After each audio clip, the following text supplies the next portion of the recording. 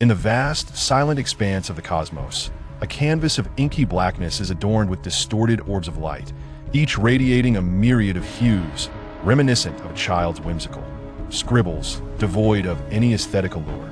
Suddenly, a beam of dark crimson light erupts from a nebula so faint it barely hints at the presence of luminosity, shattering the stillness of the universe. It streaks through the void, vanishing in less than half a second. This sanguine beam traverses the celestial bodies. In a grand palace shaped like a pan flute, Odin, clad in golden battle armor and wielding the spear of eternity, abruptly rises from his throne. His singular eye gazes into the distance, penetrating the thick walls of the palace and sweeping over the expansive city, scanning the clusters of stars scattered across the cosmic void. Heimdall, inspect the 9 realms. Something has breached their boundaries, Odin declares, his voice resonant yet not loud, echoing all the way to the shimmering threshold of Bifrost, a bridge crafted from ice, air, and fire that connects all realms, serving as the foundation of Asgard's dominion over the 9 realms.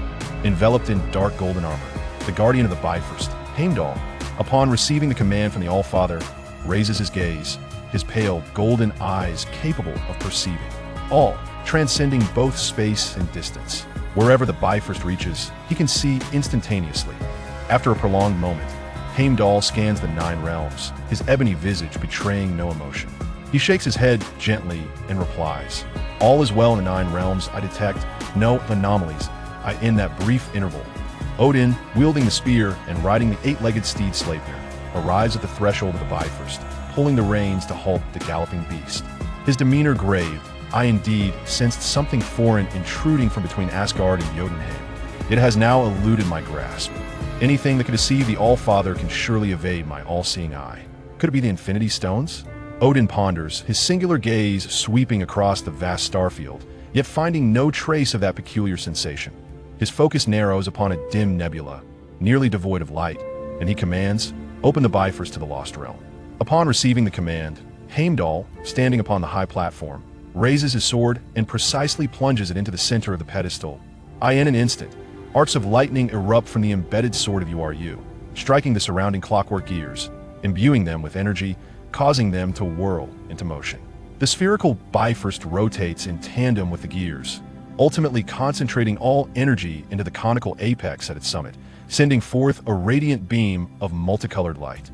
Towards the nearly invisible nebula, a vivid beam of light, launched from Asgard, streaked across the vast cosmic void at a speed surpassing that of light, piercing through the dense dust surrounding the region known as the Lost Land, ultimately arriving at a colossal landmass suspended within the boundless dark nebula of the universe. Clad in full armor, Odin emerged from the Rainbow Bridge, finding himself within an enormous cavern measuring several hundred meters in both length and width.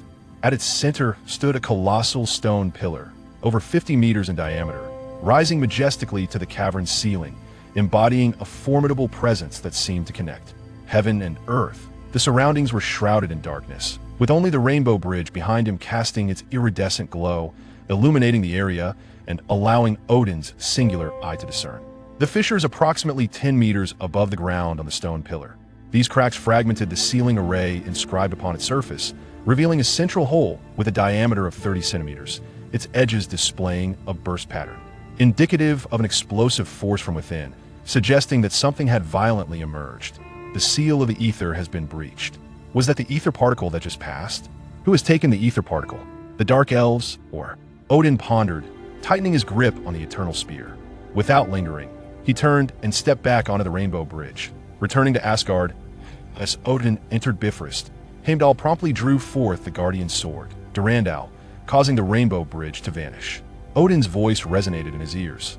Heimdall, inform Vanaheim, Alfheim, and Nidavellir that Asgard shall welcome a new king, with the coronation ceremony to be held in 10 days. Heimdall, taken aback by the proclamation, lifted his gaze, but before he could speak, Odin, his expression grim, had already mounted Sleipnir and galloped toward the palace, vanishing in the blink of an eye. Meanwhile, on a street on Earth, Tian's countenance mirrored a similar disquiet, oscillating between a pallid hue and a sickly green. The thick evening darkness combined with the residual glow of a street lamp 2 meters to his left created a mirror-like reflection in the shop window before him, revealing the silhouette of a boy approximately 1 meter 60 tall. His slightly curled black hair, dampened by perspiration, clung to his forehead, while his skin, pale as parchment, betrayed a lack of color.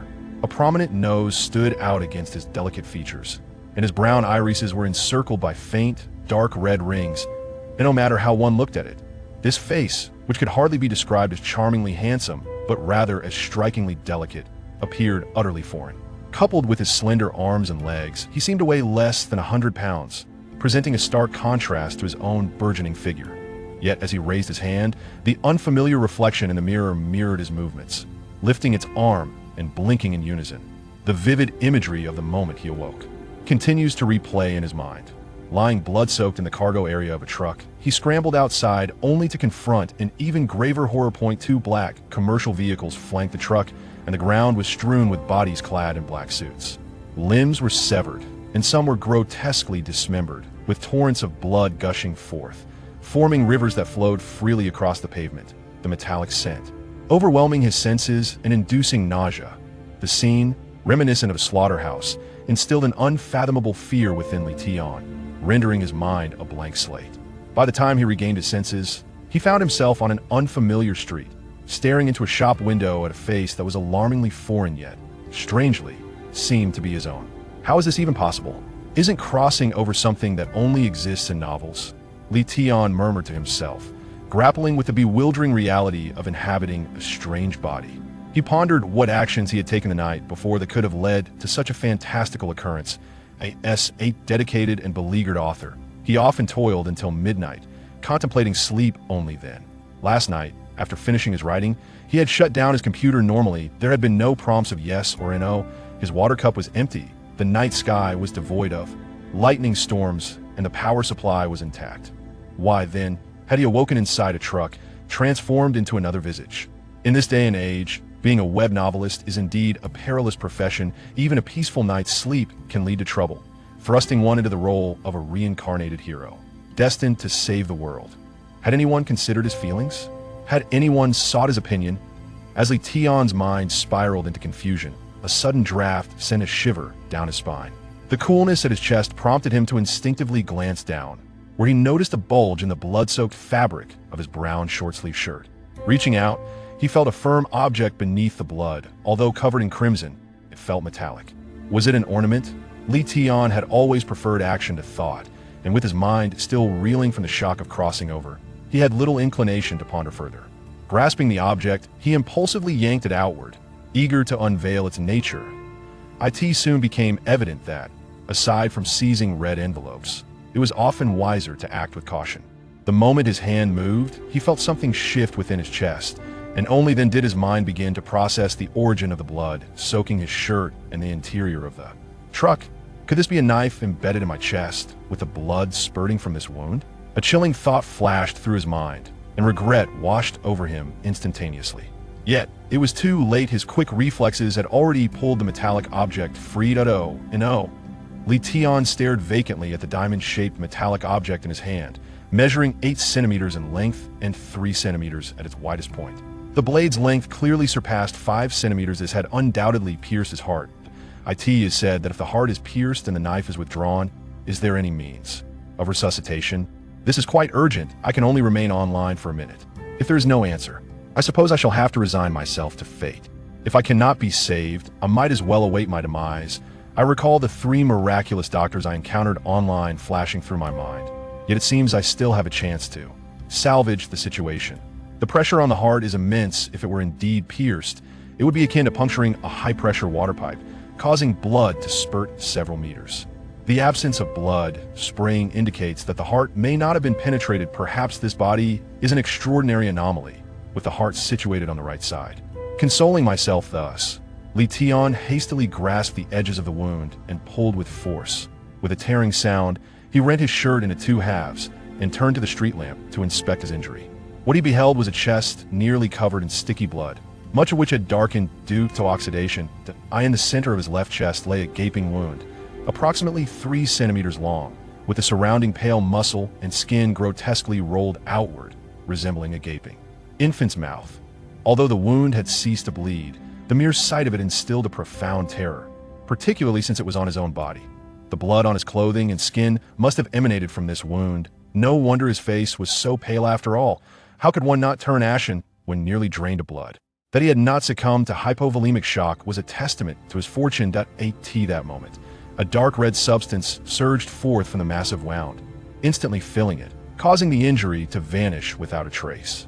Indeed, there was no healing process. It simply disappeared in an unreasonable instant, as if to assert, "I am gone, what will you do about it?"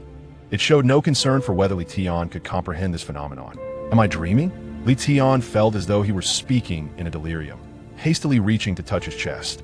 Apart from the sticky blood, he found no trace of the wound. The horrifying injury he had just witnessed seemed to have never existed. He was now deeply suspicious that he was trapped in a dream otherwise. How could such an implausible occurrence transpire?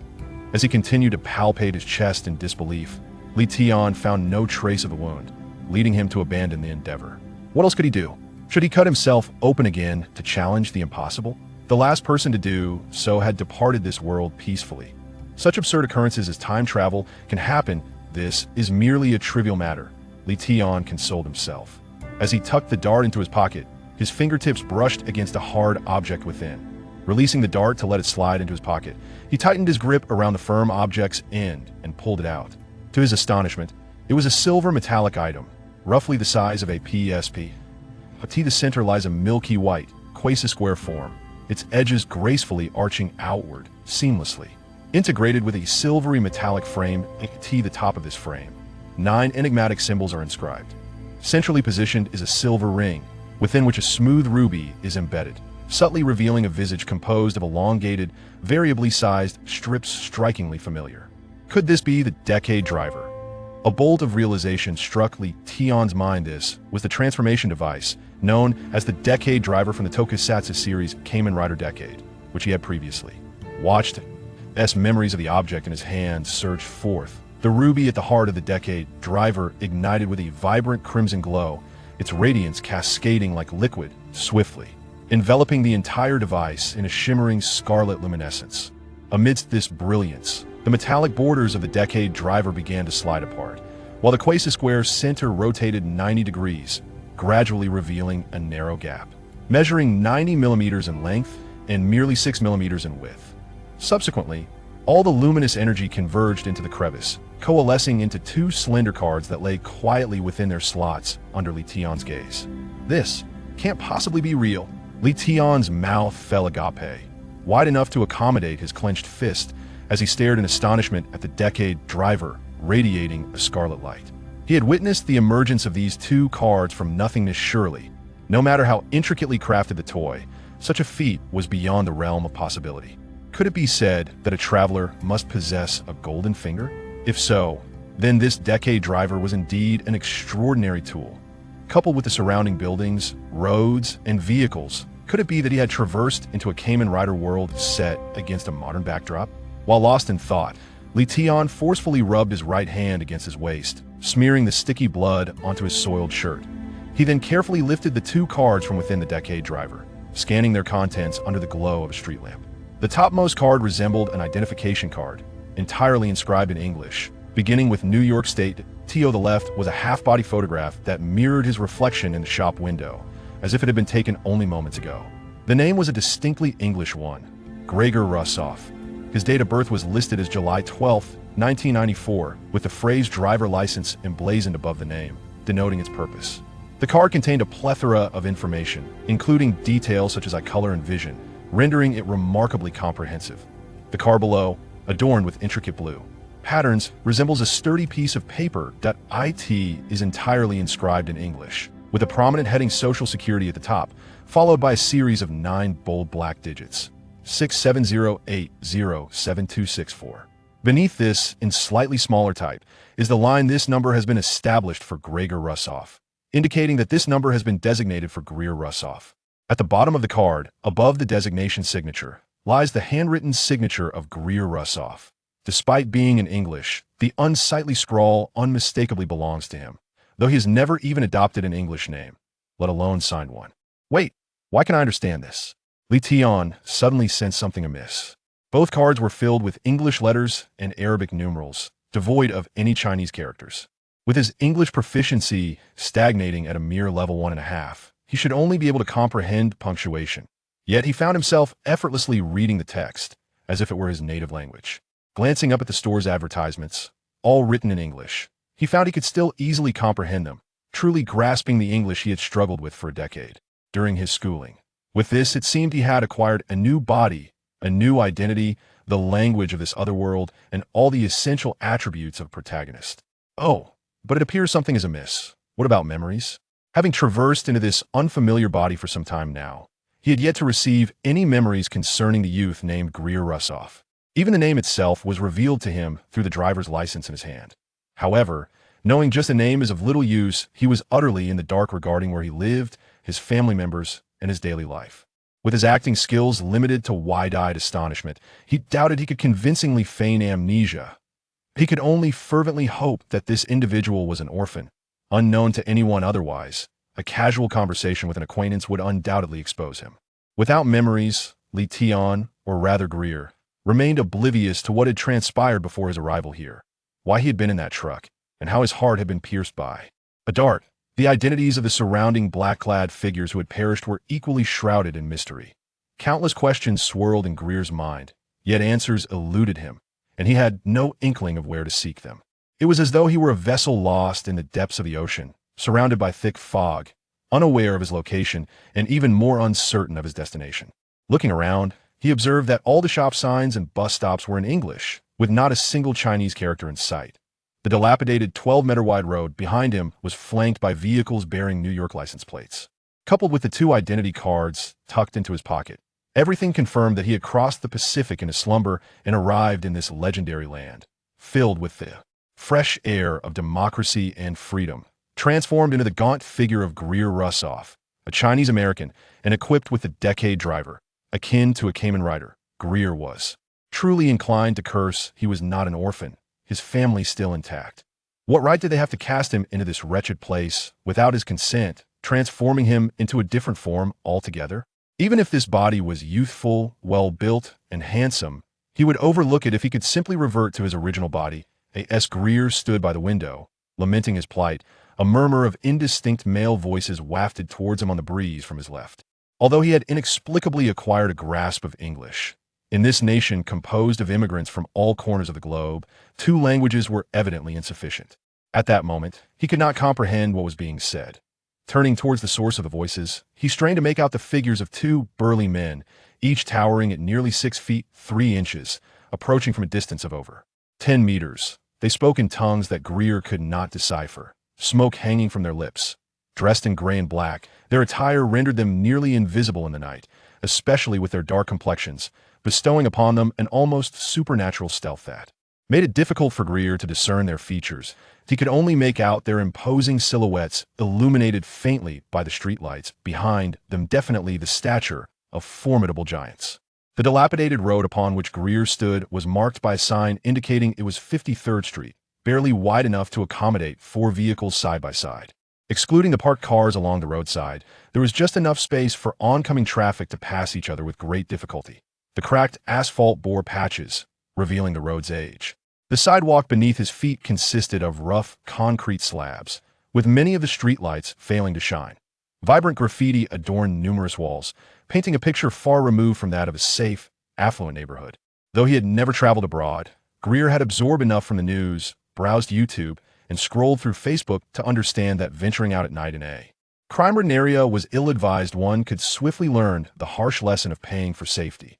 Moreover, even in his home country, wandering deserted streets at the dead of night was ill-advised, let alone in a land where firearms were commonplace. The threat posed by wrongdoers was nothing short of hellish. In this unfamiliar locale, encountering strangers at night warranted caution. Thus, even though he could not grasp the words spoken by the 2 men, it did not hinder Gregor from harboring the darkest of suspicions and remaining vigilant. His slight, frail appearance made him seem easily victimizable, and with no one around, he had stood by the window for over 10 minutes without a single vehicle passing by. If he were to encounter nefarious individuals, it would likely be in vain to cry for help. Consequently, Gregor cast a glance at the 2 men before hastily turning away and sidling toward a narrow alley across the road, deliberately keeping his back to them.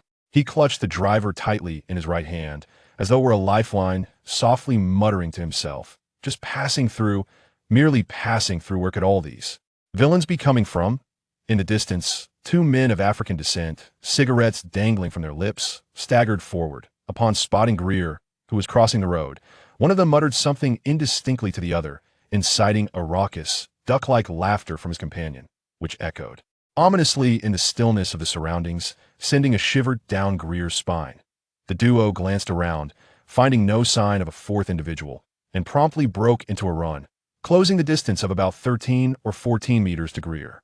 One of them even reached into his pocket, producing a folding knife, though he did not unfold it, evidently deeming such a weapon unnecessary against someone perceived as feeble. Goodness, are there truly this many villains lurking about? At the moment he heard their footsteps behind him, Gregor cursed under his breath and sprinted forward. However, his slender limbs were no match for the two towering men behind him, each standing nearly 6 feet tall.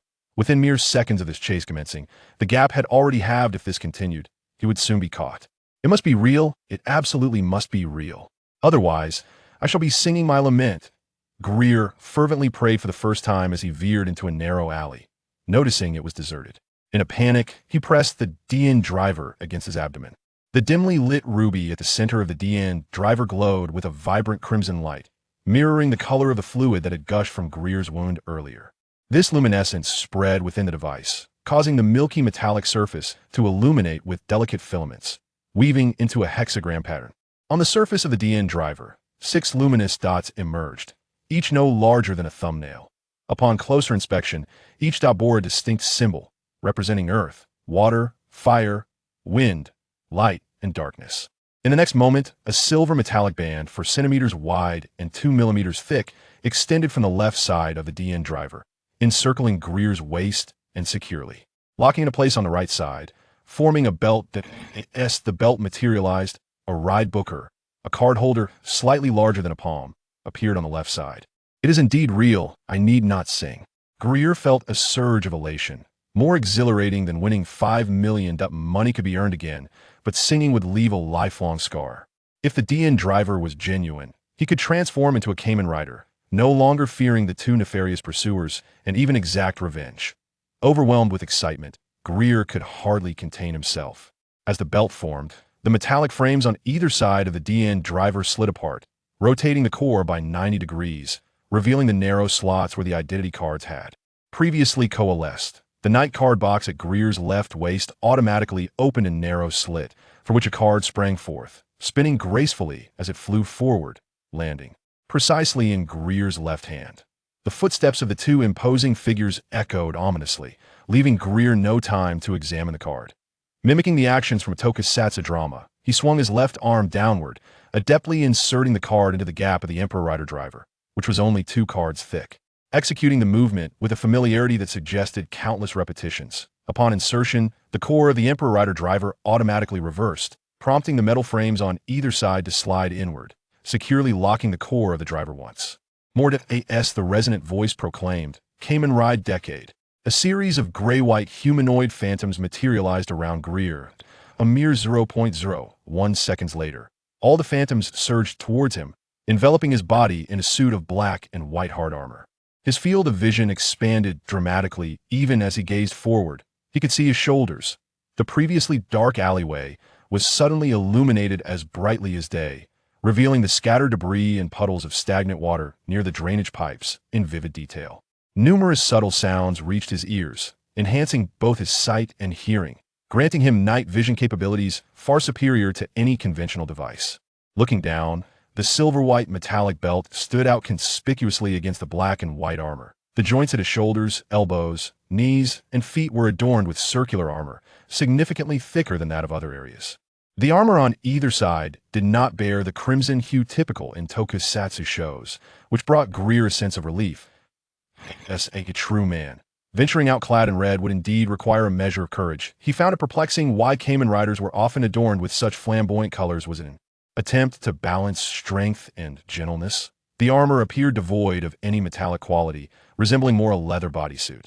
Despite donning a helmet, he felt no weight whatsoever. The armor itself was as light as gossamer, allowing for uninhibited movement at all joints, a remarkable blend of strength and flexibility. Such material was entirely unfamiliar to him. Just as he was about to inspect the other aspects of his ensemble, The two figures emerged at the alley's entrance. Their habitual thought process led them to glance into the depths of the alley, overlooking Gregor, who was shrouded in the shadows cast by the streetlight at the right wall, coupled with the black and white Emperor armor, which granted him an element of stealth in the night. The two hulking men were momentarily oblivious to his presence. Embracing the philosophy of the early bird catches the worm, Gregor wasted no time and swung his left fist at the nearest of the two men. The speed and force of the punch created a gust of wind, accompanied by a faint whoosh sound, as his left hook struck the back of the nearest man's head with a resounding impact that a resounding thud echoed through the quiet alley, reminiscent of a gourd being struck. A robust man, towering nearly 2 meters and weighing over 200 pounds, collapsed forward, his head striking the filthy ground with a heavy thump, sending splashes of murky water in all directions. He fell silent, unconscious from the impact. The sound of his head meeting the ground reverberated in the stillness, prompting his companion on the left to turn his head. However, before his neck had fully turned, Gregor, with heightened reflexes, stepped forward. He propelled his right leg forward like a tightly coiled spring, delivering a powerful kick to the man's abdomen. The impact felt as if a truck had collided with him, sending him hurtling backward, his spine crashing into a car parked across the street with a resounding bang. The excruciating pain caused him to lose consciousness instantly. The force of the blow dented the car door significantly, shattering the glass and triggering a piercing alarm that shattered the peaceful night. My goodness, that was too loud, Gregor thought, alarmed. If the police were drawn by the noise, it would spell trouble for him. Should he be discovered in this state, dire consequences awaited. In his previous life, he had seen on the news how billions were spent on developing exoskeleton armor, producing nothing more than a prototype, still eons away from practical application. Yet his own rider armor transformed a mere mortal into a superhuman, effortlessly incapacitating two burly men with a single punch or kick. The enhancement in strength was at least several dozen times, coupled with materials softer than silk yet more resilient than steel, rendering him a veritable treasure trove on the move. Such an extraordinary asset would undoubtedly attract even national interests, desperate to seize it. Dismissing the armor was not a viable option. Encountering law enforcement would pose its own challenges. His clothing and chest were stained with blood, and the identity card generated by the rider device was of uncertain authenticity. If it proved to be counterfeit, he would struggle to explain his presence here. The notion of traversing dimensions seemed far more alluring than even the remarkable armor he wore.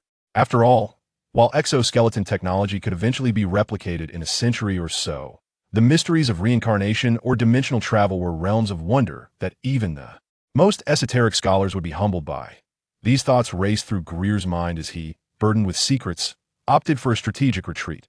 Just as he prepared to leave, his peripheral vision caught sight of a dark brown wallet lying quietly on the ground, presumably dropped by the man he had just kicked. After merely half a second of hesitation, Gregor bent down to retrieve the wallet. He had thoroughly searched his own two pockets earlier, finding them emptier than a bare face, devoid of even a penny. With breakfast for the next day uncertain, he felt justified in claiming this not-so-thin wallet, considering it a form of compensation for emotional distress, taking advantage of the absence of onlookers. Gregor knelt and with a vigorous leap, soared upwards to a height of 7 or 8 meters, effortlessly landing atop the roof of the two-story building on his right. Compared to the ground, the rooftops offered a safer vantage point. After all, it was rare to hear of anyone installing surveillance cameras on rooftops, as they could not generate any revenue. Turning to gaze down at the alley below, Gregor felt an overwhelming surge of joy and excitement. Even as he clenched his fists, he could not suppress his trembling. He had barely exerted himself, yet with just a punch and a kick, he had sent two burly men flying and ascended to the rooftop. What might happen if he unleashed his full strength? Perhaps he could reach the heavens. The two formidable men still sprawled on the ground below could easily lift him with one hand and press him against the wall, yet now they had been dispatched by strikes. Such formidable power had previously existed only as a fleeting thought in his mind, a mere figment of his imagination when he had been a mediocre fighter in his past life. I am now Kamen Rider Decade, Gregor declared, tightening his fists. The tension and anxiety that had gripped him moments ago vanished, replaced by an overwhelming excitement. Were it not for the constraints of his surroundings, he would have reveled in a triumphant shout to the heavens. Who would willingly choose to be a mediocre fighter? In his previous life, numerous so-called masters of martial arts thrived precisely because many sought to practice and enhance their own strength. Gregor was no exception after years of training in flowery techniques. The practical results had been well. Perhaps he had progressed from being a mere fighter to a slightly improved version of one. While it is true that fists cannot resolve every issue, they can address a vast majority of them. Now, he possessed the strength to tackle most challenges. Without delving into specifics, even before confrontation escalated, a simple display of martial prowess could deter adversaries, compelling them to withdraw without a fight. Standing at the edge of the rooftop, Greer looked down at the two fallen men in the alley. A swell of bravado surged within him. He felt as though he could dismiss everything around him, almost teetering on the brink of contempt. In simpler terms, he was experiencing a bout of arrogance. He had not had the chance to feel this way in over 20 years, and now that the opportunity had finally presented itself, he indulged, lest he soon deflate. The cacophony of thoughts flooded his mind, yet Greer disregarded them, focusing instead on the array of buildings ahead. Inspired by parkour videos and films he had previously watched, his eyes gleamed with fervor as he took off running across the rooftop. In mere seconds, he covered the 20-meter expanse to the adjacent building. With a powerful leap, he launched himself into the night, tracing a graceful arc through the thick darkness, effortlessly crossing the nearly 20-meter wide road and landing lightly atop the other building, as if stepping over a mere floor tile. In the dense night, a black and white figure darted rapidly across the rooftops, navigating the complex environment with astonishing speed, entirely unbothered by pipes, air conditioning units, or the gaps between buildings that would have impeded a lesser athlete. With all his might, Greer sprinted at an astonishing speed of 12 to 13 meters per second, rivaling the world record set by the Jamaican sprinter, and all this was accomplished amidst the obstacles atop the rooftops. He reveled in the exhilaration of unrestricted freedom, akin to a child who has just acquired a new toy. After racing through 3 streets and no longer hearing the blaring anti-theft alarm of the car, Greer finally ceased his run, landing lightly atop a 3-story building. Bent over and gasping for breath, he felt a dull heaviness in his mind, reminiscent of the mental fatigue one experiences after hours of intense concentration while driving at high speeds. In just 3 or 4 minutes, Greer had covered a distance of 2,000 to 3,000 meters at such a rapid pace, all while navigating the complex terrain of rooftops. Were it not for the enhancements of the D-end armor, which amplified his senses and neural response speed, achieving such velocity would have been impossible. He might have even collided with obstacles before he could react. However, the heightened senses resulted in an overwhelming influx of external information, and the accelerated neural response meant that his brain was tasked with processing an increased volume of data within a limited time frame. It was akin to a computer from 7 or 8 years ago, upgraded with the latest graphics card, hard drive, and memory, yet still reliant on an outdated CPU. The CPU's temperature would inevitably rise, leading to potential crashes over time. This was Greer's predicament. Although the D-end armor bestowed upon him greater strength, speed, and neural responsiveness, his brain had yet to acclimate to such extraordinary capabilities. Still mired in the limitations of a novice, that IT was similar to someone accustomed to riding a bicycle suddenly switching to a motorcycle, unable to fully embrace the speed and freedom of the latter. After a while of panting, Greer felt a slight alleviation of his mental fatigue. He gathered his senses and listened intently to his surroundings. Apart from the sound of the wind whistling through the gaps between the buildings, there were no other noises. With a sigh of relief, Greer willed the armor to dissipate, leaving only the silver belt around his waist and the night card holder on his left side. Placing his right hand on the driver, the metallic belt swiftly retracted into the device, taking the night card holder with it.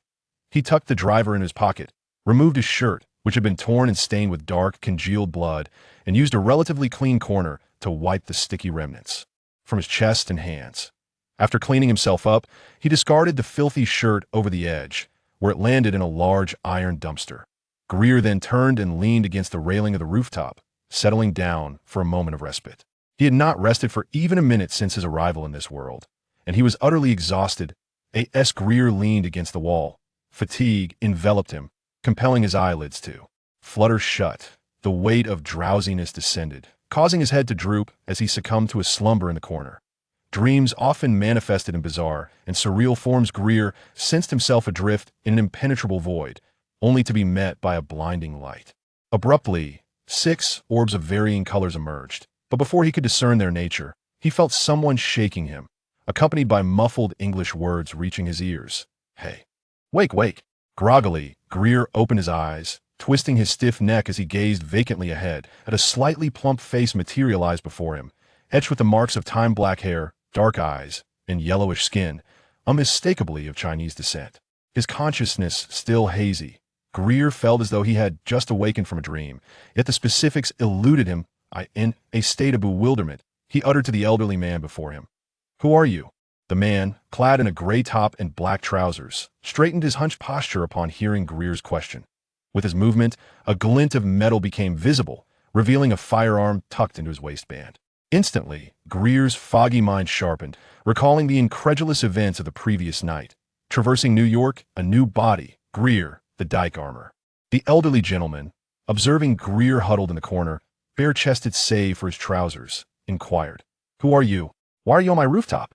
What transpired?" This time, he spoke in Mandarin, his thick Minnan accent rendering the meaning discernible that Greer stammered, momentarily at a loss for words. His now alert mind raced to concoct a plausible explanation for his presence on the rooftop of a stranger's home, yet his gaze involuntarily flickered to the pistol of the man's waist. That he had heard that entering someone's home without permission could lead to fatal consequences, and if his rationale proved inadequate, he might not escape unscathed. A flicker of trepidation surged within him, having dozed off while leaning against the wall had left him sore and stiff, making it arduous to rise, let alone resist. His only hope rested within the dyke driver tucked in his pocket. Yet, transforming required a few seconds to retrieve and activate it at his waist, could only wish that the man's gun was not loaded. Greer silently resolved to remember this lesson, vowing to maintain the driver in belt mode henceforth, allowing for a swift transformation by merely inserting the card, completing it in less than a second. The elderly man, noticing Greer's gaze, lifted his hand to zip up his jacket, obscuring the firearm, and said, "We are both compatriots, there's no need to draw a weapon. This is not our homeland. Intruding into someone's residence without permission can lead to dire consequences, and the intruder bears no responsibility. Those who have recently smuggled and often believe it's the same as back home, only to find themselves met with a bullet." The older man paused at this point, seemingly realizing that his words might come across as somewhat intimidating to the child before him. He stopped and spoke earnestly. "I'm not trying to frighten you, that if you were not of Asian descent, but rather black or white, I would undoubtedly be holding a loaded gun in my hand rather than keeping it tucked at my waist. The security situation in Brooklyn has never been particularly favorable." Greer was tempted to exclaim, "Who on earth would want to come here?" But he quickly interjected, "I'm not here illegally, I assure you." The last thing he wanted was to be mistaken for an undocumented immigrant and attract the attention of the police that would spell trouble. That he hastily reached into his pocket to retrieve the 2 identification cards, regardless of their authenticity, hoping to pass them off for the time being. The older man walked to the left, continuing his discourse, "Rest assured, I will not notify ICE. There are many here in the same predicament as you, and New York has not actively policed illegal immigrants for several years. As long as you steer clear of the police, you should be fine." "ICE?" Greer responded with a look of confusion. He had heard of ACE, but someone who was not into Eastports would certainly not understand its meaning, much like he now struggled to comprehend what ICE represented.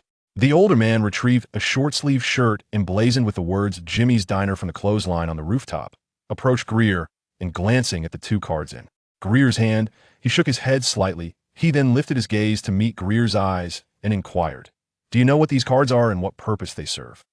Grell found himself momentarily at a loss for words. He swiftly donned the short-sleeved shirt he held, using it as a means to buy time. His mind raced, devising a strategy. He had already perused the 2 identification cards the night before. One was a social security card, while the other was a driver's license. However, his understanding was limited. For instance, he was perplexed by the designation Class D on the driver's license. The terminology for the same item could vary significantly, not only across countries, but even within different regions of the same nation, coupled with various dialects. Conversations among individuals from diverse backgrounds often felt like a cacophony of incomprehensible sounds. In novels from his previous life, characters who traversed time and space could effortlessly converse with ancient beings or denizens of other realms without encountering barriers of dialect or specialized vocabulary. Yet here he was, having crossed over into a modern urban setting, utterly confounded by a mere acronym, ICE. He genuinely wondered how those novel protagonists understood such contextually irrelevant terminology. Terms like DNF or toxic milk powder would be utterly baffling to anyone unfamiliar with them, yet the characters in those stories seemed to navigate these obstacles with ease. As his thoughts meandered off track, he had managed to put on the short-sleeved shirt, but he still hadn't formulated a response. As a programmer and introvert, Grell possessed minimal interpersonal skills, particularly when faced with strangers. Fortunately, the older gentleman seemed content to ask just one question before turning away, beckoning Grell to follow him towards the staircase. As they walked, the man continued to expound on the customs, cuisine, and habits that starkly contrasted with those of his homeland. He cautioned Grell to tread carefully until he became familiar with the local rules, especially as someone who had entered the country through dubious means. Many took advantage of illegal immigrants, knowing they were unlikely to report such incidents for fear of the ICE, Immigration and Customs Enforcement, who specialized in managing undocumented migrants and would forcibly repatriate anyone they discovered. Grell remained silent, following closely behind the man, absorbing his words. Quietly, he reached into his pocket, retrieving the Decade driver. He lifted the hem of his shirt and pressed the device firmly against his abdomen. A silver metallic belt materialized soundlessly, securing the Decade driver snugly around his waist. A rider card case appeared mysteriously, hanging from the left side of the belt. With a thought, the case opened slightly, ejecting a card that landed gracefully in Grell's left palm. However, he refrained from inserting the card into the Decade driver. Although the man had maintained a friendly demeanor thus far, Grell knew better than to drop his guard. In the event of any unforeseen circumstances, having the card ready would allow him to transform instantly. If the man proved to be benevolent, perhaps he could glean some insights about the area, thus illuminating the darkness that surrounded him. As the older gentleman began to descend the staircase, he continued to ramble. In this land, while white folks indulge in leisure, black individuals are often idle, and Asians toil tirelessly, relegated to the lowest strata of society. When trouble arises, the police turn a blind eye. In this neighborhood, several blocks are predominantly inhabited by Chinese residents, alongside Chinese gangs and associations. While they do collect protection fees, they also effectively prevent other gang influences from encroaching upon the area. Many matters are handled more efficiently through them than through the police, at least among them.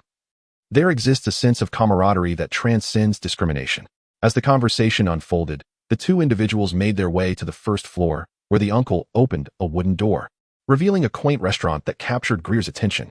Spanning over 20 square meters, it featured 6 tables adorned with red tablecloths, each set with knives, forks, and chopsticks. The walls, however, were decorated with red Chinese knots and vintage lanterns, unmistakably marking it as a Chinese eatery.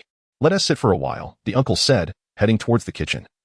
Leaving Greer alone in the restaurant, Greer settled at a wall-side table, taking in the quaint ambience of the small establishment. A clock on the wall indicated that it was only 7 o'clock. Typically, he would still be languishing in bed at this hour. However, now, sigh. Greer exhaled deeply, pushing those thoughts aside. The more he dwelled on such matters, the more despondent he would become. He had no place to call home at the moment and could not afford to harbor negative emotions. Next to the clock hung a business license, its name blending both Eastern and Western elements, Jimmy Will. Coincidentally, the name printed on his short-sleeved shirt was also Jimmy, indicating that the uncle was indeed the proprietor of this establishment. As Greer pondered this, the tantalizing aroma of food wafted through the air, compelling him to inhale deeply.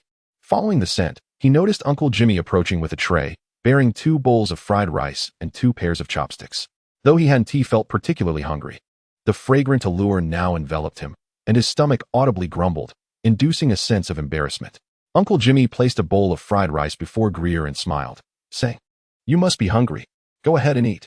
This isn't the Americanized version. It's authentic Chinese fried rice. There are many Chinese restaurants here, but few serve genuine flavors. I prepare it for myself."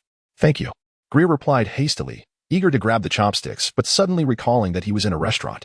He quickly reached into his pocket, discreetly stashing away the thief of wealth card and extracting his wallet to inquire, "How much do I owe?"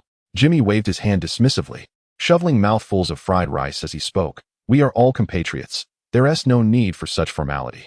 It's merely a bowl of rice. Put your money away. You'll need it for other expenses." He continued, "Like those 2 fake IDs you possess. I don't know who provided them for you, but it would be wise to only use your driver's license." Greer was taken aback by this revelation. Fake? That seemed implausible. After all, the IDs had emerged from the fantastical driver.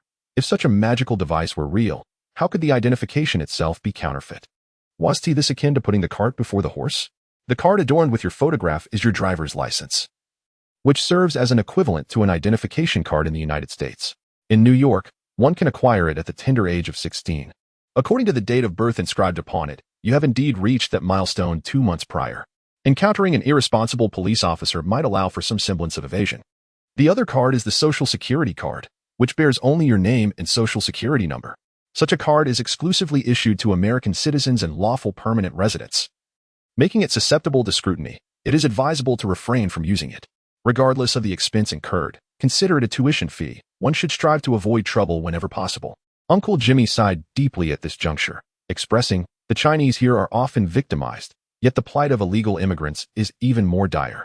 Their wages are suppressed to the bare minimum, and even the most dilapidated of accommodations command exorbitant rents, 3 to 4 times the norm. They endure incessant bullying yet dare not seek assistance from the police. It has taken me over a decade to establish this modest restaurant. Carving out a place in this land is no easy feat." His words resonated with a profound sense of resignation and lamentation, evoking empathy in those who listened. If Greer were indeed an illegal immigrant, he would likely relate to such sentiments. However, he did not arrive here of his own volition. And for one clad in the armor of the emperor, the idea of being bullied seemed ludicrous. Perhaps it was others who should fear him.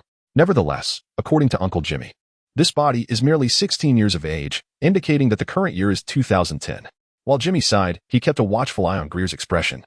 Noticing that it remained unchanged, his gaze cast downward.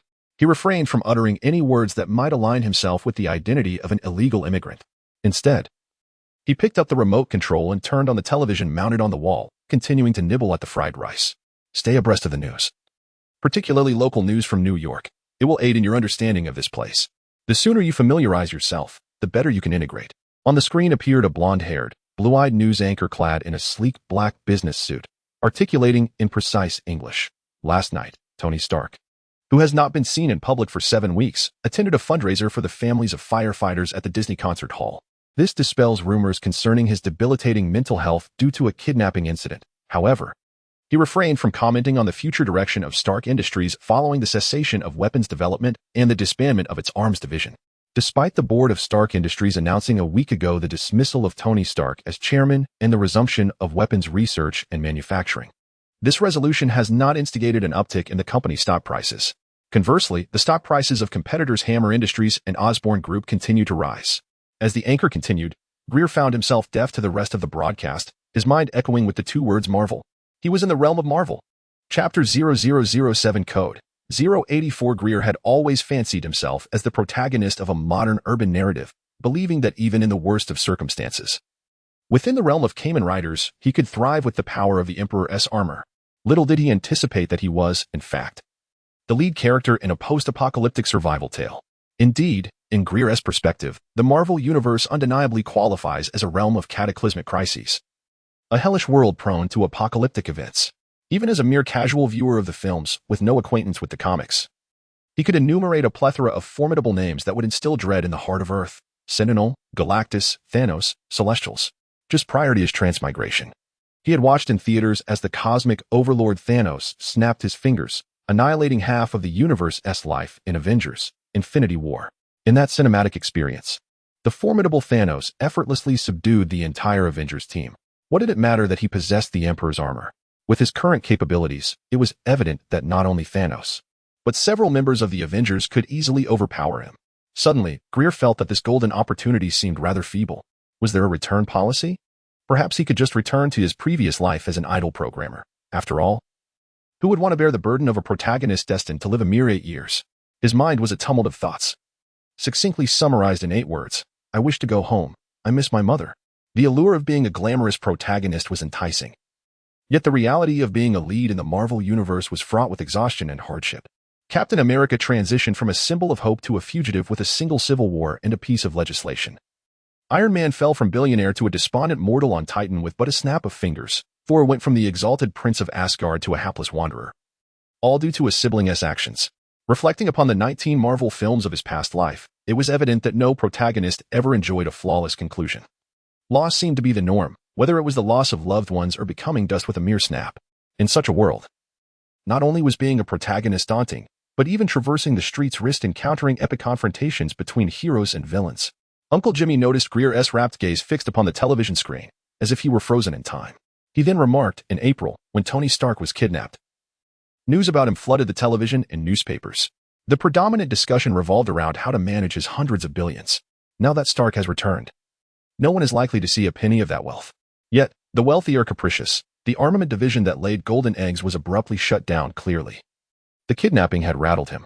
A billionaire accustomed to a retinue of luxury and glamour must have found the experience quite unsettling. Greer managed a faint smile, acknowledging Uncle Jimmy's commentary, though his mind was in disarray, leaving him at a loss for words. His chopsticks aimlessly prodded at the once aromatic fried rice, which had lost all appeal. Observing Greer's demeanor, Uncle Jimmy wisely shifted topics, inquiring, "Do you have a place to stay? If not, you are welcome to stay here for a few days. A tenant just moved out, and during this time, you can explore the area to find a better place with more favorable conditions and lower rent before deciding whether to continue residing here. If you are seeking employment, my establishment has plenty of work available, with daily or monthly settlements, as per your preference. If you find the wages unsatisfactory, you are free to leave at any time. We are all compatriots, and it is only right to extend help," Uncle Jimmy proclaimed as he rose from his seat, carrying his empty bowl towards the kitchen. His distinctive, booming voice could be heard even through two walls. "Though I do not know the reason for your presence here, it is evident that you are facing difficulties. Who in their right mind would traverse oceans in search of hardship? When I first arrived, I could not speak English, and I was utterly lost, sleeping under bridges and scavenging for scraps, unaware of how I survived. The only thing I yearned for was a bowl of fried rice from my hometown. After earning my first wage, I went to Chinatown and purchased a bowl of fried rice. As soon as I took a bite, tears streamed down my face. I ate while crying, and people looked at me as if I were a fool. I cannot fathom how I endured those times," Uncle Jimmy lamented. Making his way from the kitchen to the stairwell, wiping his hands with a towel, he addressed Greer, saying, "Come, I will show you the room. If you wish to stay, you may do so for a few days. It is fate that has brought us together. You can eat and sleep here for free during your stay. We are all compatriots. There is no need for embarrassment. Thank you." Greer managed to express his gratitude despite being at a loss for words, though he was somewhat overwhelmed by the warmth and kindness of this generous uncle. His heart felt light and warm. To encounter such a benevolent soul in this unfamiliar place was indeed a stroke of good fortune. Leading Greer, who was still savoring his fried rice, to a door at the end of the third floor, Uncle Jimmy unlocked it and tossed the key to Greer, saying, "The restroom and shower are next to the stairs. You likely did not sleep well on the rooftop last night. Take some time to rest. I must head downstairs now, as the restaurant will soon open." Amidst Greer's profuse thanks, Uncle Jimmy smiled warmly as he closed the door behind him. He transformed from the somewhat portly middle-aged man into a figure of agility as he swiftly descended the stairs, covering the 10-meter corridor in just a few seconds. Although he descended swiftly, his footsteps were eerily silent on the tiled stairs. In just a few strides, he reached the second floor and entered a central room. Once inside, he locked the door and approached the wall beside the bed. Aligning his left eye with the center of a dartboard affixed to the wall, he triggered a mechanism that caused the dartboard to split apart, revealing a hidden screen behind it. The illuminated display showcased a soaring eagle emblem, encircled by a lengthy line of English text, which translated to Department of Homeland Strategic Defense, Attack, and Logistical Support, famously known as SHIELD, in the Marvel Universe. As the eagle emblem faded, the screen displayed the driver's license and social security card that Greer had shown to Uncle Jimmy. At this moment, Uncle Jimmy's demeanor shifted from jovial to grave, his expression sharp and penetrating, rivaling that of the eagle itself, as he scrutinized the verification results on the screen. His brow knitting into a furrow. Is this real? How could this be possible? Uncle Jimmy promptly clicked on the screen to initiate a second verification. Throughout the process, he meticulously observed Greer, his instinctive use of Mandarin upon awakening, his mannerisms, and the tentative nature of their subsequent conversation all suggested that the youth had only recently arrived from Huaxia. Yet, how could these documents be genuine? Unless he were a specially trained operative, one's gaze and speaking habits would inevitably reveal a plethora of information, rendering deception nearly impossible. However, if he were indeed an operative, there existed myriad ways to infiltrate without the need to masquerade as an illegal immigrant. The results of the second verification emerged swiftly. Both the driver's license number and the social security number were authentic. However, no records of the written or driving tests could be found, nor any birth records, bank information, or relatives. It was as though all information predating yesterday had vanished, as if he had sprung forth from the crevices of a stone. 084. Uncle Jimmy murmured the 3 digits softly, swiftly establishing a file. Just as he was about to input Greer's information, he hesitated. Furrowing his brow in deep contemplation, could this be a test from the Tide organization? After all, it wouldn't be difficult for them to insert simple information into the databases of certain government agencies. Perhaps further observation was warranted. Having reached a decision, Uncle Jimmy appended a question mark to 084, completed the filing, restored the wall to its original state, and exited the room. The stern expression on his face transformed once more into a beaming smile as he ambled down the stairs, humming an old tune, his portly frame swaying gently. Note: 084 is a codename used by S.H.I.E.L.D., representing unidentified entities, including objects, energy, or even individuals. Chapter 0008. Inventory of assets with heartfelt gratitude. Greer bid farewell to the kind-hearted Uncle Jimmy. Turning around, he surveyed the temporary abode he had acquired through camaraderie, a room roughly 20 square meters in size, impeccably clean, to the south and west of the entrance. There were 2 glass windows. Nestled in the southwest corner between them was a modest set of table and chairs. Adjacent to the seating arrangement on the northern side stood a single bed, adorned with a pristine quilt. Opposite the foot of the bed, a flat-screen television was mounted on the wall, while a nameless plant graced the southeast corner, with a wardrobe positioned between the television and the flower pot. This sparse collection of furnishings nearly filled the small room, bearing a striking resemblance to the rental accommodations Greer had once known, though he was uncertain of the rental price. Greer leaned towards renting this place. After all, Uncle Jimmy was exceedingly amiable. Although his warmth may have been a stratagem to secure a tenant, it was far preferable to landlords who adopted an air of superiority. Moreover, he had generously offered a few days of free accommodation, encouraging Greer to explore the vicinity for potentially better and more affordable options, and even extending an invitation to work in his establishment. Such kindness was indeed a rarity.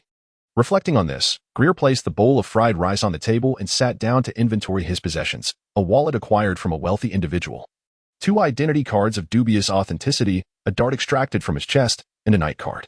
Upon opening the wallet, a glance was enough for Greer to mutter a curse under his breath, deeming it a miser's purse. Though it appeared thick, most of its contents were small change. With only a few Franklin bills, the total barely approached $1,000. Would this sum suffice for a month's rent? Doubt nodded him. As he rifled through the wallet, he discovered a driver's license tucked within a compartment, bearing the name Alexei Mihailovich Seisvich, a quintessentially Slavic name. It was no surprise that the owner possessed a robust physique. Likely, this person had spent considerable time outdoors, leading to sun-kissed skin that might have been mistaken for that of an African descent. With these thoughts occupying his mind, Greer swiftly returned the cash and his 2 identity cards to his pocket, placing Alexei's driver's license back into the wallet, contemplating where to dispose of it. He then picked up the dart he had pulled from his chest, examining it closely. The silver metal surface was polished to a mirror-like sheen, the blades glinting ominously. After scrutinizing it from various angles without uncovering any clues, it became evident that this was not the tool of a renowned assassin. In television and film, famous hitmen and assassins invariably inscribed their unique marks on their throwing knives and darts to propel the narrative forward, yet this one bore no such identifiers, leaving Greer at a loss. With a resigned sigh, he tossed the dart onto the table and reached for the night card. The card, with its magenta background, was remarkably smooth to the touch. Despite its lightweight, it was surprisingly sturdy, impervious even to significant bending, its texture reminiscent of divine armor rather than any common material like metal, plastic, or paper. The patterns on both sides of the card mirror those found in the Tokusatsu series. However, a distinction arises in that the head design of Decade on this card is rendered solely in black and white, devoid of magenta, while the large compound eyes are not emerald green, but rather a striking blue. At the bottom of the card, an inscription in silver reads, Decade Basic Form, Punching Power, 1 ton, Kicking Power, 2T, Jump Height, 10 meters, Running Speed, 100 minutes and 8 seconds. Had he known 10 minutes prior that he possessed a strength of 1 ton, he would have surely reveled in delight. Yet, this is Marvel, where beings with strength surpassing 1 ton abound, and even Captain America, with his less than 1 ton strength, could overpower him with his exceptional combat skills. After all, delivering a punch is not merely about striking randomly. It requires the engagement of the majority of one's muscles. Just as he had witnessed last night during the altercation with the combatant from the fighting nation, Alexei, who, in a moment of panic, failed to unleash his full might. Otherwise, he might have suffered a fate far worse than mere unconsciousness. However, Greer recalls that in the Tokusatsu series, Decade does not possess a basic form. The protagonist, Tsukasa Kadoya, appears with a magenta hue as his norm, likely related to the 9 parallel rider cards he held prior to losing his memories. Thus, if he were to gather all 9 cards of the other Kamen Riders, could that not activate the magenta form, allowing the 9 cards to ascend to their ultimate forms, thereby transforming him into the most formidable deity-like state? With such thoughts in mind, Greer raised his short sleeves, fingers curling around the Decade driver, as the silver metallic belt, along with the Kamen Rider card case, vanished in an instant. His left hand abruptly felt empty as the Decade card inexplicably disappeared alongside it. It appears that deactivating the armor causes all related items to vanish as well. For instance, if a weapon were to be claimed by an enemy, simply deactivating the armor would ensure the weapon's disappearance, alleviating any concerns of it falling into enemy hands for examination, especially considering it is the year 2010. With Hydra still lurking within S.H.I.E.L.D., should his possession of the Decade armor be discovered, it would attract attention from more than just one department within S.H.I.E.L.D. The crux of the matter remains power. If he were to wield the strength of a Thor or Thanos, who would dare to confront him? The mere thought would instill fear in their hearts. Contemplating this, Gregor held the Decade driver before his eyes, the central ruby emanating a faint glow. This radiance reflected in his gaze, akin to passing through a polarized lens, forming an image upon Gregor's retina. At the center of his vision lay the card depicting the image of Decade, surrounded by rows of inscriptions reminiscent of Oracle bone script. Though Gregor could not comprehend the writing, he strangely understood its meaning. Essentially, it conveyed that the Decade basic form possesses 8 times the visual and auditory acuity of an ordinary human, dimensional tracking capabilities, and a divine armor that can withstand forces not exceeding 10 tons. The divine musculature can resist penetrating impacts such as ultrasonic waves, preventing damage to internal organs. Other descriptions of the levitating Tesla rings and the divine relics that enhance strength, among various other capabilities, are rendered in a muted gray. It is evident that these abilities remain dormant, likely awaiting an upgrade to a magenta state, a passionate form, or even the most formidable divine lord form to unlock their full potential. Besides the card of the Emperor Rider, there exist a dozen or so Kamen Rider cards. Albeit these are also gray, lacking the brilliance of the Emperor Rider card, clearly indicating their inactive state. Below the Kamen Rider cards lie additional cards. A thought flickers through Grell's mind, causing the Kamen Rider cards to slide upward and disappear from his field of vision, while the weapon cards below come into view. Chapter 0009. The Goose Factory's output is sure to drain one's wallet. A multitude of cards adorned with various weapon motifs, Storm War Spear, Flame Army Blade, Dragon Saber, Dragon Shield, and more, are haphazardly stacked, rendering it nearly impossible to ascertain the total count of cards present. Yet, only the exclusive armaments of Decade, the Ride Booker, transformed into gleaming guns and swords, remain in an activated state. All other cards languish in a muted, unusable gray. As I scroll further, I encounter cards such as Golem, Unparalleled Red Dragon, Phantom, the Ride Shooter traversing the mirrored world, and the Denliner capable of time travel. Regrettably, not a single card from the contract set is activated. They too exist in a state of gray obsolescence. At the very bottom lies a collection of auxiliary cards, including the Disc Beast of Hibiki, the Familiar of Wizard, and Ghost Spectral Gadgets. These are the sole cards that can be exchanged without transformation or activation, free from the constraints of any Kamen Rider. Indeed, it is an exchange system. All unactivated cards, whether they are KR cards that can morph into various riders, AR cards representing weapons and skills, or contract and auxiliary cards, display a series of distinct numbers beneath them. The smallest auxiliary card is marked with a value of 50, while the largest, the time-traveling Denliner contract set, requires a staggering 300,000 for a complete 10-carriage assembly. Above this, a solitary number 50 stands out, having been steeped in numerous system novels. It is easy to surmise that this is likely the point system for exchanging cards, presumably contributed by the 2 ruffians from the previous night. A contribution of 25 points each seems plausible, as they were undoubtedly on the slime level compared to the Emperor armor. Yet, the criteria for accruing these points remain elusive. Do they accumulate based on strength? Is there a distinction between good and evil? Does it matter if one kills or merely knocks someone unconscious? As a seasoned gamer, a devoted reader of online novels, and an aspiring author of niche literature, Gregor found his mind swirling with an abundance of conjectures. It is no wonder he speculates so freely. The system mall is exceedingly rudimentary, lacking the endearing presence of a system sprite or an AI system calling out, "Host, host." Every rule must be discovered through trial and error, and the service attitude is abysmally poor. Regrettably, no matter how much he grumbles or expresses dissatisfaction, no one steps forward to take responsibility. Even the reason for his abrupt displacement from a peaceful slumber remains unexplained. The sudden disappearance of his heart wound from the previous night was equally tyrannical, exuding an air of arrogance. What of your arrival here? How does the wound vanish? What are the low quality of this mall? Keep your opinions to yourself. This domineering demeanor made Gregor question whether he had unwittingly stepped into a narrative reminiscent of a Mary Sue romance titled The Tyrannical CEO Falls for Me. Without a system sprite to elucidate the rules, he must navigate this realm through sheer exploration. Even more outrageous is the absence of essential elements found in system novels, such as character templates, spatial inventories, and system tasks. If the system novels he perused in his previous life were akin to a Maserati, then his own system could undoubtedly be likened to a humble bicycle. This time-saving, rudimentary system marketplace appears to be hastily assembled by a temporary worker. However, whether this truly aligns with his conception of a system marketplace remains open to debate. After all, there are merely 4 sets of cards, none of which mention a system or a marketplace. The numerical designations for exchange, referred to as points or coins, are inconsequential. They are merely termed marketplace endpoints for Greer's convenience. Perhaps it is an integrated function of the Tian driver, considering that the rider card box can connect to the Klein bottle, a construct that exists solely in the 4th-dimensional space. Such advanced technology could easily produce a virtual reality projection. Regardless of whether it is a system marketplace or a technological projection, what matters is the enhancement of one's strength. Greer endeavored to exchange for the cheapest and only redeemable item, the Cobra Katai, Cobra Mobile. With no manual operation required, as soon as he focused his thoughts, a card adorned with a cobra illuminated instantly, and as it shone, it transformed into a vividly lifelike serpent.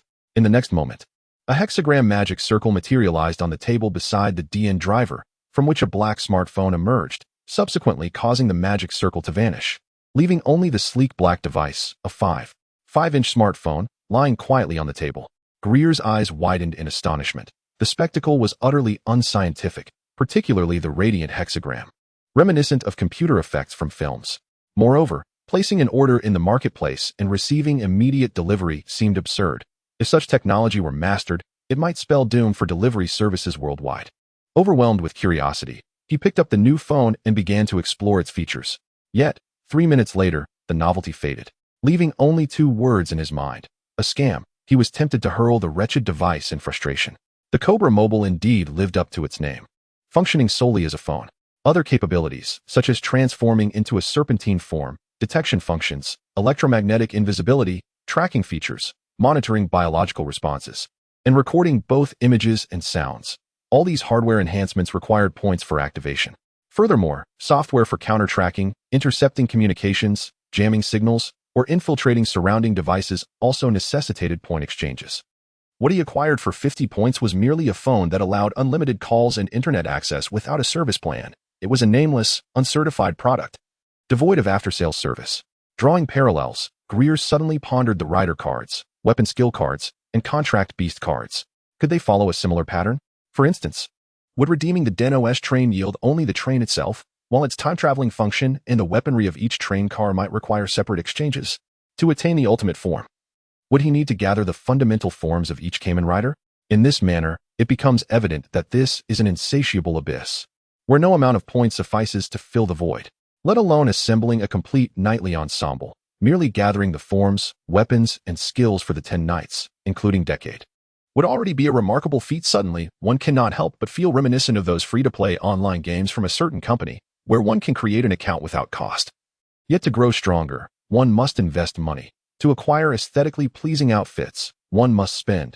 To obtain legendary pets, weapons, and mounts, one must pay. Financial investment is the key to power, and only through monetary contributions can one truly enjoy the game. Otherwise, one is left to play alone. Reflecting on this widely circulated slogan within the gaming community, Gregor could not resist picking up the Decade driver, curious to see if it bore the emblem of a penguin adorned with a scarf. The money-grabbing nature of this game was strikingly reminiscent of that company. Although he did not find the little penguin with the red scarf, he discovered a simple balance emblem on the smooth backside of the Decade driver. The 2 scales were composed of cuneiform characters, still indecipherable yet suggestive of their meanings, the left representing fairness, the right symbolizing order, and the balance itself denoting justice. Gregor seemed to hear the phrase order is fairness, fairness is justice. Yet he completely failed to retain it, akin to the experience in his previous life during English class, where lessons were quickly forgotten. Chapter 0010. On the essential lessons of heroes during the day, Brooklyn thrives with a bustling vibrancy, truly deserving its status as one of New York's 5 boroughs.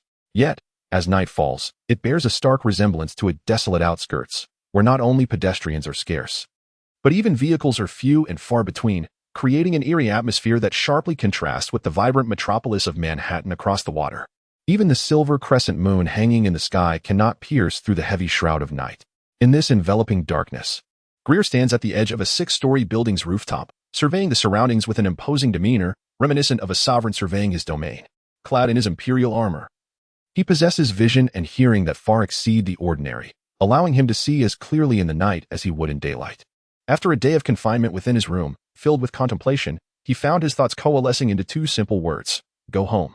The perilousness of this world is alarmingly high, with various antagonists perpetually scheming to orchestrate catastrophic events. Currently, the timeline is akin to that of Iron Man, which is merely the prelude. When the saga of Thor and Loki unfolds, culminating in the failed usurpation by the sister, leading to an invasion of New York by the Chitauri, that will be the true spectacle: a formidable alien army, equipped with technology far beyond human capacity, laying siege to Earth. The original narrative succeeded largely due to the protagonist's aura. Much like the Age of Exploration, where Europeans wielding gunpowder weapons, despite being vastly outnumbered by primitive archers, easily vanquished them. The first Avengers tale narrates a fantastical account of a handful of primitive beings triumphing over an entire battalion of gunpowder-armed Europeans, illuminated by a protagonist radiance that outshines the sun. In such a world, one must not linger, lest they await the arrival of a great calamity to witness their own demise. With this thought, Greer assessed his current circumstances. Although he felt utterly bewildered about how to return to his original world, he resolved to first understand how he had arrived in this one, hoping it might lead to a means of retracing his steps, despite knowing deep down that the likelihood of returning to his former existence was nearly non-existent. He still yearned to attempt it. At the very least, he needed to unravel the events of the previous night. What individual had sought to extinguish the life of an evidently ordinary young man, and for what reasons? During the day, he spent the afternoon searching for the spot from which he had crawled out of a truck the night before. To his dismay, there was no trace of a body. Not even the truck nor the two black vans remained, and the area bustled with activity, unrecognizable as a site of a heinous crime. After discreetly inquiring with several nearby residents, he learned that everything had proceeded normally from last night to today, devoid of any notable occurrences. This indicated that someone had concealed the events of the previous night, determined to keep them from prying eyes. The capability to swiftly eradicate so many bodies, leaving no trace of blood, hinted at a formidable force at play.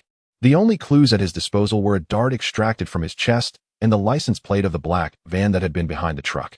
He faced a choice: either wander the streets aimlessly in search of the van or attempt to infiltrate the traffic department system, or rely on someone with access within that system to trace the vehicle. However, as long as it had existed in this world, there must be a way to track it down, regardless of whether one resigns to living in this world or seeks the truth of the previous night. A substantial sum of money is indispensable. In any circumstance, a lack of funds renders one immobile, with a meager amount in his pocket. Even paying the monthly rent is a struggle, let alone affording food and drink. At present, he still wears a shirt generously gifted by Uncle Jimmy. The prospect of taking a job was swiftly dismissed. If such labor could yield considerable wealth, slums would not exist. Furthermore, in a place rife with discrimination, and at merely 16 years of age, it is unlikely he could amass enough to escape his plight. There are numerous methods to acquire quick cash, yet all are inscribed within the penal code. After contemplating for hours, the most fitting approach appears to be robbing villains to alleviate his own poverty, while simultaneously earning points to exchange for night cards and skills, thus maintaining societal order, a veritable win-win situation. Thus, shortly after nightfall, he donned the D-Knight armor and leaped from the rooftop, sprinting into a visibly impoverished and chaotic area. In merely 2 hours, his initial enthusiasm had transformed into despondency. Although he aspired to punish evildoers in his superhero guise, he soon confronted a pressing dilemma. Where were the villains? Indeed, the greatest adversary Grell faced was not the fearsome thugs wielding weapons, but rather the confusion of not knowing where to find them, nor being able to discern who amongst the crowd was a villain. In this neighborhood, few ventured onto the streets at night, and no one bore the label of villain upon their visage. Lacking the ability to read minds, Grell was at a loss. Perhaps he should first peruse the internet for wanted notices. He might just capture a fugitive and earn a reward. After 2 fruitless hours on the rooftop, Grell sighed in exasperation, removing the D-Knight armor and hastily sitting down to massage his aching head. Once clad in the D-Knight armor, he felt as if he were connected to a Wi-Fi network, bombarded by an overwhelming influx of information that sent his mind racing, an experience truly discomforting and one he would need considerable time to acclimatize to. Until he could adapt, he could only wear the armor for a brief 15 to 20 minutes before his head felt as though it might burst, necessitating a removal to allow his brain some respite, lest it crash. This predicament deepened his despair. Even if a villain were to appear while he was removing his armor, he would be unable to see or hear them. At this rate, he feared that even an entire night would yield no results. Indeed, every profession has its challenges, and being a superhero is no easy feat. Are there any superhero training programs? I wish to enroll. Grell leaned dejectedly against the railing, Finally understanding why Spider-Man devised a device to connect to police communications, relying solely on himself, he might not encounter a single villain throughout the day. If you doubt this, venture out each night to witness how often one might encounter ill-intentioned individuals or, perhaps, ascertain through mere glances who might be deemed wicked, lacking training or relevant experience. Even if one could identify a malevolent gaze, it remains uncertain whether it pertains to the right person. As Greer indulged in such musings, a young girl clad in a knee-length black trench coat, with a black backpack and flowing golden locks, hurriedly traversed the street merely 30 meters from the building. Under the glow of the streetlights, it was evident that 3 burly men loomed behind her. By the time Greer noticed them, the young girl had already swiftly turned into a nearby alley. Was this not akin to delivering oneself to danger? The main road, at least, boasted numerous streetlights, while the alley barely possessed a single incandescent bulb. Had the girl failed to notice the peril behind her? Yet she dared to flee into the desolate alley. Fear not, little sister, for a hero is near. Indeed, it is the moment for the knight to make his entrance. Greer's heart bloomed with joy. After 2 hours of waiting, business had finally arrived. He promptly inserted the card into the Imperial Rider driver, donning the Imperial armor in an instant. With a mighty leap, he ascended to the rooftop of a nearby building, sprinting at full speed across the rooftop. In just 3 or 4 seconds, he reached the edge and, without hesitation, leapt from the towering structure, descending into the alley where the young girl had entered. Chapter 0011. Hit Girl and Big Daddy. Hey, you villains, release that girl. What on earth is happening? Greer bellowed with great fervor as he leaped down in his Kamen Rider armor. However, before he could finish his line, a blood-curdling scream pierced the air. Thanks to the night vision capabilities of the armor, Greer beheld 3 burly men sprawled on the ground. The frail little girl stood beside one of them, bending down to extract a butterfly knife embedded in his throat, blood gushing forth like a fountain from the wound. The girl, once characterized by her light blonde hair and black trench coat, had transformed into a figure with short purple hair, clad in a purple leather jacket, pants, and a plaid skirt. She was only slightly shorter than Greer, her right hand wiping the butterfly knife on the clothing of the fallen man, seemingly unperturbed by the gruesome scene that unfolded around her. Gulp. Greer involuntarily swallowed, nearly losing his balance upon landing. Struggling to regain his composure, he averted his gaze, determined not to look at the 3 corpses. The visual shock, compounded by the overwhelming stench of blood, threatened to induce nausea within his Kamen Rider armor. In the meantime, the girl had finished cleaning the knife, tucking it away into her bosom. She turned her attention to Greer, who remained frozen in place since his descent, and said in a youthful voice, "Hey, what kind of terrible line was that? Have you been watching too many comics? Even a novice shouldn't just stand on a rooftop waiting for criminals to show up." What? Greer was taken aback by the girl's barrage of words. Momentarily at a loss for a response, he then exclaimed in astonishment, "Wait, you saw me standing on the rooftop?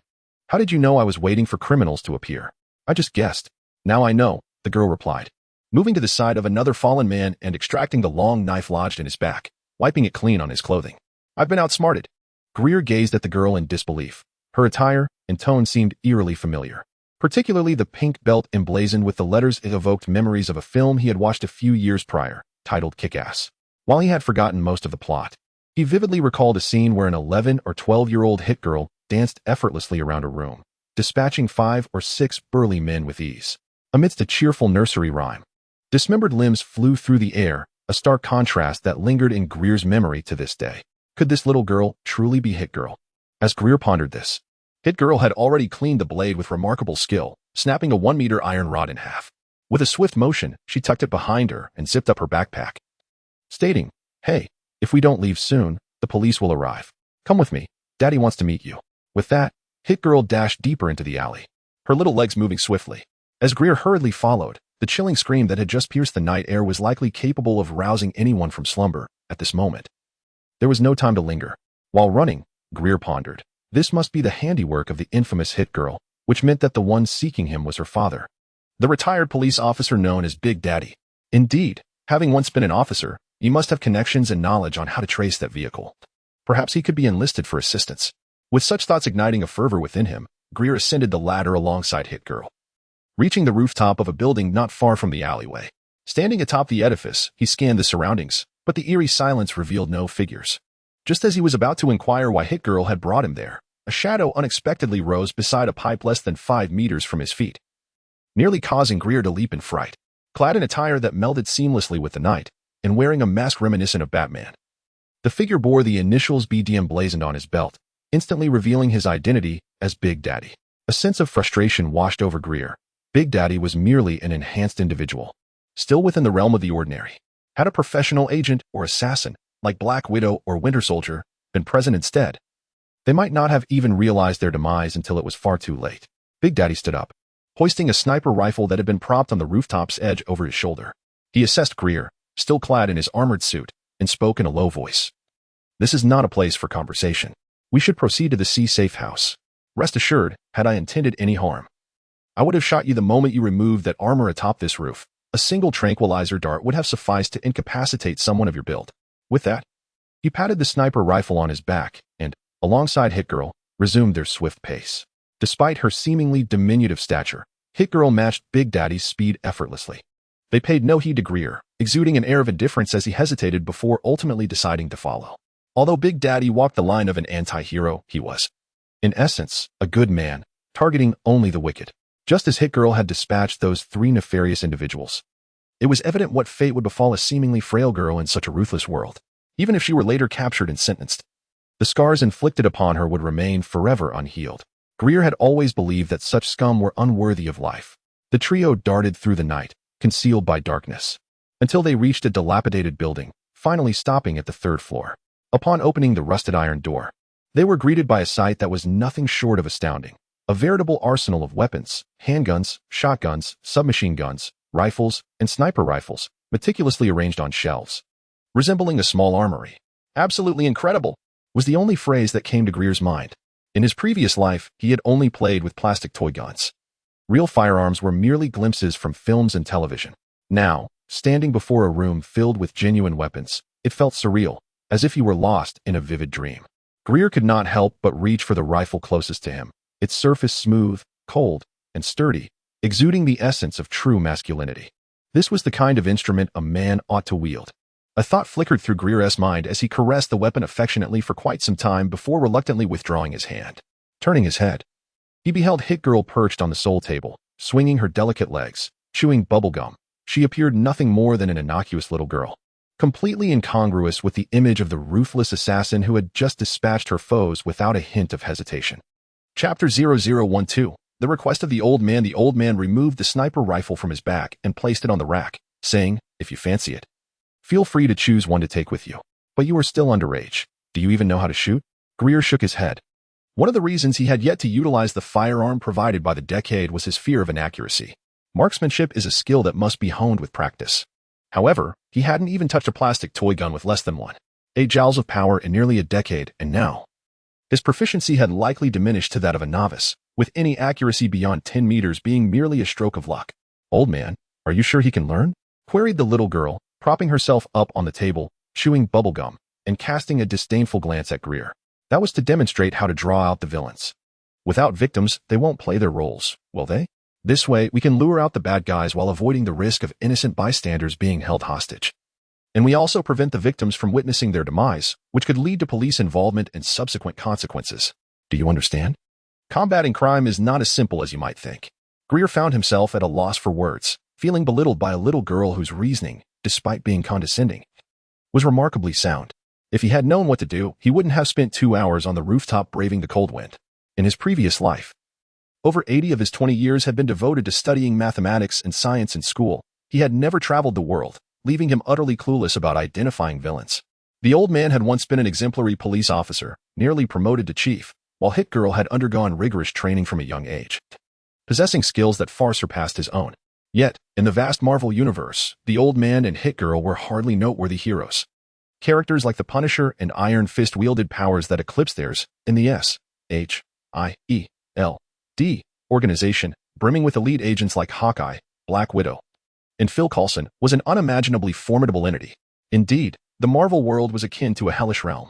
Greer lamented inwardly, questioning his role in this narrative. Why was it that a protagonist, once an ordinary person, could traverse into this realm and immediately overshadow a multitude of side characters? Collaborating with the exceptionally intelligent Tony Stark to create armored suits? Why did the director of S.H.I.E.L.D., with countless elite operatives and intelligence resources at his disposal, place immense value on the protagonist's opinions? As for him, even an obscure Hit Girl looked down upon him. They say that when a pig stands at the wind's edge, it can fly, yet in his past life, countless pigs had stood at that edge, and ultimately Only the three tech giants reigned supreme. Personal strength proved far more significant than mere opportunity. Without skill, crossing over merely meant changing the location of one's gaming experience. After properly placing the sniper rifle, the old man settled into a nearby chair and removed a mask strikingly similar to Batman's, revealing a face that resembled Nicolas Cage's. He set the mask aside and then turned his gaze towards Gregor, speaking, "I have observed you for nearly an hour. You possess remarkable talent, immense strength, exceptional speed, and extraordinary jumping ability. Yet, you remain unaware of how to harness this power. I possess the ability to train you, empowering you to become stronger. After our training concludes, I hope you might assist me in a certain endeavor." Gregor's mind whirled rapidly as he recalled memories from years past, reminiscent of the film Kick-Ass, where Big Daddy was wrongfully imprisoned due to the machinations of a drug lord, indirectly leading to the death of his wife. In his quest for vengeance, Big Daddy dedicated himself to rigorous training during his incarceration, and upon his release, he set about training his daughter to become a formidable assassin, exemplifying the adage that a gentleman's revenge is never late. Without awaiting Gregor's response, Big Daddy continued, "This is not a bargaining chip, whether you agree to help or not. I am willing to help you grow stronger. You possess immense power, and should you stray into darkness, it would be a lamentable loss. For this world already harbors enough villains. We need good people to rise and uphold justice. Isn't there the law?" Gregor inquired. "The law?" Big Daddy scoffed, a derisive snort escaping him. "In America, the law is crafted for the affluent, allowing them to hire legal teams to battle the impoverished in court, until the latter are financially drained. I have witnessed far too many wealthy individuals evade legal repercussions. Only through the application of force can they be made to fear and refrain from wrongdoing." Gregor nodded in reluctant agreement, recognizing the similarity between Big Daddy's philosophy and that of Batman. However, unlike Batman, who had the means to equip himself with an array of high-tech gadgets, Batmobiles, Batplanes, and more, Big Daddy, a retired police officer, was limited to purchasing military-grade firearms and materials superior to those of standard bulletproof vests, remaining largely estranged from advanced technology. Had his attire possessed fire-retardant properties, perhaps he would not have met such a fiery demise. Rising from his seat, Big Daddy scribbled a series of numbers on a piece of paper and handed it to Gregor, stating, "When you have made your decision, call this number and choose whichever firearm you desire. Consider it a gift for our meeting." Gregor accepted the note, his eyes alight with fervor amidst the room brimming with weaponry, yet he ultimately shook his head. He was uncertain about the safety measures. What if he accidentally shot himself? After Gregor departed, the formidable hit girl turned to Big Daddy and inquired, "What if he completes the training but refuses to assist?"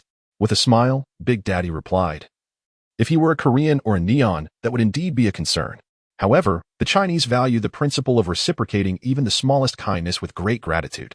Moreover, I have designed the training program and can terminate it at any time. If he chooses not to assist, I shall simply impart some knowledge." "Oh." Hit Girl nodded in sudden realization. Big Daddy affectionately ruffled Hit Girl's hair, letting out a soft sigh. Had he encountered this young man earlier, he would not have chosen to train his daughter in such a manner. Yet, it is not too late. This peculiar armored individual possesses considerable strength. With his guidance, he could become even more formidable, surely capable of eliminating the notorious drug lord, Parker Robbins. Bidding farewell to Big Daddy and Hit Girl, Gregor dashed into the night towards Uncle Jimmy's diner. After a winding journey, it was 8 o'clock upon their exit, yet now it had already turned 12. Gregor, stifling yawns and feeling increasingly drowsy, longed to return home and indulge in a restful slumber. Although he had not earned a single penny or point, Gregor still felt a profound sense of fulfillment from his newfound acquaintances, the formidable duo of Big Daddy and Hit Girl. He would have the opportunity to undergo training under Big Daddy, thereby enhancing his own abilities, a prospect more valuable than any monetary gain. Gregor was eager to embrace Big Daddy's tutelage. After all, he had successfully nurtured the exceptional Hit Girl. As a former police officer, Gregor was keen to learn the art of identifying and confronting criminals. As for assistance, it would pertain to dealing with the notorious drug lord depicted in films. With the power of the Decade armor at his disposal, vanquishing a group of ordinary armed individuals would be a trivial task. Most importantly, he was uncertain where else to acquire combat skills. His knowledge of the Marvel Universe was limited to films and television series, with most characters affiliated with S, H, I, E, L, D, or the more enigmatic Kunlun. Until he amassed sufficient strength, it was imperative that S, H, I, E, L, D remained unaware of his existence. Discretion and diligent development were the keys to success. Light as a feather, he alighted upon the quiet rooftop, his right hand resting on the Decade driver. He promptly deactivated his suit and, still yawning, made his way toward the stairwell. Meanwhile, in Uncle Jimmy's room on the second floor, A screen embedded within the wall vividly displayed the entire process of Greer's black and white armor vanishing. Adjacent to it, a smaller screen showcased Greer transforming into Kamen Rider Decade at 8 o'clock, leaping from the rooftop. Uncle Jimmy stood before the screen, his expression grave as he spoke in a low tone. Level 7 Agent Jimmy Woo, urgent report, Intelligence Code 084, requesting communication with Director Fury. Chapter 0013, Training and Growth. The echoes of gunfire resounded within the dilapidated, desolate factory. Greer, wielding a Glock 18 in each hand, relentlessly squeezed the triggers, aiming at targets 40 meters away. Golden brass casings fell in succession onto the cracked, grass-strewn concrete floor, producing a crisp clattering sound. Bullets zipped through the air with a sharp whoosh, striking the upright targets and creating a series of punctures. Although hitting the bullseye was a rarity, at least 90% of the shots found their mark, a stark contrast to his initial aimless shooting. Having trained under the Elder for over half a month, Greer had openly expressed his intent to assist in the Elder's quest for vengeance and had requested the Elder, Damon McLeody, to investigate a black van. Both parties had something to gain from the other, fostering a foundation of mutual trust and rendering their collaboration increasingly enjoyable. The first week had been nothing short of hellish. He was utterly powerless against the legendary, agile girl who could easily overpower him. Moreover, the formidable Mindy had shown restraint, or else he would not have survived even a single round. However, neither father nor daughter inquired about why he had become so weak upon shedding his armor. They simply adhered to the training regimen. Each day after training, Greer bore the marks of his efforts, his body adorned with bruises, yet he gritted his teeth and persevered. This world was far removed from his previous existence, where one could languish in idleness. Without diligence, he might find himself reduced to ashes in 8 years. A fate he was unwilling to wager upon. There is wisdom in learning to endure blows before delivering them. After a week, Greer had begun to mount occasional counterattacks. By the third week, he could engage in spirited bouts with Mindy. Although he was still far from expert status, he had certainly progressed beyond the novice level, acquiring the fundamentals of combat.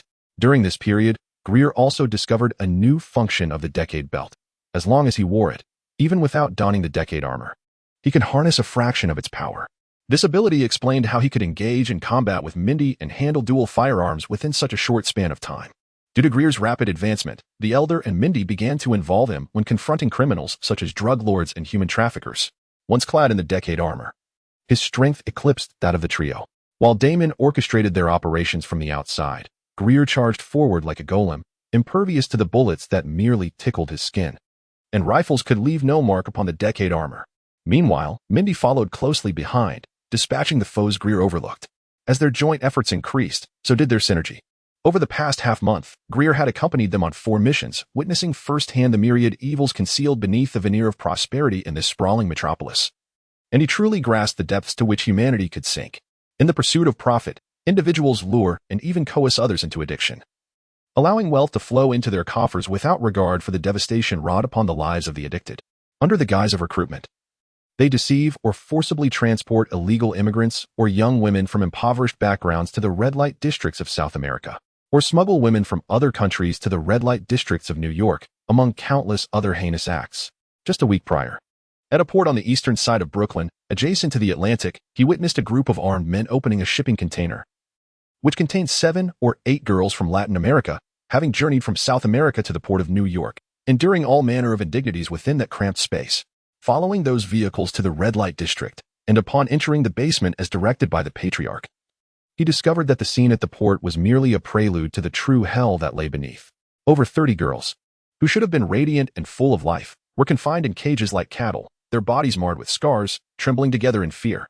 From the ceiling hung 2 girls, being lashed by a whip, as the assailant shouted, "Do you want it? Do you want it?" Others recorded this macabre spectacle, while bystanders, seemingly desensitized, went about their business, displaying no interest even to glance at the horror before them.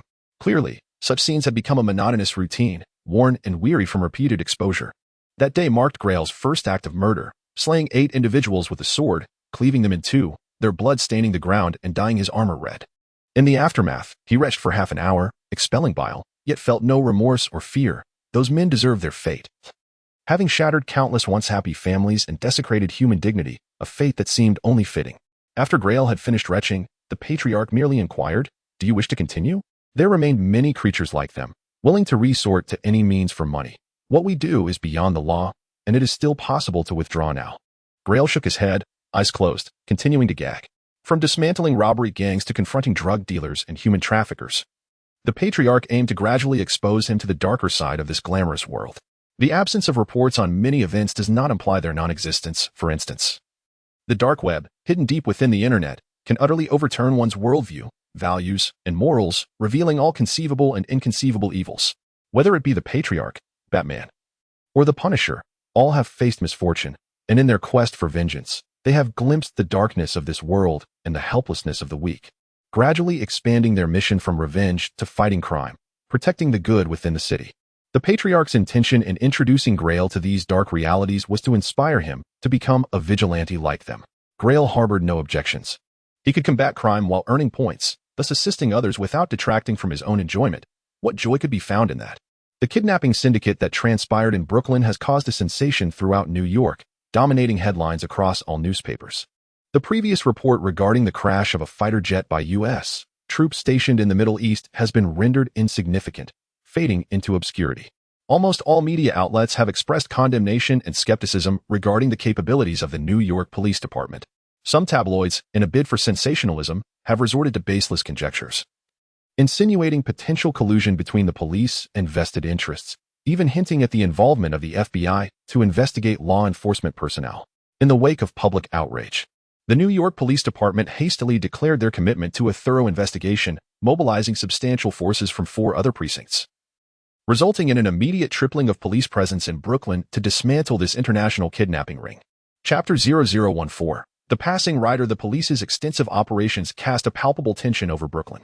Even during the night, patrol officers were ubiquitous, scouring dilapidated buildings and abandoned factories that usually lay undisturbed. This relentless pursuit compelled the elder statesman to transfer the firearms from 2 safe houses in Brooklyn to a forsaken factory in Queens. Prior to each operation, the elder statesman would sever the power supply or eliminate streetlights with a silent sniper rifle, allowing Grell, clad in his armored guise, and the vigilante, equipped with night vision, to operate with near invisibility. Yet, this time, the police's heightened vigilance brought in an array of advanced technology and experts to reconstruct the scene, leading to the conclusion that the assailants were 2 individuals. One exhibited exceptional skill, swiftly severing both the trachea and arteries with a single stroke, while the other displayed a brutal ferocity, cleaving victims in 2.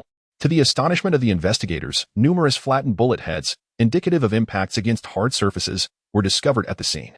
With countless ambiguities surrounding the crime, the identity of the perpetrators remained elusive, but soon, all such inconsistencies were meticulously erased from the records.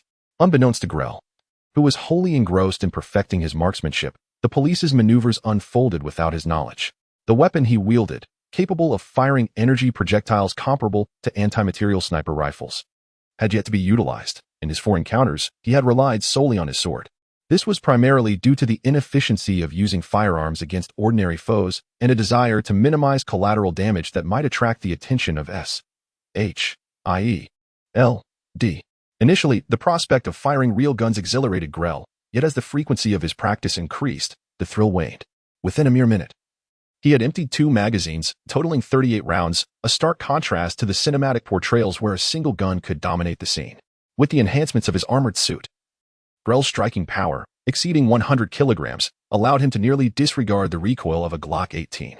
In a short span of 2 weeks, he had discharged 1 to 2,000 rounds, achieving a remarkable accuracy rate of 90% against stationary targets within a range of 30 to 40 meters. On the table beside him lay a Beretta 92F and a Colt M2000, their magazines long depleted, signifying the conclusion of today's training. Damon, the elder statesman, removed his soundproof earmuffs and nodded in satisfaction. You performed admirably today. We shall conclude the training here. Grell shook his slightly numb arms from prolonged shooting, removed his goggles and earmuffs, placing them on the table, and expressed his anticipation. It has been a week since our last operation. When shall we strike against the criminals? His 4 forays had accrued him over 1,300 points, particularly the 4th encounter, which yielded a score nearly equivalent to the sum of the first 3. These points were sufficient to redeem a card of moderate evaluation along with the knightly signature skill, the Night Kick.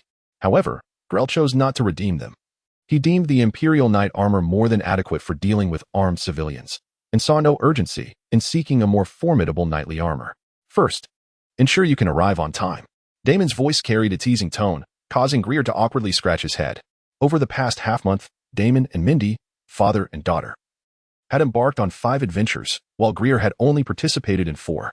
The reason for his absence on one occasion was due to a traffic jam while taking the bus to the site. By the time he arrived, they had already finished. Since then, Greer had opted for the subway. Haha. Damon chuckled a few times, and amidst his laughter, the crisp sound of an engine reached their ears. Resonating loudly in the silence of the dilapidated factory, Greer turned to see Mindy riding in on a lightweight motorcycle, coming to a screeching halt beside him. Not much shorter than Greer, Mindy patted the motorcycle and said in her youthful voice, "This is a gift from Dad. You won't have to squeeze onto the subway anymore." Greer sincerely expressed his gratitude. "Thank you." Since arriving in this world, his experiences over the past half-month had surpassed the 20 years of his previous life. He had witnessed much wickedness, yet encountered good people like Uncle Jimmy, Damon, and Mindy, which made Greer feel less lonely in this unfamiliar realm. After donning the brown jacket he had purchased a few days prior and fastening his helmet, he bid farewell to Damon and Mindy. With a twist of the throttle, he rode down the overgrown factory road, as October in New York ushered in autumn, causing the floor around the factory to begin to wither and turn yellow.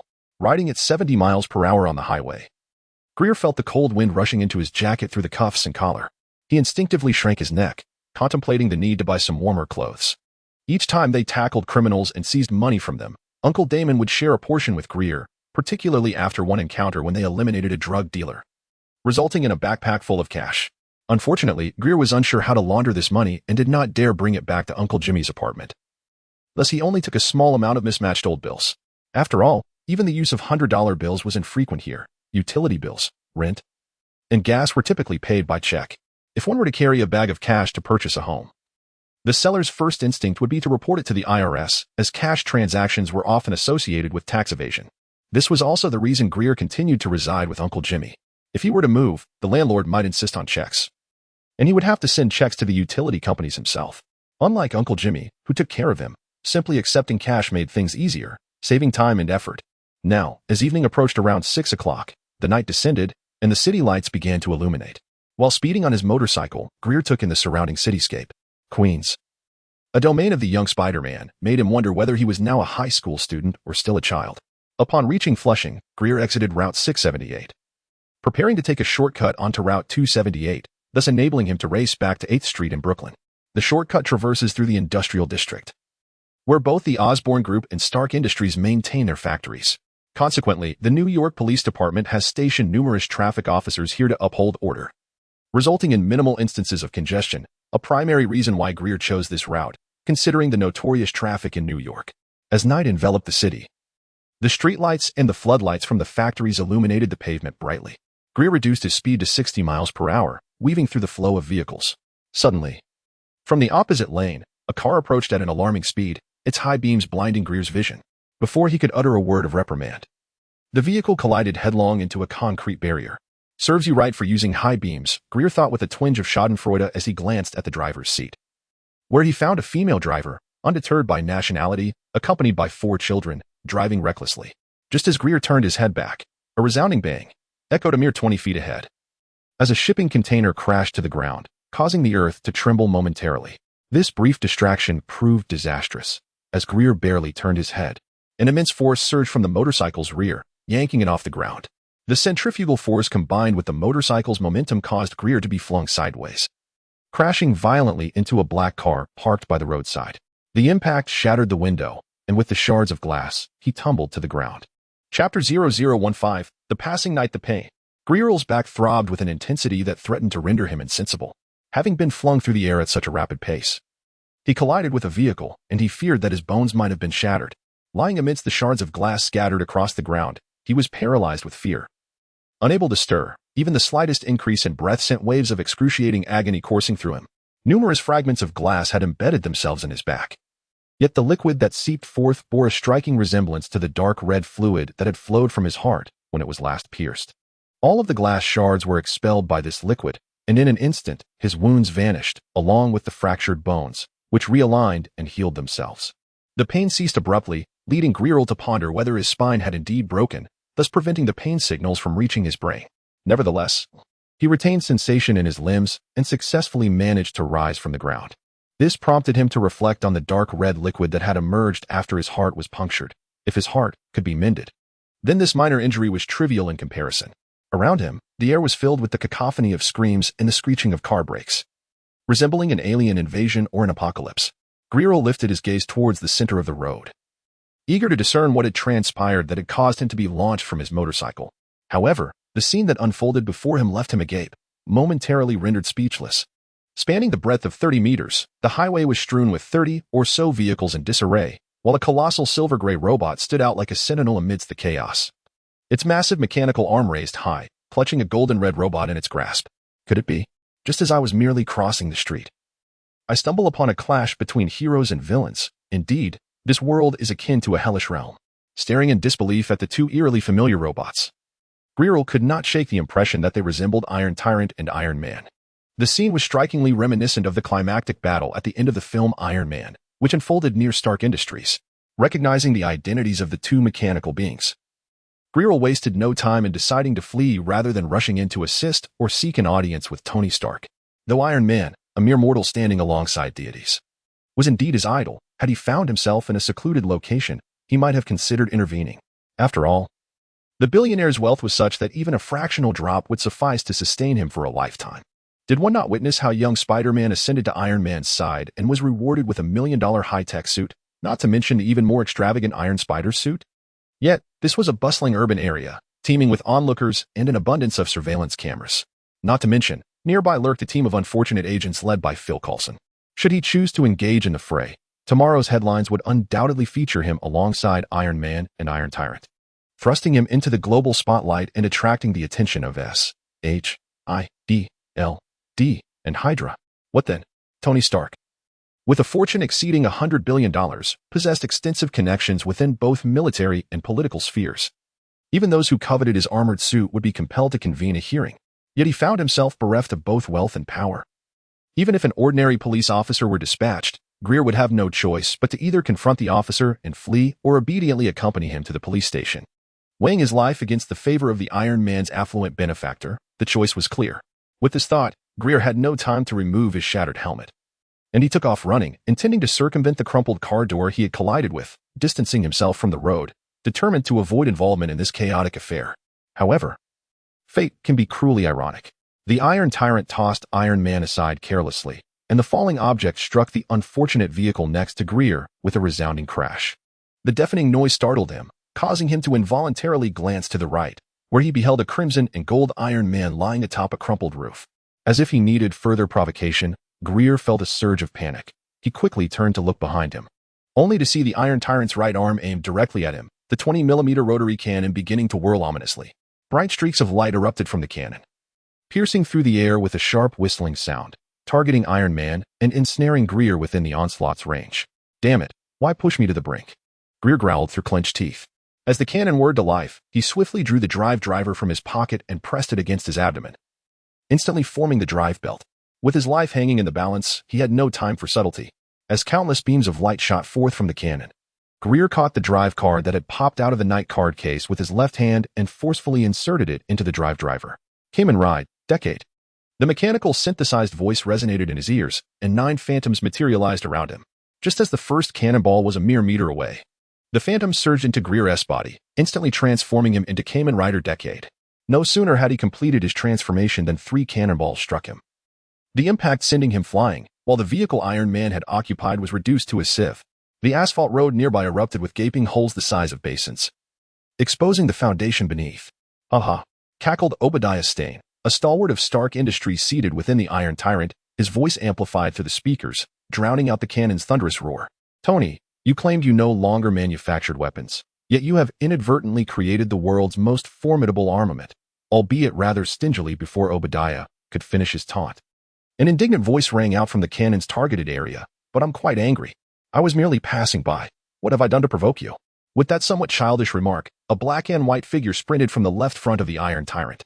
Gregor was incensed, utterly and profoundly furious. His newly acquired motorcycle, which had yet to warm up, had been used as a weapon by the Iron Tyrant against Iron Man, shattering into a myriad of pieces.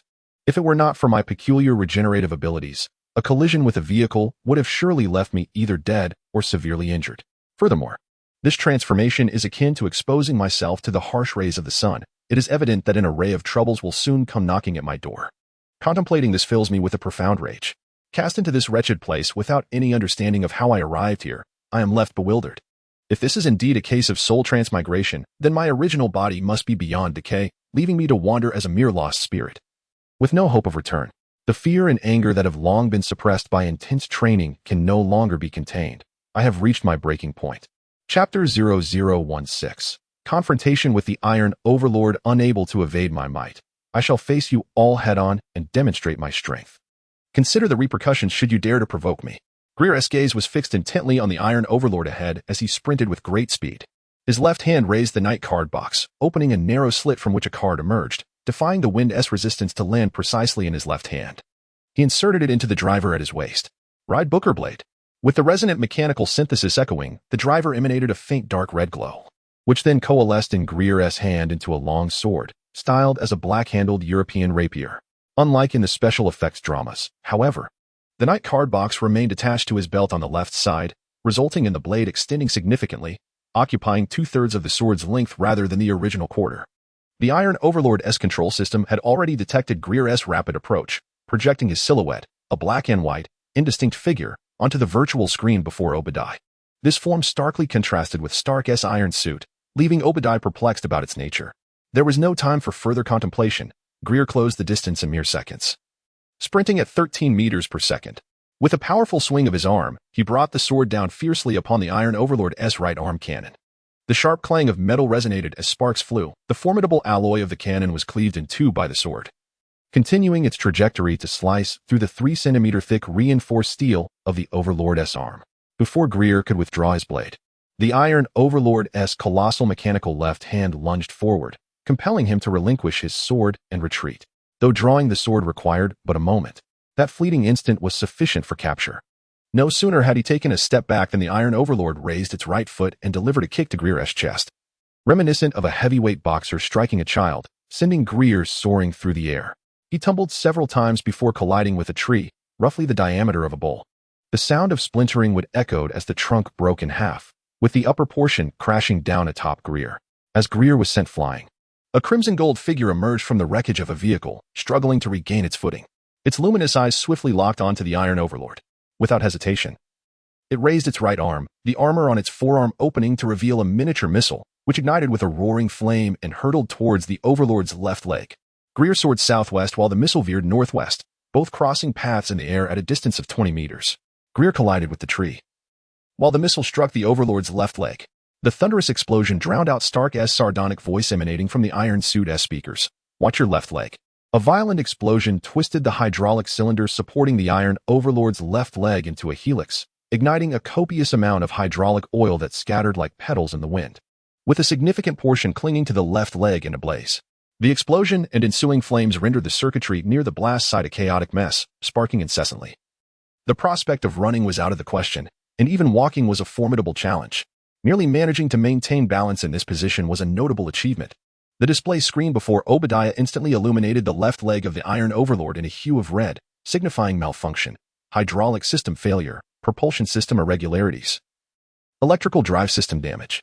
A cascade of dire news washed over Obadiah, draining color from his face. After enduring such a blow, the left leg of his battle suit was essentially rendered inoperative. The notion of flying was laughable. Standing was already a Herculean task. Enraged, Obadiah immediately aimed the 6-tube missile launcher on his left arm at Iron Man, launching 2 missiles that shot forth with flames trailing behind them. Iron Man, lowering his arms with palms facing down, ignited intense flames from his palms and soles, propelling himself skyward. Simultaneously, the armor at his thigh opened, unleashing a barrage of decoy missiles to disrupt the trajectory of Obadiah's missiles, preventing them from locking onto Iron Man. Meanwhile, Gregor, hidden beneath a tree, grasped the trunk and carved 10 grooves into it with his fingers. With a mere exertion of strength, he lifted the heavy tree, weighing 300 to 400 kilograms, casting it aside with the sound of snapping branches. A scaled figure sprang to its feet from the pit created by his forceful action. The pain in his chest was barely perceptible. The Iron Overlord's kick had enough power to shatter a reinforced concrete wall, yet it could not penetrate the formidable defenses of the divine gift armor. Thus, though he was sent flying, he sustained little actual harm, merely suffering the indignity of being knocked away upon his entrance. Disregarding the dirt and leaves clinging to him, Gregor lifted his gaze to the menacing form of the Iron Overlord standing on the roadway, staring up at Iron Man soaring above. A port opened in the armor on his left back, extending a mechanical arm that held an anti-tank missile comparable in size to Gregor's own arm. A guiding laser beam pursued the airborne Iron Man, seeking an opportunity to launch, while the six-tube missile launcher on his left arm aimed skyward. Sir, the first-generation palladium arc reactor lacks the capacity for prolonged flight. The voice of his intelligent assistant, Jarvis, echoed in Stark's ear, as the display indicating the remaining power of the palladium arc reactor continued to dwindle, at most allowing for another minute or two of flight. Stark remained silent, his mind racing as he contemplated a strategy to defeat the Iron Overlord. His second-generation palladium arc reactor had been seized by Obadiah at the villa, leaving him reliant on the first-generation reactor while donning the Mark III suit. However, the first-generation palladium arc reactor was never designed for extended aerial maneuvers. The journey from the villa to this location had consumed a staggering 68 of his energy. Coupled with the prior exertions of battle, he was now left with a mere 18. Should he continue to fly, he might find himself unable to deploy even the palm pulse cannon. Below him, the Iron Tyrant relentlessly maintained its laser guidance lock, while anti-tank missiles stood poised for launch. Unfortunately, he lacked a device to disrupt the laser guidance, leaving him with no choice but to ceaselessly circle the Iron Tyrant in search of an opportunity to strike. Just at that moment, a beam of laser light surged from the southwest, instantly striking the anti-tank missile raised on the Iron Tyrant's shoulder, penetrating its metallic exterior and detonating the explosives within. Chapter 0017. Please call me Kamen Rider. With a deafening roar, the anti-tank missile erupted into a raging fireball, its searing temperatures causing numerous components to warp and even melt. The force of the explosion sent the damaged Iron Tyrant crashing forward, his face meeting the ground with a thud, creating a deep crater in the sturdy roadway. Iron Man hovered in midair, turning to face the source of the laser assault. Approaching him was a figure clad in black and white armor, holding a black firearm in his right hand, advancing with a deliberate and unhurried pace. Who is this? Stark furrowed his brow, recalling how he had witnessed this individual effortlessly dismantle Iron Tyrant's cannon with a single strike, only to be kicked away without sustaining any injuries. He had barely managed to contend with Iron Tyrant using his armored suit. Could this enigmatic person in dual-toned leather armor truly rival his technology? It was utterly absurd. Jarvis had initiated a database comparison in an attempt to unveil the identity of this newcomer, but alas, the search yielded no results. Neither the black and white armor, which bore a striking resemblance to leather, nor the oddly shaped firearm possessed any records. Stark cast a fleeting glance at Gregor before redirecting his attention to the Iron Tyrant, whose left leg and back still smoldered with flames. Jarvis, he instructed, make a note to remind me to equip the armor with fire suppression systems and install safety mechanisms on the mini missiles to prevent them from being detonated by external attacks. Understood, sir. The Mark III armor had only been deployed twice thus far and was still an immature product, requiring numerous enhancements. This battle served as an optimal test, and Stark had already cataloged several areas for improvement. Observing Iron Tyrant struggling to rise from the ground, he inquired, Jarvis, if we concentrate the remaining energy, can we breach this behemoth's defenses? Apologies, sir, but the adversary is equipped with composite armor similar to that of Mark II. It would require at least 23 of a first-generation palladium arc reactor's energy to overcome its defenses, yet you currently possess only 15. Composite armor, which posed the risk of icing at high altitudes, sparked a realization in Stark's mind. He recalled his experiments with the Mark II armor, where the outer layer had become encased in ice at extreme heights, nearly resulting in a catastrophic failure. If he could lure Iron Tyrant to a greater altitude, the low temperatures might incapacitate its systems, leading to a devastating fall from such heights. However, Stark chose to observe the capabilities of the mysterious figure in black and white armor a while longer before enacting this plan. Below, Iron Tyrant propped himself up with his right hand, utilizing hydraulic supports from other parts of his body to rise. Smoke billowed from his left shoulder, intermittently sparking in the night, creating a vivid spectacle. You wretched fiend. Obadiah glared at Gregor, his eyes ablaze with fury. He had nearly cornered Stark, poised for victory, only for this newcomer to alter the tide of battle. First, a single sword strike rendered his cannon useless, and then with a swift kick, he sent it flying, only to be seized by Stark's opportunity. A miniature missile obliterated his left leg's hydraulic column, and now, he had inadvertently detonated his own anti-tank missile with a laser gun. Once a magnificent and imposing high-tech steel armor, it now sputtered sparks from multiple points, resembling a poorly crafted imitation. Infuriated, the Iron Tyrant raised the six-tube missile launcher on his left arm, aiming at the advancing Gregor, and without hesitation, launched a missile. Gregor's reaction was equally swift. As the Iron Tyrant's arm ascended, he aimed his weapon at him. The missile had barely launched when Gregor pulled the trigger. A laser beam flashed, instantly detonating the small missile, erupting into a tumultuous fireball between Gregor and the Iron Tyrant, obscuring their view while illuminating the surroundings. The series of explosions on the highway had already attracted the attention of nearby residents, who peeked out in astonishment to witness flames engulfing the roadway. Along with 3 armored figures standing amidst the chaos, many quickly retrieved cameras and mobile phones to capture the scene. Amidst the incessant flashes, the Iron Tyrant launched 2 more missiles, one arcing left and the other right, both nearing supersonic speed. Yet, they could not elude Gregor's enhanced vision granted by the Imperial Knight armor. Without hesitation, he aimed his weapon at the left missile and squeezed the trigger. Before the outcome could be determined, he swiftly swung his arm to the right, rotating his laser gun barrel 90 degrees, simultaneously releasing a silver blade. When aligned straight with the grip, it transformed into sword mode. In mere moments, the missiles approached Gregor, but his sword had already sliced through the right missile with precision. The blade, forged from a special material, was extraordinarily sharp, effortlessly cleaving the missile in 2.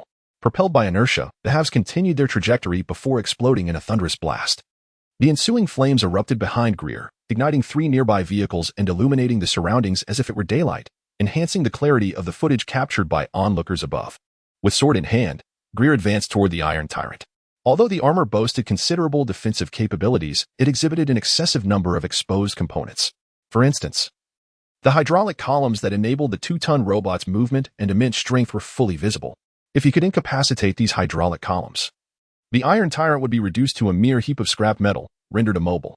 Gregor's ride booker, in gun mode, fired 50 caliber energy rounds, potent enough to destroy hydraulic systems far less resilient than the armor itself. However, Gregor had no desire to rely on a kite-flying strategy to defeat the Iron Tyrant. Not only would it lack spectacle, but it would also create the misconception that Gregor was merely relying on superior weaponry.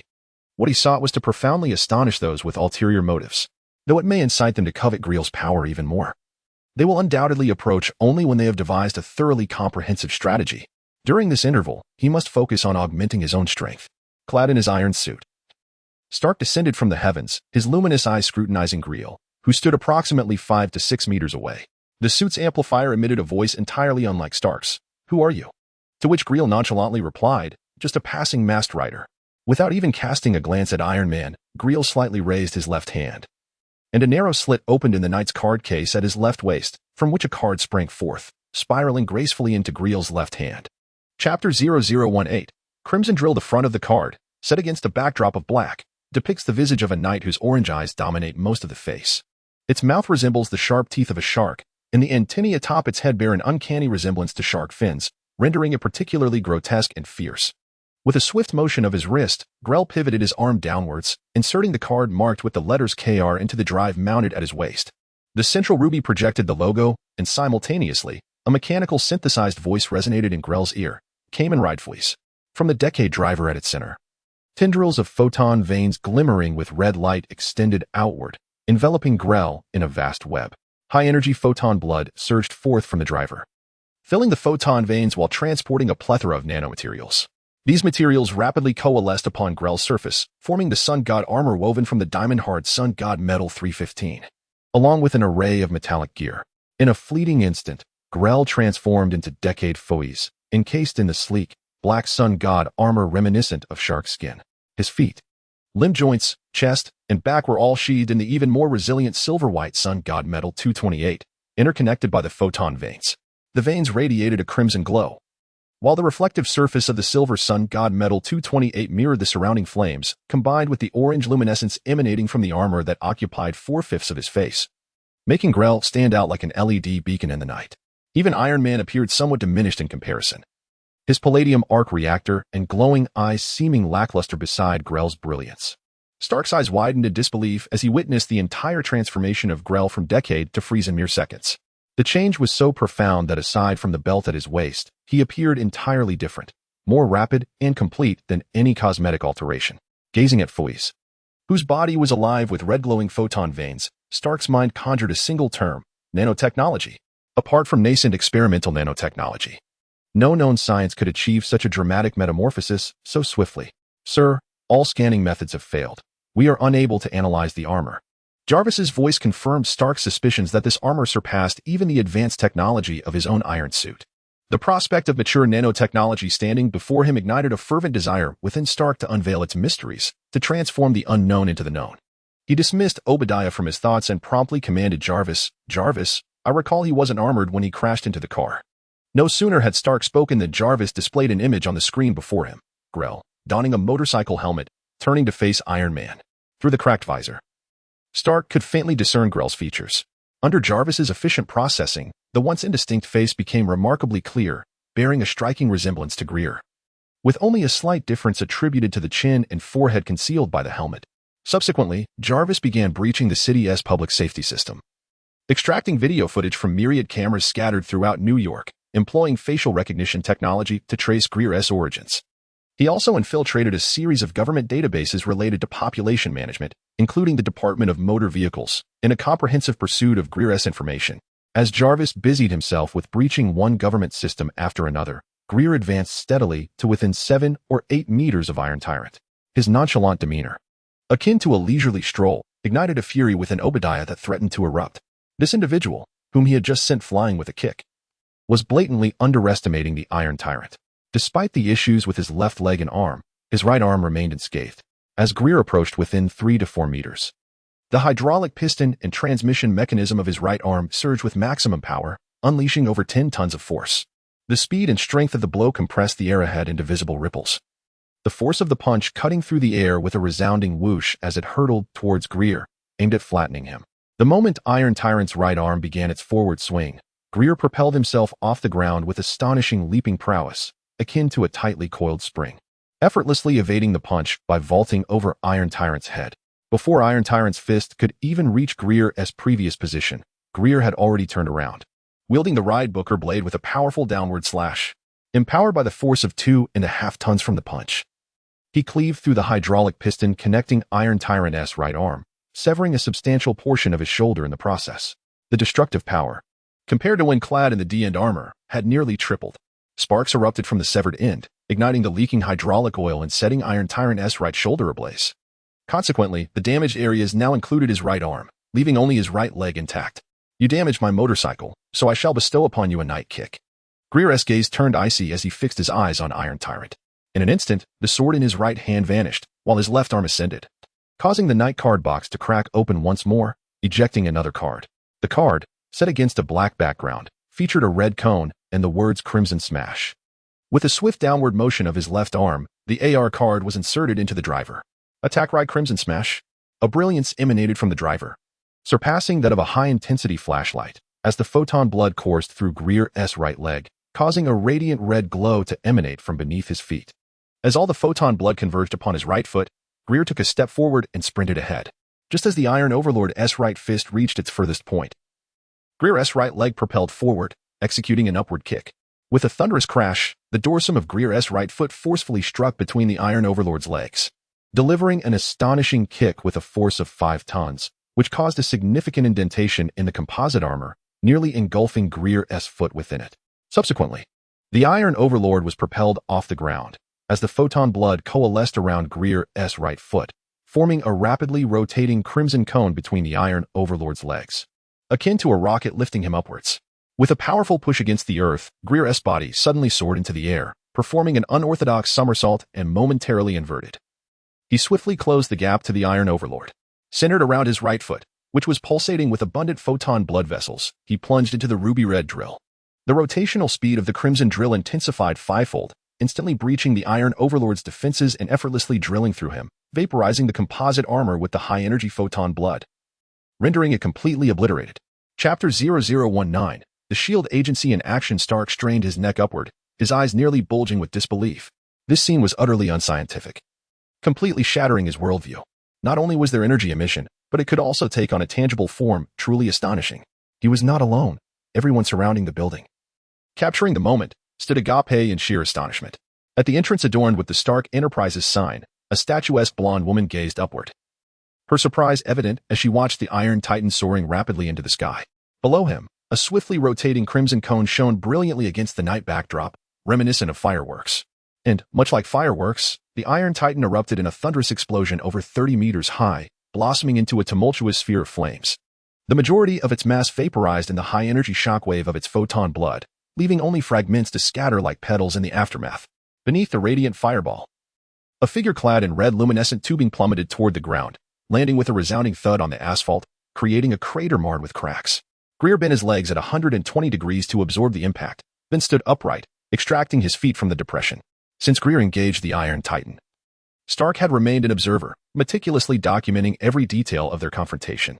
With someone else willing to take on the fight, it spared him the burden of combat, especially as his suit's energy reserves dwindled.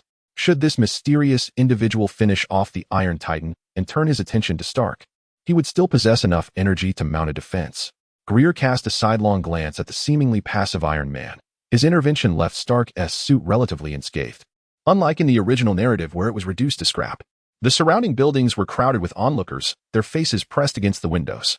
Thanks to the ultimate vision afforded by the Fui's armor, Gregor could discern the signs they held aloft, even from several dozen meters away. The spectators displayed a range of emotions, some in shock and others in excitement, pointing towards Gregor and Iron Man. Many clearly witnessed the astonishing feat. This humanoid figure had kicked a robot several times larger into the air, exploding it into fragments without sustaining any harm himself. Miraculously unscathed from a fall of over 30 meters. This was the embodiment of comic book heroes. And to witness such a battle on a night shift was beyond mere luck. As a result, many disregarded data consumption and opted to stream the event live. With a deep sigh resonating in his heart, Gregor wasted no time, striding forward with determination. He leaped onto a nearby 30-meter-high building, vanishing into the night. In just a few fleeting minutes, several hundred videos surfaced on YouTube, all depicting a dramatic showdown involving 3 robots on the roadway adjacent to Stark Industries. One daring individual even risked his safety to capture footage from the roadside, and naturally, his video quickly ascended to the pinnacle of viewership, dominating the YouTube homepage. Initially, the comments section was inundated with inquiries about whether this was a new film. However, as an increasing number of videos, showcasing various angles and clarity, were uploaded, and many viewers recognized the filming location through the surrounding architecture, it became evident that these clips were not mere special effects but rather a genuine occurrence. Numerous internet users promptly shared these visuals across diverse platforms such as Facebook and Twitter, expanding the audience for the spectacle of the 3 robots clashing. The velocity of online dissemination spiraled this situation into an uncontrollable frenzy within mere moments. Meanwhile, in the expansive plaza in front of Stark Industries, a middle-aged man clad in a tailored suit gazed at the descending Grail, swiftly retrieving his phone. He tapped a few buttons with urgency, placing the device to his ear. And upon connection, spoke in a hurried tone, "I apologize, sir. The mission has failed. The scene is utterly disastrous and requires substantial manpower for containment." On the other end of the line, in a spacious, well-lit office, sat Nick Fury, the director of S.H.I.E.L.D. His complexion dark and one eye piercingly visible. Calmly, he responded, Coulson, what you have witnessed is not the worst of it. My end is far graver.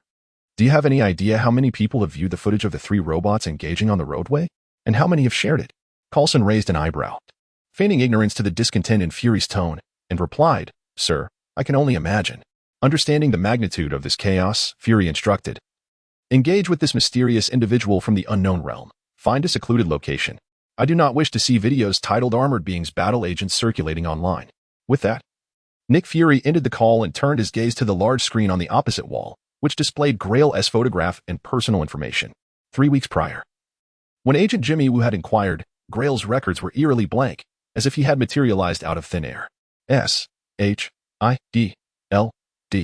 had even relocated servers housing driver's licenses and social security cards, tirelessly sifting through data for an extended period without uncovering how mere kilobytes of information had been appended.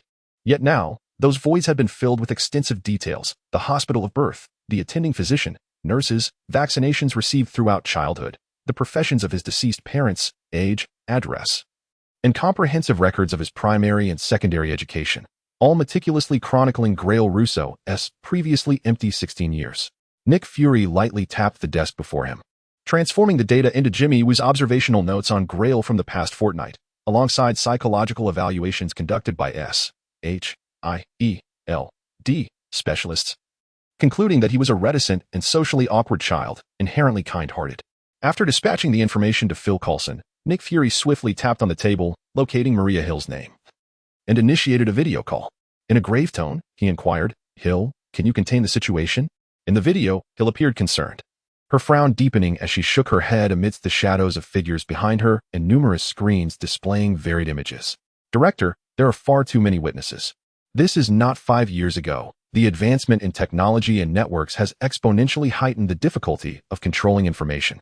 Unless we erase the videos on their phones as well, it is nearly impossible to completely obscure this incident. Then let us infect the phones that contain clear footage with a formatting virus. Disregard those that are unclear. Subsequently, have Stark issue a statement regarding an experimental robot going rogue. Nick Fury commanded without hesitation. Understood, sir. On the other end, after the call was terminated, Coulson pressed a few buttons on his phone to access the files transmitted by director Nick Fury, which included a code. Upon executing the code, a map of New York City materialized on the screen, along with a pulsating red dot, merely 50 meters away, marking the recent landing site of the enigmatic figure radiating a red glow. Excellent. I hope to find a moment of tranquility in New York, Coulson remarked as he hurriedly made his way outside, simultaneously calling for 2 special teams to deploy. Chapter 20. Phil Coulson towering skyscrapers, reaching heights of over 100 meters, were trampled beneath the swift strides of Gregor, who leaped and ran with fervor. In stark contrast to the impoverished enclaves of Brooklyn, the affluent borough of Queens was replete with its own multitude of high-rise edifices, though it possessed slightly fewer than the illustrious island of Manhattan. With a velocity of 18 meters per second, the biting wind howled past his ears, while above him stretched the night sky adorned with a resplendent moon and twinkling stars. Below, a multitude of illuminated vehicles formed a shimmering river.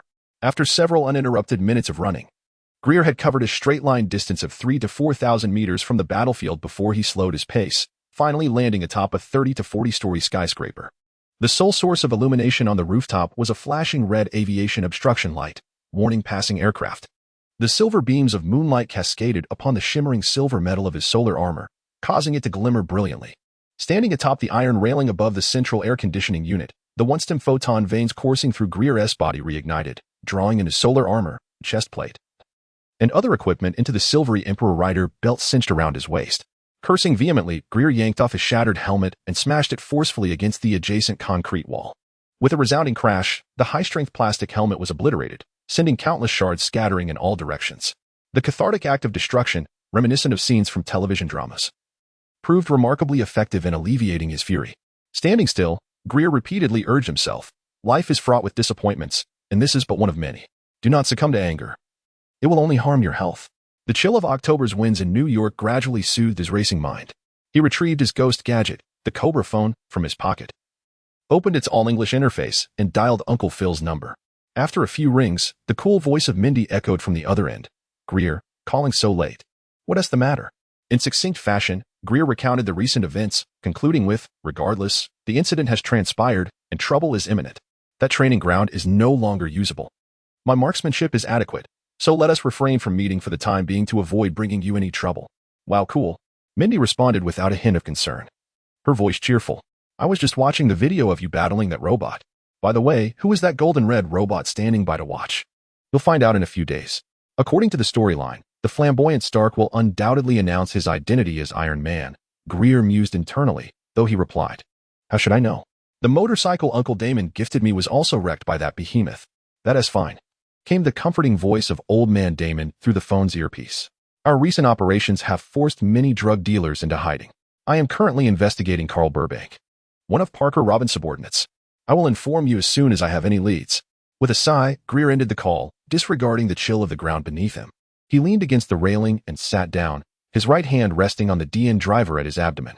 The belt vanished instantly, allowing Gregor to hold the DN driver in his hand. Aligning the red gemstone at its center with his eyes, he once again beheld a series of cards. The cards for Fleece and the Crimson Drill, which Gregor had exchanged for during battle, illuminated brightly, standing in stark contrast to the surrounding dim cards. The decision to exchange for the Fleece card stemmed from 2 reasons: its affordability and its broad applicability, despite its lackluster performance. It enabled a 10-second acceleration mode, proving invaluable for both escape and confrontation, as the speed of execution remains unmatched in martial prowess. Under a 1,000-fold acceleration, Gregor could easily contend with mid-tier adversaries. Once the explosive mode was activated, with a jetpack affixed to his back, he could soar through the skies, a rarity among knights possessing the ability to fly.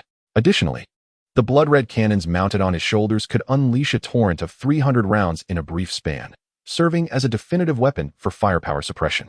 The exclusive Fleece Mobile Pegasus, upon entering battle mode, could transform into a robot equipped with a wheeled shield and a Gatling gun, making it an ideal companion for charging into battle or providing cover during retreat. a dream ally for any team. Before being embroiled in the recent skirmish, Gregor had resolved to exchange for the Fui's card and gradually accumulate points to fully equip himself with Fui's weapons and skills, aspiring to become the primary knight. Unfortunately, his plans were thwarted, just as he amassed the points for the knight card and the knight kick. He found himself entangled in a confrontation between Iron Man and the Iron Tyrant, an incredibly unfortunate circumstance that pulled him into the fray. Originally, Iron Man stood idly by, observing the chaos, while Gregor, an incidental participant, clashed head-on with the villain. Iron Man's armor remained unscathed, the factory intact, and Obadiah, who sought to usurp his assets, was vanquished. Stark exerted minimal effort, yet reaped substantial rewards. Meanwhile, Gregor, the undeniable ace, found himself amidst a multitude of troubles, a situation that seemed utterly disadvantageous. In a fit of rage, he delivered a knight kick that sent the Iron Tyrant soaring into the sky, exploding into a burst of fireworks. Previously, with only a little over 100 points remaining after exchanging for the Fui's card and knight kick, Gregor now found his score exceeding 2,400.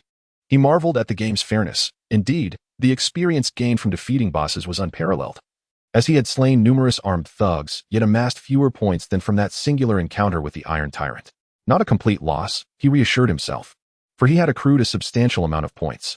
After a brief rest, Gregor returned the Tian driver to his abdomen, rose to his feet, donned the inconspicuous Tian armor of the knight, and leaped from the building. As twilight descended, Gregor embarked on his motorcycle from Queens. Unfortunately, he encountered a series of unfortunate events along the way, and it was nearly 10 o'clock by the time he emerged from the subway entrance at the intersection of 12th Avenue and 50th Street in Brooklyn. The distance to Uncle Jimmy's restaurant still stretched over 1,000 meters. Gregor nibbled on a super burger while walking along the desolate streets. It was already 10, and the buses had long ceased their operations. He could only hope to hail a taxi along the way. Regrettably, fortune was not on Gregor's side that evening. After strolling 300 or 400 meters, not a single taxi had passed by. The sparse pedestrians and vehicles reminded him of the eerily vacant streets on the night he first arrived here. Just as these memories resurfaced, the sound of boots striking the pavement behind him caught Gregor's attention, causing him to pause in surprise. Could it be? He swiftly turned around, illuminated by the glow of a street lamp, to find a man clad in a well-tailored black suit and polished shoes approaching with deliberate steps. The face he beheld was one he had least wished to see since his arrival. Phil Coulson halted 5 meters away from Gregor and, in a measured tone, stated, "Mr. Gregor Russoff, I am Agent Phil Coulson from the Department of Homeland Strategic Defense, Attack, and Logistics. I would like to have a word with you." Chapter 21, The Otherworldly Visitor, or Skrull. The name Phil Coulson detonated before Gregor like a bomb, scattering his thoughts in disarray. The visage before him was strikingly reminiscent of the Phil Coulson he had seen in Marvel films and television series, and the lengthy name of the organization further indicated that S.H.I.E.L.D. had indeed come knocking at his door. What? So soon? How could it be? Gregor was astounded, his mind swirling in confusion.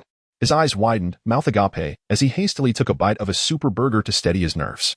Yet, his thoughts raced as he pondered why S.H.I.E.L.D.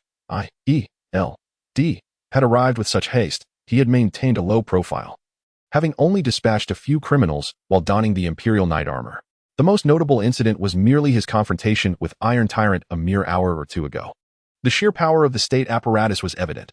Despite his attempt to evade detection while sprinting across rooftops in the Fui's armor, he had been tracked down by S.H.I.E.L.D. Gregor, lowering his head to gnaw on his chicken leg burger, felt a fleeting expression flit across his face, which Coulson registered with keen interest. With a standard smile plastered on his face, Coulson listened intently to Gregor, his gaze fixed with an intensity that suggested he was merely there to absorb Gregor's ramblings. This made Gregor falter, his bravado waning as he attempted to maintain a facade of nonchalance. Defense, offense, and logistical support? Your department has quite the expansive responsibilities, Gregor scoffed, feigning sarcasm. You should just say you're an agent of the FBI or CIA. That would be much more impressive. Coulson, still wearing his practiced smile, remained stationary, his unwavering gaze fixed on Gregor. Gregor, feeling the pressure of scrutiny, soon found himself at a loss for words. When words failed him, he opted to devour his super chicken burger instead. In the presence of such an elite agent, every utterance could potentially divulge more information. He recalled watching The Avengers, where Black Widow feigned capture, compelling that foolish general to reveal the necessary intel. He was merely a lethargic gamer, his acting skills limited to wide-eyed stares, far from mastering the art of lying without a hint of embarrassment. With Coulson's gaze upon him, he felt a laugh bubbling within. prompting him to simply focus on his burger. If they could glean any insights from his eating posture, he would accept that fate. For half a minute, Coulson had been quietly observing Greer.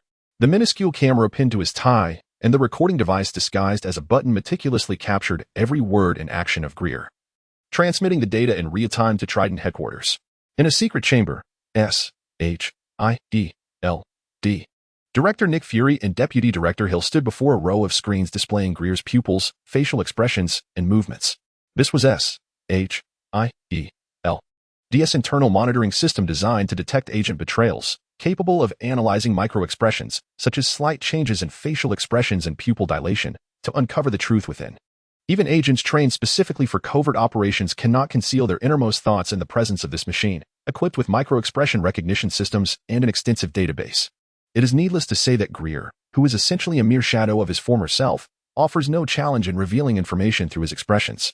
When Coulson uttered the name Homeland Strategic Defense Attack and Logistics Agency, Greer's dilated pupils and instinctive movements, coupled with his subsequent words and actions, were perfectly identified as signs of tension, deceit, and fear, leaving his inner self utterly exposed to the machine.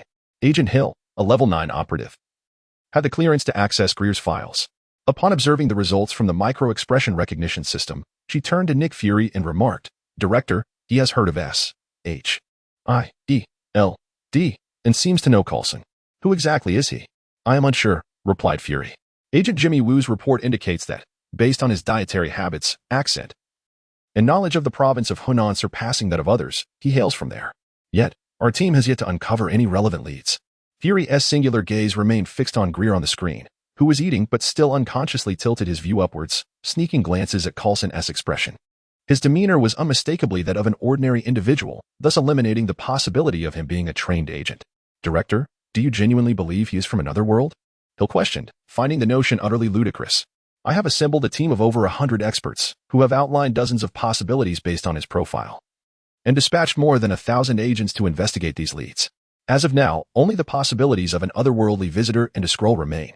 However, these are mere conjectures based on what we know. What if there are unknown factors?" Agent Hill maintained her dissenting opinion. "That is precisely why I have sent Agent Coulson to engage with him, in hopes of uncovering unexpected insights." On the screen, Coulson, maintaining his standard smile, addressed Greer, "Since your sudden appearance in this world, we have been monitoring you. After 2 weeks of observation, we have concluded that you harbor no ill intentions towards this world. Although your actions during this time may not align with the law, they have indeed benefited the innocent. Hence, I have come alone to hear your perspective." Having delivered his opening remarks, Coulson shifted from his previously gentle tone to a more assertive stance. Though his demeanor remained calm, he inquired pointedly, "First and foremost, my question is, who are you? Where do you come from, and why have you come to Earth?"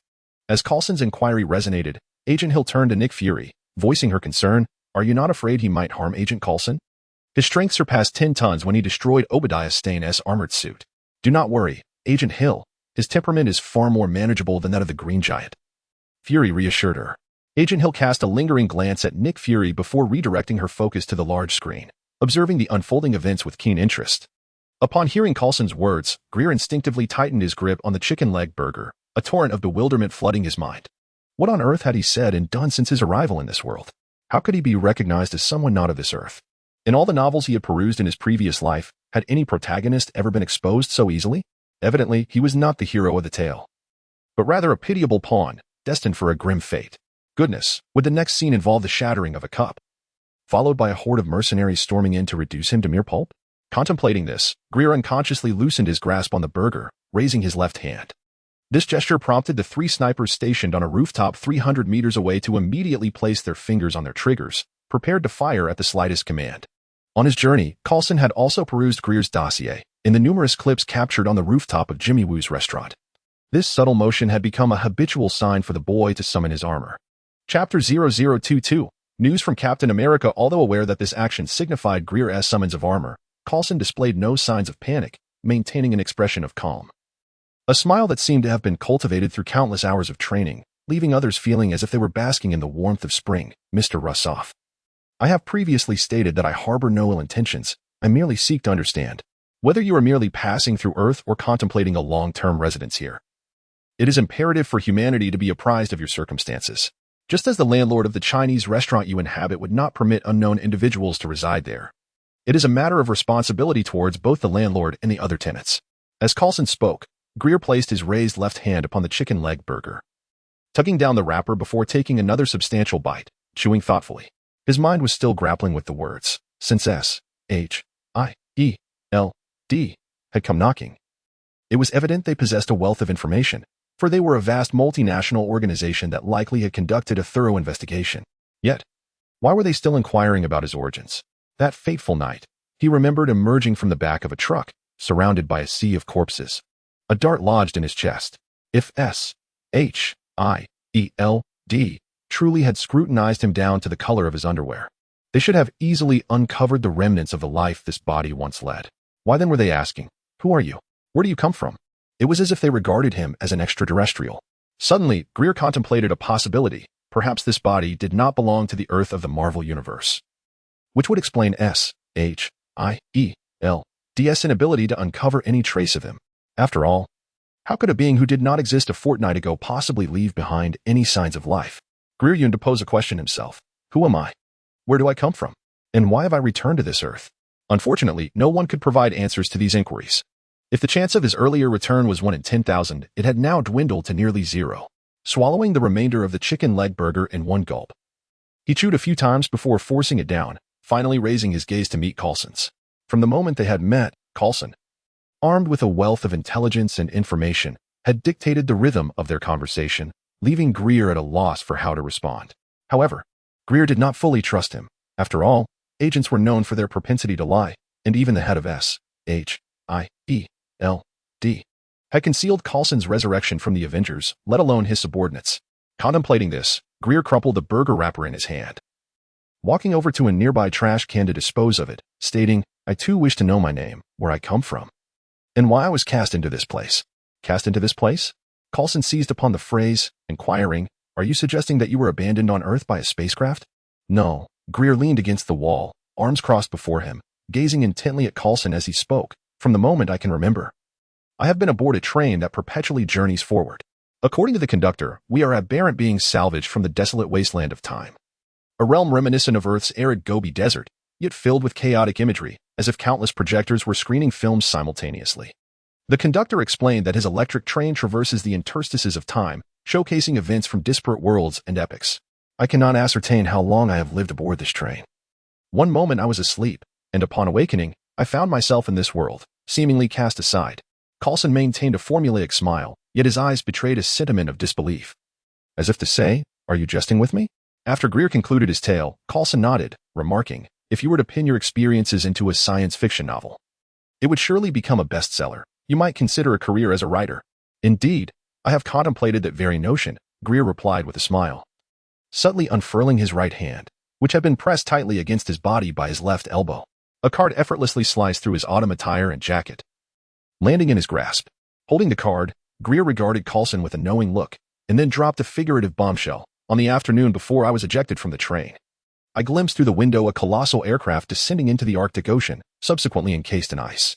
It drifted along the ocean currents for an extensive period, harboring an individual clad in a star-spangled uniform, presumably the man you refer to as Captain America. Although ensnared in ice, he appeared to be alive." Carlson, who had hitherto exhibited calm composure, finally betrayed a shift in demeanor. His smile diminished significantly, and his tone became less cordial, as if something of great import had been violated. "And then? Did you see where he drifted?" "Before the train cast that scene behind us, I observed that the aircraft had begun to surface as the iceberg melted, revealing a corner of it. I cannot specify its exact location, but the surroundings were a vast expanse of unbroken ice. You all managed to investigate my situation with such precision. I trust your capabilities rival those of the FBI or CIA. Perhaps you should venture to the Arctic."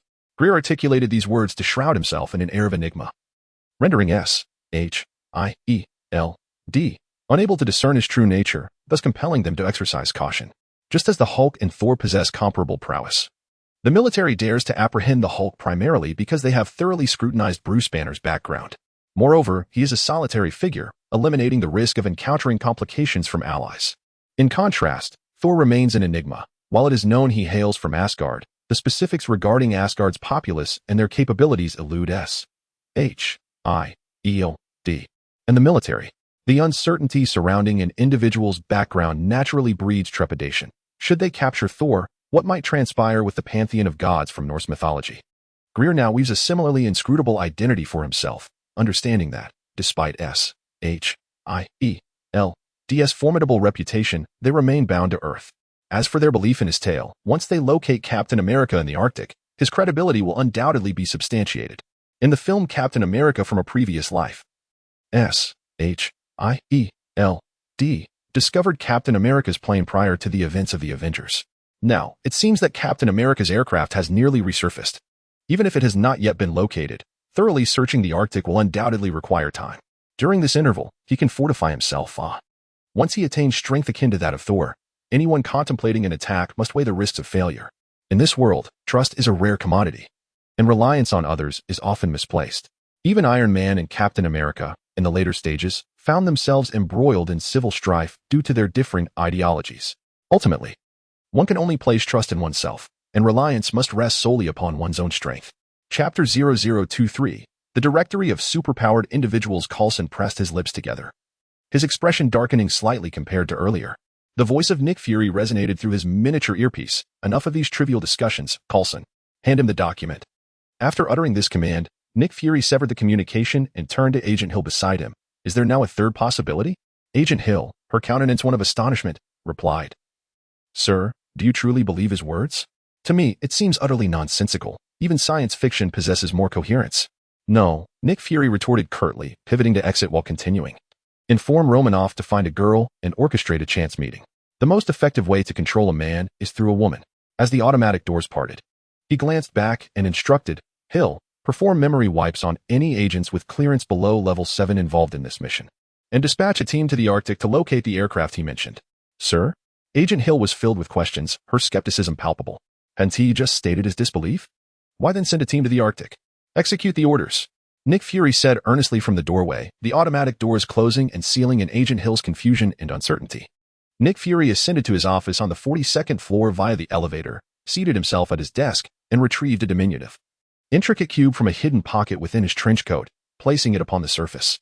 His hands moved swiftly across the desk, sifting through a mountain of documents until he unearthed a folder dated from the last century. Upon opening it, he found a multitude of branches containing hundreds of documents. Foremost among them a file labeled Avengers, replete with videos, images, and text totaling several gigabytes. The majority of these documents were categorized under 4 names, though only their initials were visible. The remaining letters and other files had been obscured by a specialized encryption program, rendering their contents entirely illegible. Nick Fury accessed the document beginning with the letter K, revealing a heavily redacted file. He peeled away the black coating, allowing his injured eye to align with the iris verification slot, causing the black layer to vanish instantly, unveiling a blurry photograph beneath. The image depicted an armored figure wielding a longsword, adorned with wing-like attachments extending from shoulders to back. Their eyes resembling 2 peach have sliced down the middle.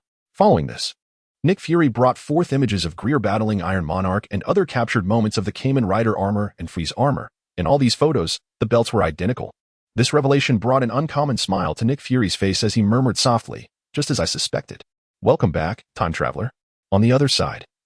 Upon receiving Nick Fury's command, the initially irate Coulson swiftly composed himself, donning a standardized smile as he spoke. Our primary duty at the Strategic Homeland Intervention, Enforcement, and Logistics Division is to shield the populace from news they are unprepared to confront, allowing them to live in peace. Your actions in the basement a week ago have been effectively suppressed. No one will pursue the bulletproof assailant. Furthermore, regarding the skirmish outside Stark Industries, a statement will be issued tomorrow attributing it to a robot malfunction. I believe it would be prudent for you to refrain from appearing in that striking red armor until this incident has settled, as such formidable armor will undoubtedly attract considerable attention. Greer remained silent, having already played his trump card with Captain America. Any further escalation would risk deploying the nuclear option of Hydra. However, Greer felt utterly reluctant to do so, knowing that former director Alexander Pierce was affiliated with Hydra, rendering Greer's credibility nearly non-existent. It was akin to a stranger brandishing a knife, intruding upon your workplace to reveal that your superior was, in fact, an undercover agent from a rival company. Whom would you believe? The answer is all too clear. Coulson paid no heed to Greer's silence. He raised his right arm, extending the dossier he had been holding towards Greer, saying, S.H.I.E.L.D. has compiled your records from the past 16 years, Greer Russo. You may continue to live among humans on Earth. Regardless of your origins, I hope you will adapt to local customs and adhere to the rules of this planet. SHIELD will categorize you within the registry of enhanced individuals for monitoring purposes. Greer accepted the dossier and began to skim through it without lifting his gaze. He then inquired succinctly, "So, how do you intend to monitor me? Will you station someone to surveil me around the clock, or implant a locator or cameras? You are not suited for such measures. Although your actions have frequently skirted legality, they have indeed benefited the innocent. The number of villains in this world is minuscule. The reason they thrive is that the good have not united to oppose them." Coulson replied, extracting a business card from his pocket and offering it to Greer. "Should you require anything in the future, do not hesitate to call this number. The hour is late, so I shall not impose further. Farewell." Greer accepted the card with his left hand, succinctly responding, "I will." In the presence of such an elite operative, brevity was best. Coulson nodded at Greer, turned, and walked towards a car parked some 10 meters away, opening the door and driving off, swiftly vanishing from Greer's sight. It was only several minutes after Coulson's departure that Greer straightened his posture and resumed his journey toward Uncle Jimmy's diner, withdrawing his right hand from where it had been pressed against his left elbow and waist.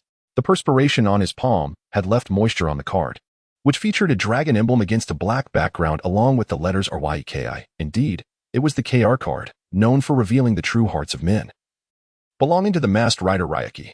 Before the arrival of Coulson, he contemplated exchanging for the Fee's weapon, the dynamic Pegasus contract card, the accelerated AR card, and even the explosive Form FR card, all to enhance Freeze's strength in anticipation of potential troubles.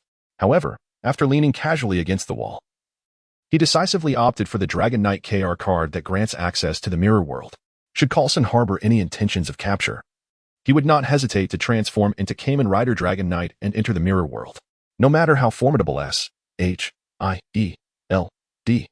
may be or how intricately they weave their nets, they can only exert their might in the tangible realm. Once he steps into the rejecting material mirror world, even the likes of SHIELD could only watch helplessly, rendering it his exclusive sanctuary. Moreover, he possesses the ability to traverse between the mirror world and the real world through mirrors and reflective surfaces, akin to opening numerous portals, and can ensnare his enemies into the mirror world without lifting a finger, allowing them to be vanquished by the very realm itself. Chapter 0024. I am Iron Man had it not been for SHIELD seeking him out. Greer would never have exchanged for the basic power of the Dragon Knight card, which could merely lift half a ton, and at an exorbitant cost, over 100 points more than the combined price of the Fee's card and Night Kick. Aside from granting access to the mirror world, it was practically useless compared to other knights. Moreover, the ability to unleash its full potential only within the mirror world, alongside the necessity of acquiring the full coverage ride shooter motorcycle, valued at 650 points, meant that without it, he would be reduced to merely running on foot in the mirror world. Despite its apparent lack of value and the frustration it caused, Greer gritted his teeth and made the exchange. Points could always be earned back, but a life lost could not be reclaimed. Although he was uncertain why he possessed the ability for rapid wound healing, the thought of a broken limb not healing was daunting. With a cunning plan, he knew that once he transformed into Kamen Rider Dragon Knight, he could enter the mirror world with any reflective object. In that realm, he was unafraid. Even if the real world faced nuclear devastation. Gazing at the dwindling points, Greer let out a heavy sigh. He had hoped to purchase Freeze's motor Pegasus, but that dream was now dashed, forcing him to return on foot.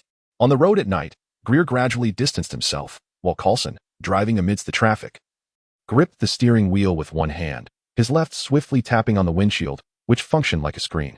A small display measuring 10 centimeters appeared in the upper left corner, revealing the upper half of Nick Fury. "Coulson, is there something you need?"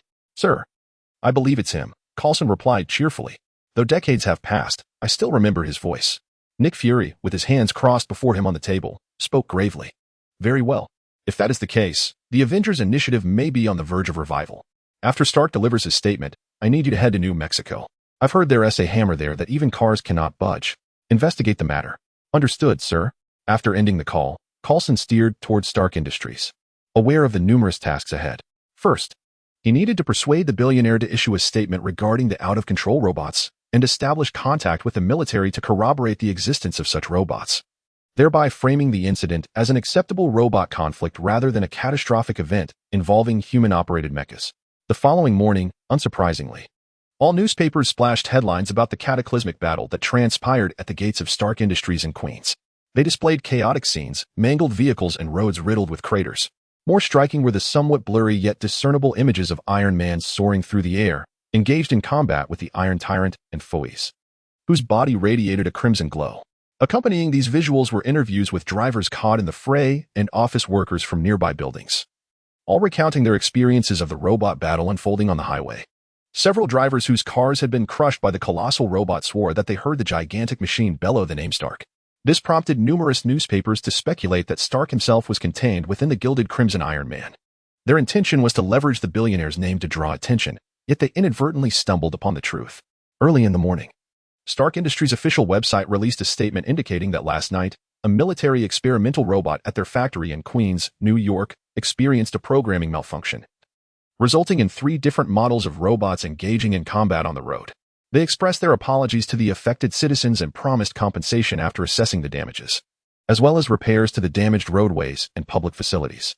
The military also dispatched representatives to attend the press conference held by Stark Industries to clarify the events of last night. Colonel James Rhodes, clad in a new uniform, stood confidently at the podium, addressing hundreds of media outlets. War remains an everlasting topic. Despite significant technological advancements, urban warfare still necessitates the involvement of ground troops. To mitigate soldier casualties, the military and Stark Industries have secretly collaborated to develop ground combat robots as substitutes for soldiers. The 3 types of robots that appeared last night are still in the experimental phase, clearly indicating that there is a long journey ahead before they are ready for actual combat. Meanwhile, in the adjacent lounge of the press conference hall, S.H.I.E.L.D.,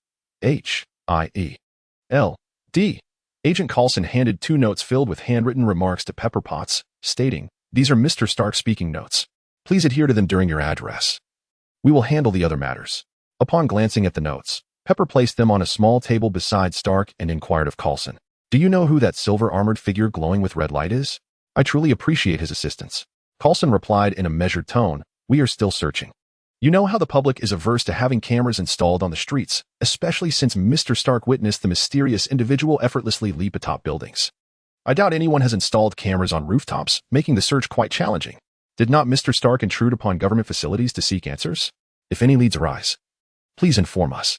Stark picked up the speaking notes without looking up and remarked, "Are these notes not overly formal?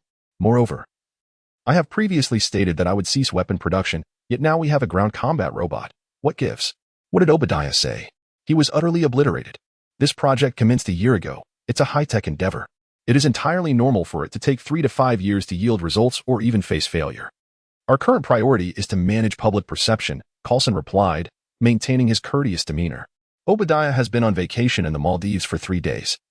News of a small plane crash should surface the day after tomorrow. Stark raised an eyebrow, non-committal, having refrained from engaging in any discussion with Coulson. With Pepper's assistance, he donned his suit and proceeded to the press conference hall, arriving just as Colonel Rhodes concluded his address. Stark stood upon the stage, gazing down at the throng of reporters, and with a semblance of uncertainty, he uttered a few words from his notes. Suddenly, he lifted his gaze, his eyes fixed ahead, and carelessly tossed the speech onto the table. This prompted a sense of foreboding in Coulson, who watched from the shadows. "I am Iron Man." Stark's declaration was akin to dousing a pot of boiling oil with water, igniting a fervor in the press conference hall. Journalists sprang to their feet, vociferously directing their inquiries at Stark. The cacophony of voices from hundreds of individuals melded into a tumult that seemed poised to lift the ceiling off the hall, while Stark, standing on the stage, smirked, reveling in the moment of adulation.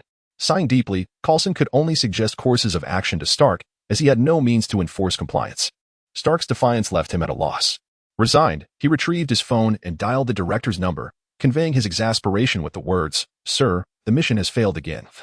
Tony Stark has publicly acknowledged that he is Iron Man Chapter 0025, the people's hero. Iron Man, I am Iron Man." This iconic declaration from Tony Stark, accompanied by his resplendent crimson and gold Mark III armor, swiftly traversed the vast expanse of the world, echoing from coast to coast and even crossing oceans. It informed the globe that the billionaire playboy, often dubbed the modern-day Da Vinci, was indeed Iron Man, the amalgamation of billionaire status, super genius intellect, and cutting-edge technological armor propelled Tony Stark into a whirlwind of global fascination, making him an instant trending topic across nations. Every video platform showcased Stark's proclamation, garnering billions of views in mere moments. For an entire week, Tony Stark and Iron Man dominated the front pages of major newspapers and became the focal point of discussions on prominent talk shows. The fervor surrounding them did not wane with the passage of time. Rather, it intensified, evolving into a topic of widespread public discourse. Journalists flocked to Stark Industries headquarters in Manhattan. The Stark Tower, eager to interview Stark, while numerous onlookers lingered in hopes of catching a glimpse of Iron Man.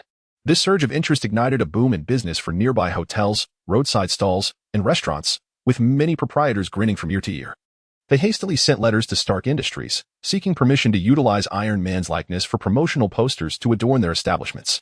The rental properties and hotels surrounding Stark Tower quickly transformed their rooms facing the tower into prime vantage points for witnessing Iron Man, charging threefold the usual rates. These accommodations became an instant hit, causing property values in the vicinity to inflate by a notable 10%. Toy manufacturers and animation studios eagerly reached out, aspiring to develop Iron Man-themed toys, cartoons, and animations.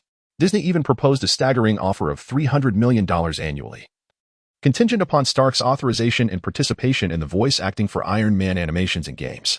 Amidst this fervent celebration, individuals with various ulterior motives and interests joined the revelry, solidifying Iron Man's status as a universally acclaimed hero. Although many remained curious about the identity of another figure radiating red light, their inquiries were swiftly overshadowed by the momentum of competing interests. Greer lounged languidly on his bed, engrossed in his phone with the television softly playing in the background, savoring a moment of leisure. Despite his bravado in front of Coulson, the thought of potential snipers made him uneasy. The uncertainty of whether his reflexes could outpace a bullet haunted him. He remained holed up in his room for days, not only due to a lack of alternative destinations but also out of sheer laziness, and perhaps to alleviate the concerns of S.H.I.E.L.D. Having been in this world for a month, Greer had scarcely rested. His days were filled with training alongside the likes of Old Man and the Black Widow or engaging in crime-fighting missions. He decided to take a brief respite, awaiting further leads from Old Man to continue accumulating points. On the television, a talk show was airing, where just a month or two prior, the host had mockingly suggested that Stark Industries would be better off selling rather than not producing weapons. He even wielded a baseball bat to shatter a cup, providing tangible evidence of Stark Industries' impending downfall. Now, he continued his derision of Tony Stark, brazenly proclaiming the dissolution of the company's weapons division, which precipitated a significant drop in stock prices. Meanwhile, he clandestinely acquired shares and orchestrated a spectacle of robotic warfare, subsequently unveiling his battle matches, which caused the stock price to soar dramatically. The host showcased the fluctuations in Stark Industries stock price over the past few months, following Stark's announcement of the weapons division's closure. The stock plummeted, and despite Obadiah's efforts, there was little improvement. However, upon Stark's revelation that he was Iron Man, the stock price surged, exceeding its value prior to the division's dissolution. This led to the conclusion that it was a nefarious scheme by unscrupulous capitalists to exploit the masses, leaving Greer in deep contemplation. The host's imaginative prowess could rival that of a novelist, fabricating a narrative of conspiracy within the capital markets, while also envying the ease with which wealth could be amassed in finance. Had he purchased shares when Stark Industries stock hit rock bottom, selling now would have multiplied his fortune 3- or 4-fold. Alas, despite this knowledge, he found himself unable to partake. His expenditures stemmed from the modest earnings of those selling merchandise, all in mismatched old bills. Attempting to deposit a substantial sum in the bank would attract scrutiny from the tax authorities. The parental identities assigned to him by S.H.I.E.L.D. were as ordinary as could be, rendering it difficult to explain how a minor could possess such wealth, potentially leading to charges of unexplained wealth, unless he sought assistance from S.H.I.E.L.D., which was precisely what Greer wished to avoid prior to gaining significant power. The murky waters of S.H.I.E.L.D. were treacherous. Even the current director had nearly met his demise at the hands of the Winter Soldier. Moreover, who would assist him without ulterior motives? Those who willingly offer help invariably have greater ambitions, reminiscent of upperclassmen eager to carry luggage for freshmen, all with a hidden agenda. Thus, until he achieved a certain level of strength, it was prudent to maintain distance from S.H.I.E.L.D. The notion of traversing into their ranks and undermining them, especially after their collapse, was a feat only achievable by someone graced with a protagonist's aura of SSS rank. As for Greer, with his mere E-ranked luck, it was best to stay as far away as possible. Just then, a knock echoed at the door, prompting Greer to leap from his bed and open it. Uncle Jimmy stood at the threshold, holding a steaming platter of dumplings, kindly exclaiming, "Freshly made beef dumplings. Give them a try." "Thank you," Greer replied, accepting the plate and taking a seat at the table. Uncle Jimmy's culinary skills were truly commendable. Initially, Greer relished the novelty of authentic American fare steaks, burgers, and the like, But after a few days, he found himself unable to endure it any longer, including the local Chinese cuisine that failed to satisfy his palate. Consequently, he opted to dine at Uncle Jimmy's restaurant, avoiding the peculiar flavors of Chinese food that had been altered to suit local tastes. Although Uncle Jimmy offers Chinese cuisine that caters to local tastes, he himself indulges in authentic Chinese dishes, replete with an array of spices such as Sichuan pepper, sesame oil, doubanjiang, and dark soy sauce. While these ingredients may be inexpensive back home, they are exorbitantly priced here, with a single package of spices costing over $100. Standing at the entrance, Uncle Jimmy swiftly surveyed Greer's room before inquiring, "Greer, you've been here for a month now. Have you decided what you want to do? If you're truly considering settling down here, I know of a means to obtain a green card for just $50,000. Before Uncle Jimmy could finish, Greer quickly interjected, "I have already resolved my immigration status. I've been working on it for some time, and I now possess the official documents." "That's good to hear." Uncle Jimmy nodded, retrieving a folded sheet of paper from his pocket. He unfolded it and placed it on the table beside Greer, stating, "In 50 days. The SSAT will take place in November. This is the National Secondary School Entrance Examination, and with a strong performance, one could secure a full scholarship. Attending a prestigious high school leads to a reputable university, paving the way for a career as a lawyer or doctor, professions that command respect and dignity. On this street, which family is not scrimping and saving to ensure their children receive an education? This is the path to success, allowing them to transcend these few streets, unlike us, who lack knowledge and status, facing constant mistreatment, even from the police who seldom take our reports seriously." Chapter 26. Captured old man Greer momentarily halted his right hand, which held the chopsticks, before deftly picking up a dumpling and placing it into his mouth, chewing slowly. Over the past month, he had undoubtedly sensed the pervasive discrimination surrounding him. Although only a small faction of the population cast him with peculiar glances, it was enough to render him quite uncomfortable. On 8th Avenue, populated predominantly by Asians, the atmosphere was bearable. However, venturing beyond its bounds subjected him to derogatory terms such as chink and Chinaman, accompanied by disdainful gestures. Yet, what could he do upon hearing or witnessing such affronts? Greer possessed extraordinary strength. He could easily subdue 1, 10, or even 100 individuals. But would that change anything? Would they cease their internal disdain and prejudice?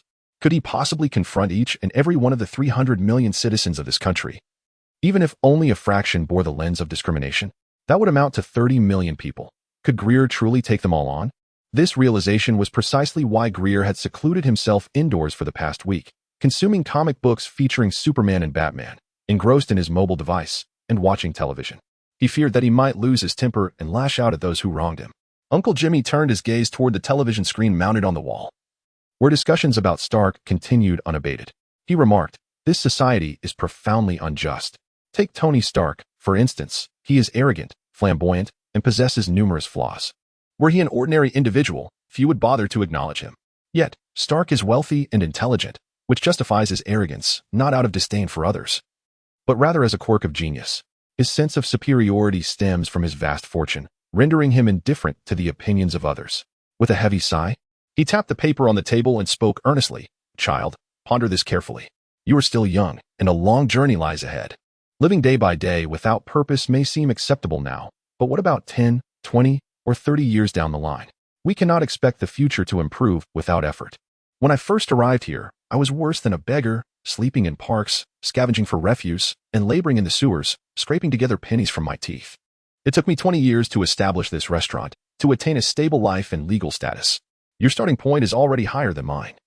You must strive for a future filled with dignity and respect. If each generation surpasses the last, one day we shall be the ones to look down upon others, rather than be looked down upon." "Yes, I understand," Greer replied absently, nodding mechanically as he shoveled dumplings into his mouth. The once delectable beef dumplings now tasted bland and uninviting. Uncle Jimmy chose not to say anything further, departing quietly and gently closing the door behind him. The room was left with only Greer and the incessant chatter of the television host, whose clever words felt jarring to Greer's ears. With a subtle gesture, he used the remote control to extinguish the flickering light of the television, restoring the room to a serene silence. He picked up a sheet of paper from the side, where handwritten notes detailed the addresses of reputable high schools for spring admissions, the requisite admission scores, scholarship application criteria and amounts, the minimum scores for past scholarship recipients, the schedule for the SSAT examination, the subjects for review, and a catalog of recommended books. Although Greer had never heard of the SSAT before, it all became strikingly clear to him. how to take the exam, what to study, and which scores to report to which institutions. It was evident that Uncle Jimmy had invested considerable time and thought into this endeavor, and such well-meaning gestures only served to exacerbate Greer's agitation. This was not a tale set in a bustling metropolis, but rather a world on the brink of apocalypse. According to the original narrative, the Chitauri would invade New York in just over a year, and within 8 years, Thanos would snap his fingers. Greer ought to devote all his energy to enhancing his own strength. Yet, reality did not present itself with an 8 years later subtitle. Skipping over the mundane interludes of life as novels and films often do, leading directly to confrontations with Thanos. Regardless of whether the moments were exhilarating or tedious, sorrowful or joyful, time would persistently flow, day by day, at its own languid pace. What a predicament! Greer felt an immense frustration within. He would rather engage in fierce combat with adversaries than confront such vexing matters. However, unless he chose to seclude himself indefinitely, avoiding all interactions with individuals of different ethnicities, he would inevitably encounter discrimination and disdain. Take Greer's past month as an example. Combating criminals and training consumed merely 1/3 of his time, while the remainder was spent enduring an ordinary and uneventful existence, facing the discrimination and condescension that were commonplace among the Asian community here. In the face of insurmountable challenges, temporary evasion often appeared to be the wisest choice. Greer then picked up a comic book resting to his left, flipping through its pages absent-mindedly, which narrated the epic tale of Batman versus Superman. Indeed, in this Marvel universe, the opposing DC comics thrived, with many of its heroic figures inspired by the archetype of Captain America from the World War II era. During the tumult of war, the super soldier was meticulously crafted to embody the spirit of American exceptionalism, and Captain America's series of remarkable feats in combat, coupled with his ultimate sacrifice to save humanity, solidified his status as a household hero. Even after the war's conclusion, Captain America's popularity did not wane, leading to a plethora of comics, television shows, and films dedicated to his legacy. Many creative individuals, inspired by Captain America, infused their interpretations to forge new heroes.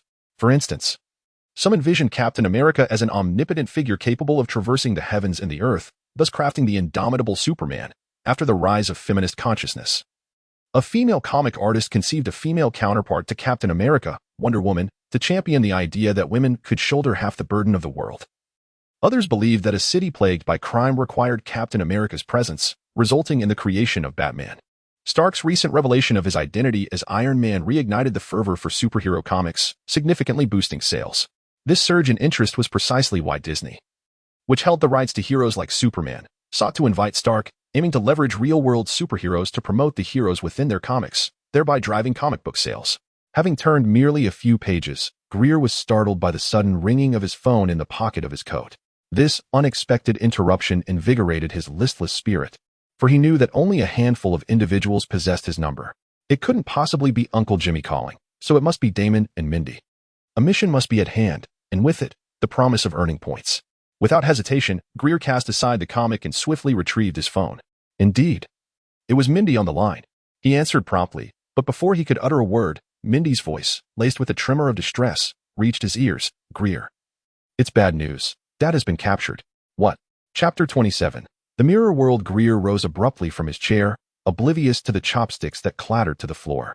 How could Big Daddy have been captured? After all, he was merely a retired police officer who had honed his skills in prison, capable of dealing with ordinary criminals and street thugs. Even in a world devoid of superpowered villains, such as that depicted in Kick-Ass, Big Daddy had met his demise. Let alone in the Marvel universe, where villains were as plentiful as dirt and heroes walked the streets, his meager strength was utterly insufficient. From Mindy's tearful and fragmented recounting, Greer pieced together the events. Big Daddy had been pursuing Carl Burbank, an associate of Parker Robbins, the only one privy to Robbins' whereabouts. The previous afternoon, a contact from Big Daddy's days as a police officer had provided a lead indicating that Carl Burbank had been sighted at a liquor store at the intersection of 49th Street and 10th Avenue in Manhattan. Hence, Big Daddy had intended to verify this information last night, simply to observe Burbank through binoculars from a distance. However, he had not returned by morning. An ominous premonition gripped Mindy, compelling her to call Big Daddy, only to be met with a disconnection. Shortly thereafter, a picture arrived on Big Daddy's phone, revealing him, clad in attire reminiscent of Batman, bloodied and suspended from a rooftop, with a pool of blood spreading beneath him. Accompanying this image was a text message: if you wish to save him, arrive at the nightclub located at 11th Avenue and 46th Street before 10 o'clock.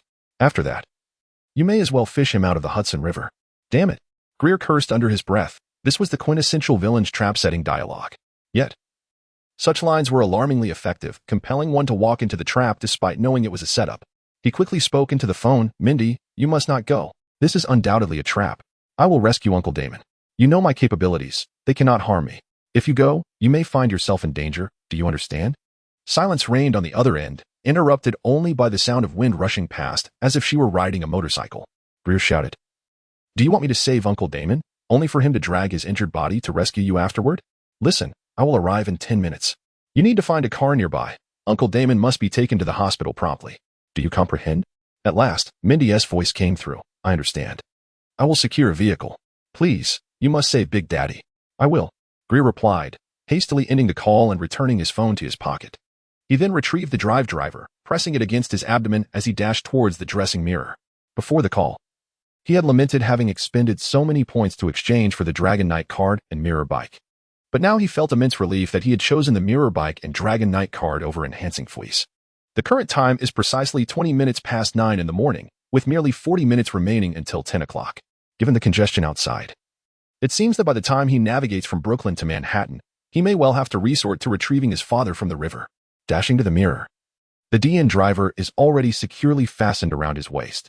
He raises his left arm, and the KR card swiftly flies into Greer's left hand. Inserted without delay into the DN driver, the central gem immediately projects a dragon head logo, Kamen Rider Ryuki. As the mechanical synthesized voice resonates in Greer's ears, he inadvertently collides with the mirror, propelling himself directly into its depths and vanishing from the room. Upon crossing through the mirror, Greer finds himself enveloped in what appears to be a skin-tight armor composed of an unidentifiable blue-green material. His feet, hands, and head are adorned with black hard armor, while silver plating covers his shoulders, chest, and knee joints. Within the silver mask, red compound eyes glimmer, and on his left wrist, he wears a silver summon device equipped with a gun barrel. Surrounding him are iridescent silver crystals that he cannot touch, while behind him lies Greer's room, as if a hole had been carved into it. Beside him stands an open full-face motorcycle, and as Greer leaps aboard, the safety belt automatically secures itself to the V-buckle on his Dragon Knight armor, and a transparent canopy descends. Let us set off. Greer twists the throttle, and the mirror motorcycle surges forward at astonishing speed through a realm filled only with countless shattered crystals. In no time, the motorcycle bursts forth into Greer's room. However, everything here is a complete antithesis of the original decor. It is evident that he has entered the mirrored world. Traveling at an astounding speed of 300 kilometers per hour, the mirror motorcycle crashes violently into the door, shattering it to pieces, and subsequently collides with the wall behind, creating a significant breach in the brick structure. Thus, it crashes through 2 walls in succession, falling directly from the 3rd floor. Greer glances back at the Uncle Jimmy's restaurant on the 3rd floor, which he has just demolished. It appears as though time has reversed. The airborne bricks swiftly retreat, reintegrating into the wall, merging seamlessly with the surrounding rubble, and in the blink of an eye, everything returns to its original state. Indeed, the mirrored world is but a reflection of reality. Even if the shadows are momentarily obscured and scattered, once the obstruction is removed, the shadows restore themselves. Greer muses silently, his gaze fixed ahead as he maneuvers the mirror motorcycle at a rapid pace along the silent highway. The surroundings mirror those of the real world, with numerous cars lining the road and bicycles and electric vehicles standing on the non-motorized lanes without supports, evoking the sensation that time in this world has paused at the moment Greer entered, maintaining the state of the external beings that crossed into it. In this desolate realm, Greer accelerates the mirror motorcycle to a staggering speed of 930 kilometers per hour on the straightaway. His enhanced senses and neural reflexes from the Dragon Knight armor more than sufficient to handle such velocity. Seated within the mirror-like vehicle, which reaches a velocity exceeding 240 meters per second, I gaze outward, where the buildings blur due to the astonishing speed. The streetlights and cars become indistinguishable, their gaps lost to perception. It is as if the structures ahead are surging towards Greer like a tidal wave, an optical illusion induced by such rapid motion. Covering nearly 70 kilometers, Greer navigated the mirror vehicle in a mere 8 minutes, a duration extended only by the sections of the route where acceleration to maximum speed was unattainable. Otherwise, the journey would have been even swifter. Chapter 28. The executioner leaping from the open mirror motorcycle, which spanned over 3 meters, it vanished from sight after Greer departed, returning to the Knight's box, awaiting Greer's beckoning once more. The surroundings were eerily silent, with only the echo of Greer's footsteps reverberating through the desolate street. Although situated on Manhattan Island, the road bore the same dilapidation as that of Brooklyn, albeit with fewer patches. Before him stood a 4-story building, each level containing 4 rooms. Its expansive floor-to-ceiling windows reflecting the scenes of the outside world. Vehicles lined both sides of the street, with few pedestrians or cars passing by, rendering the atmosphere akin to the ghostly stillness of the mirrored realm. Clad in dragon knight armor, Gregor pushed open the glass door and stepped inside.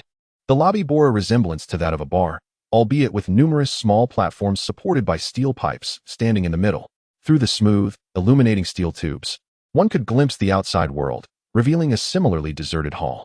Gregor did not linger in the bustling lobby. Instead, he commenced his search for the door leading to the basement within this nightclub. Many films and television shows favor the motif of imprisoning individuals in basements, and this instance was no exception. He swiftly discovered the stairs descending at the end of a corridor behind him. The descending staircase was connected to an ascending one, and at the base of the stairs, to the left, stood a rusted iron door, ajar and devoid of the stringent security Gregor had anticipated. Could this be a false address? Gregor found himself questioning whether this location was indeed the lair of Big Daddy. Nevertheless, having arrived at this point, he pulled open the iron door and ventured inside. The spacious basement remained unlit, with merely 2 10-centimeter exhaust fans rotating sporadically. A few shafts of sunlight filtering through the gaps in the blades constituted the sole source of illumination in this subterranean chamber. The night vision capabilities of his dragon knight armor allowed Gregor to discern the 200-square-meter expanse of the basement, where 8 stout concrete pillars stood. In the corners, a haphazard assortment of broken tables, chairs, crumpled newspapers, and shattered bricks cluttered the space, contributing to an overall sense of disarray.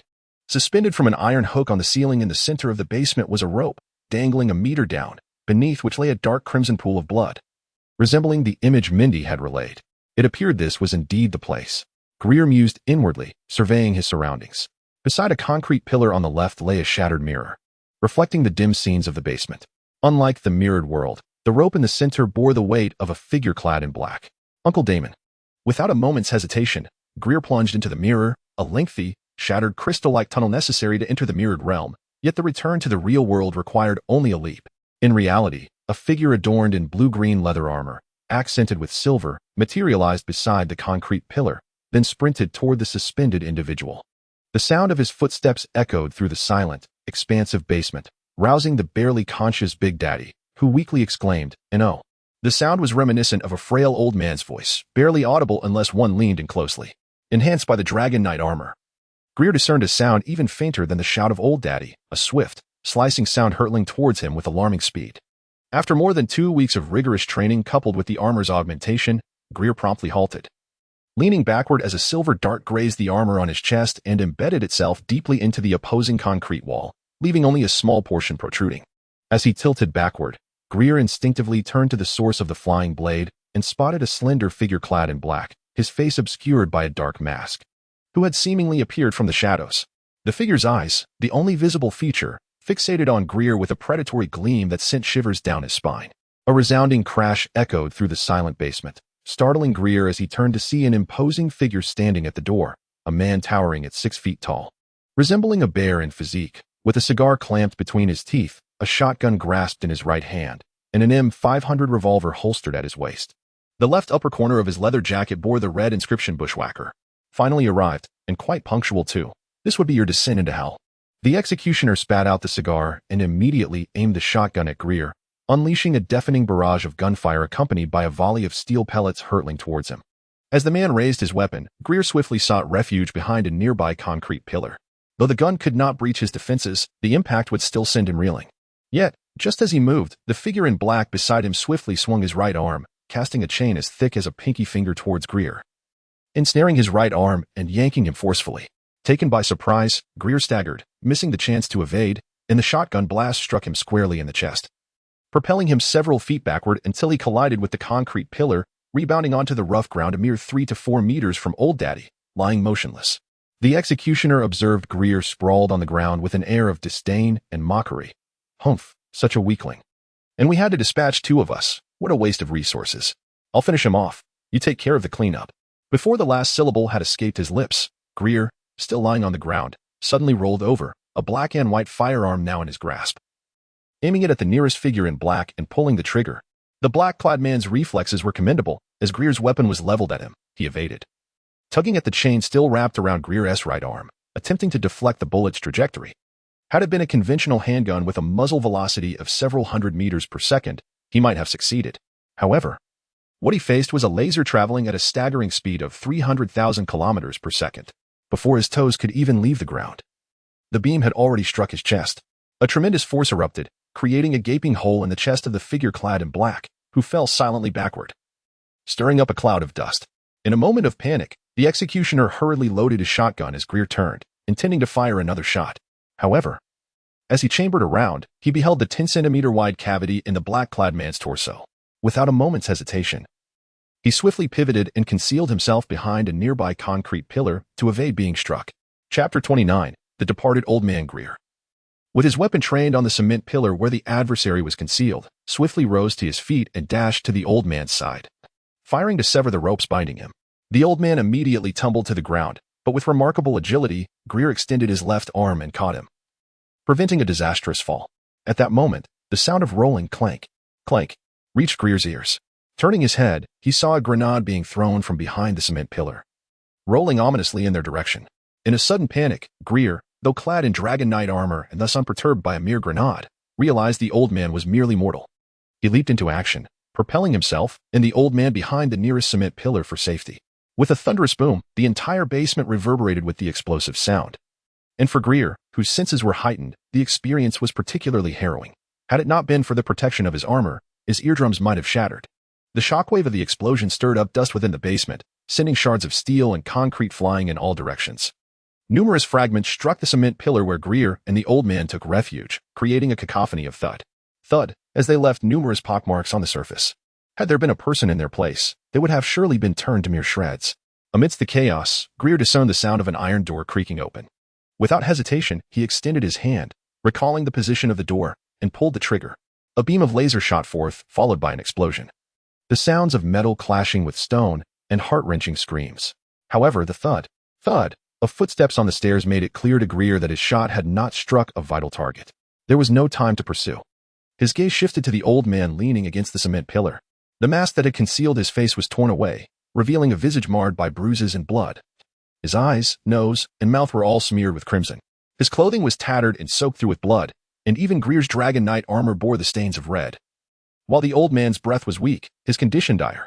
With a swift motion, Gregor raised his left arm, and the Viper phone flew into his hand, which he promptly inserted into the device at his waist. The phone displayed the Viper interface, and he immediately dialed Mindy, exclaiming into the receiver, "I have rescued the old man. Where are you? Have you found the car?" Mindy's hurried breathing was distinctly audible through the receiver. "I'm in the parking lot across the street, in a red Ford." Without delay, Gregor ended the call, hoisting the old man into his arms and sprinting towards the exit. He had smashed a watermelon-sized hole through the iron door, and a severed arm lay discarded on the ground, with a trail of blood leading up the stairs. Following the trail could undoubtedly lead to the perpetrator. But Gregor had no time to linger. Bursting from the basement, he crashed through the glass, emerging into daylight. In broad daylight, a figure clad in unusual attire, carrying another similarly dressed individual, attracted considerable attention. Several passers-by paused, astonished at the sight of Gregor. A red Ford emerged from the parking lot opposite, coming to a sudden halt beside Gregor. Inside the driver's seat sat Mindy, clad in her iconic outfit, her face etched with anxiety as she gazed at the frail figure of old Dad cradled in Gregor's arms.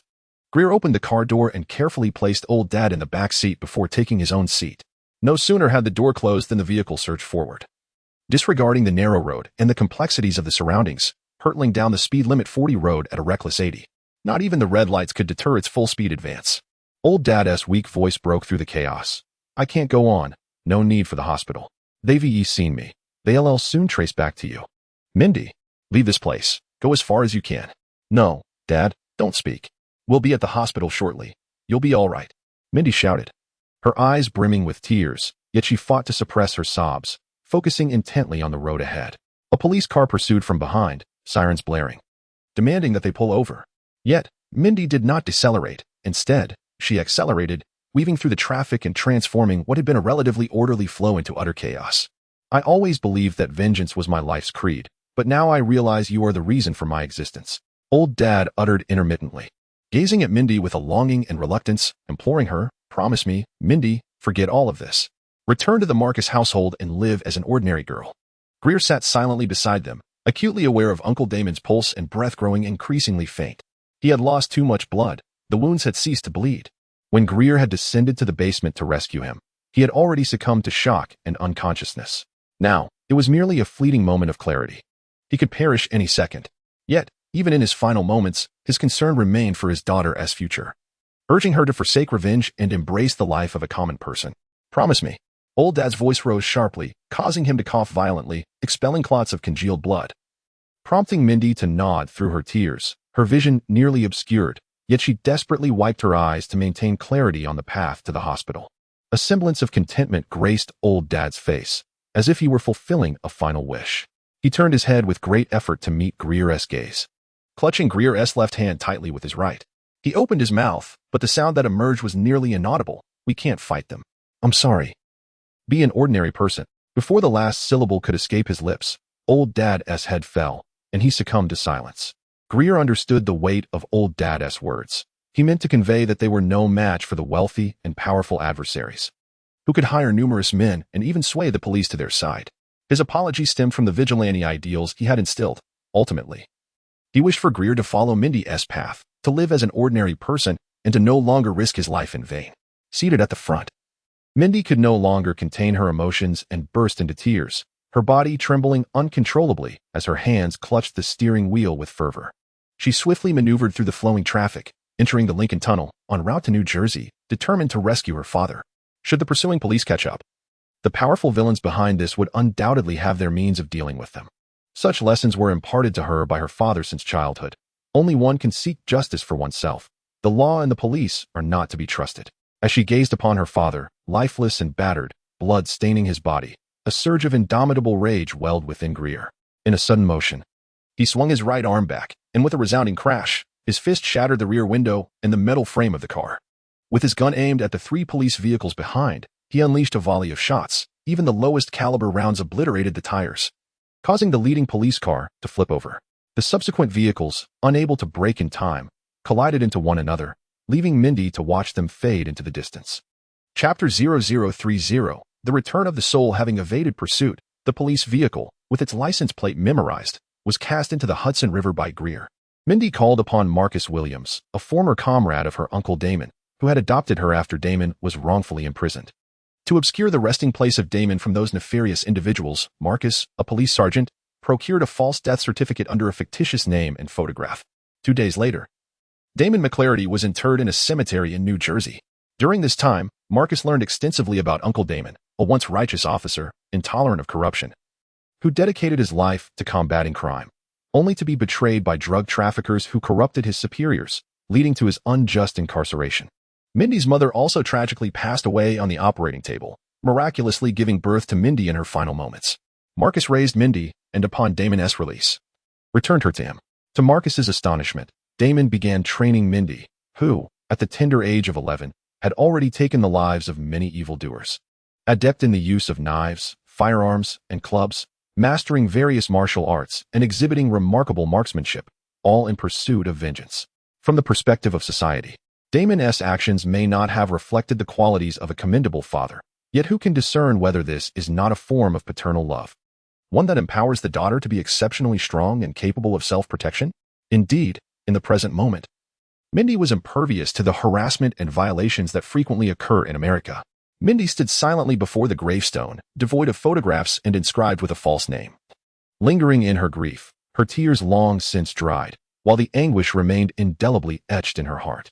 Marcus laid a bouquet of withered chrysanthemums at the foot of the gravestone and gently placed a hand on Mindy's shoulder in a gesture of comfort. The crimson sunset cast its melancholic glow upon the earth, and Marcus lifted his gaze to Greer, who stood beside him, and softly said, "Child, why not join us? I am a police officer and can ensure your safety. The world is rife with evils that cannot be altered by merely a few individuals. Heed Damon's words. Strive to be an ordinary person and live a peaceful life." Greer, fixated on Uncle Damon's grave, shook his head and replied, "They have seen Uncle Damon's face. A simple inquiry would unveil Mindy's existence, placing you in danger as well. Then let us eliminate them all," Mindy retorted, her words imbued with an intensity that belied her petite stature, inciting a furrow of concern upon Marcus's brow. To him, it seemed that Damon had tainted Mindy's spirit, leading him to regret having returned her to Damon's guardianship. "Mindy, you promised Uncle Damon that you would be an ordinary girl, that you would not involve yourself further, Greer cautioned. Recalling the moment he witnessed Damon take his last breath in his arms, a wave of regret and helplessness nearly overwhelming him. He could not allow Mindy to suffer a similar fate. In these past 2 days, he had contemplated much, reflecting on his own missteps. Although he had vowed to remain inconspicuous since arriving in this world, an innate pride had always lingered within him, a desire to stand apart from the masses. As he is a time traveler, possessing knowledge of the unfolding narrative akin to that of a deity, he wields the transformative power of a Kamen Rider transformation device. Even the formidable Iron Man pales in comparison to him. Deep down, he perceives himself as the protagonist, relishing in the privileges bestowed by the protagonist's halo, allowing even bronze-tier allies to ride his coattails to glory. However, reality delivered a resounding slap to his face, fixated on the original plot of Kick-Ass. He sought to avoid collaboration with Big Daddy and that troublesome Kick-Ass, oblivious to the fact that this is the Marvel Universe, where one cannot simply impose the original storyline. Had he contemplated further, perhaps he could have prevented Big Daddy's untimely demise. Sighing deeply, Greer retrieved his Cobra phone from his pocket. After a moment of hesitation, he refrained from dialing the number given by Coulson and instead opted to spend 80 points to redeem encrypted communication and hacking capabilities. He searched for the contact number of 10880 Malibu Street, California. The only entities capable of altering Mindy and Marcus's information, rendering them untraceable by the Mafia, were S, H, I, E, L, D, or Tony Stark. Greer was reluctant to involve S, H, I, E, L, D, so he decided to reach out to the somewhat familiar Tony Stark. In a coastal villa on the West Coast, Tony Stark was in his basement, modifying his Iron Man suit. After publicly acknowledging his Iron Man identity at a press conference, he had relocated from his New York villa to his Los Angeles residence. Indifferent to the throngs of reporters and admirers gathered outside Stark Tower, clamoring for an interview or a glimpse of Iron Man, suddenly, the voice of his intelligent assistant, J. A. R. V. I. S., broke the silence. Sir, there is an encrypted signal attempting to connect. I have intercepted it. Is it S. H. I. E. L. D. Again? Stark furrowed his brow and tossed aside the screwdriver in his hand. The last time, the director of S. H. I. E. L. D. had stood in his villa's foyer, yet J. A. R. V. I. S. had not issued an alert for intruders, as if the presence of the other party was invisible. Thus, Stark's first thought was indeed about S. H. I. E. L. D. connected. As soon as Stark's command was issued, the call was established. Greer took a deep breath and spoke. Is this Tony Stark? Who are you? Tony Stark, wiping his hands with a towel, instructed J. A. R. V. I. S. to locate the caller. A passing Kamen Rider. As Greer's words escaped his lips, Stark recalled the enigmatic figure who had effortlessly dispatched Obadiah and the Ironmonger, leaving no trace behind. He had yet to seek out this individual, yet here they were, calling him directly. Are you calling about compensation for your motorcycle? You should contact the legal department. They will handle it. However, you did indeed assist me. So how much do you want? As Stark's words rang out, Greer contemplated ending the call, infuriated by the implications of being dismissed with mere monetary compensation, especially when he had intended to propose a sum that would last a lifetime. He took a deep breath, adjusted his mindset, and endeavored to speak in a calm and measured tone. Since you admit I assisted you, could you do me a favor in return? Subsequently, Greer recounted the circumstances surrounding Mindy and Marcus, expressing a desire for assistance in altering their identities or, alternatively, fabricating a genuine false identity to render them impervious to the nefarious forces pursuing them. A trivial matter, yet why do you presume I would lend my aid? Tony Stark gazed intently at a luminous point on the screen, as Jarvis had pinpointed Greer's location, a cemetery in New Jersey. I possess something quite intriguing, which will undoubtedly exceed your expectations. Tony Stark reminisced about the moment Greer transitioned from the Emperor Rider armor to Foey's, raising an eyebrow. In 15 minutes, someone will arrive to escort you to the airport. I shall await your arrival in Los Angeles, and I hope your possession is as captivating as you claim. Upon disconnecting the call, Marcus regarded Greer with astonishment. Do you mean the Tony Stark, the billionaire, Iron Man? Indeed. Greer's response predictably elicited Marcus's incredulous gaze, akin to the look a teacher might give when you request leave, citing a discussion with Alima regarding Ali's future development. 15 minutes later, a luxurious sedan halted beside the roadway adjacent to the cemetery. A driver emerged from the front seat and addressed the trio standing outside the cemetery. Mr. Stark has sent me to escort you. The vehicle resumed its journey along the road, vanishing into the encroaching twilight. Darkness enveloped the earth, and the cemetery lay in utter silence. Even the wind ceased its stirring, and the crickets had vanished. A newly erected gravestone emitted a faint glow through its cracks, casting an extraordinary brilliance in the midst of the night. Chapter 31. Meeting Stark. The luxurious Gulfstream G650 soared through the skies, its interior adorned with opulence that befit Stark's private jet, and indeed, it was not the only one. Greer found himself aloft for the first time, yet he lacked the inclination to admire the breathtaking nocturnal panorama.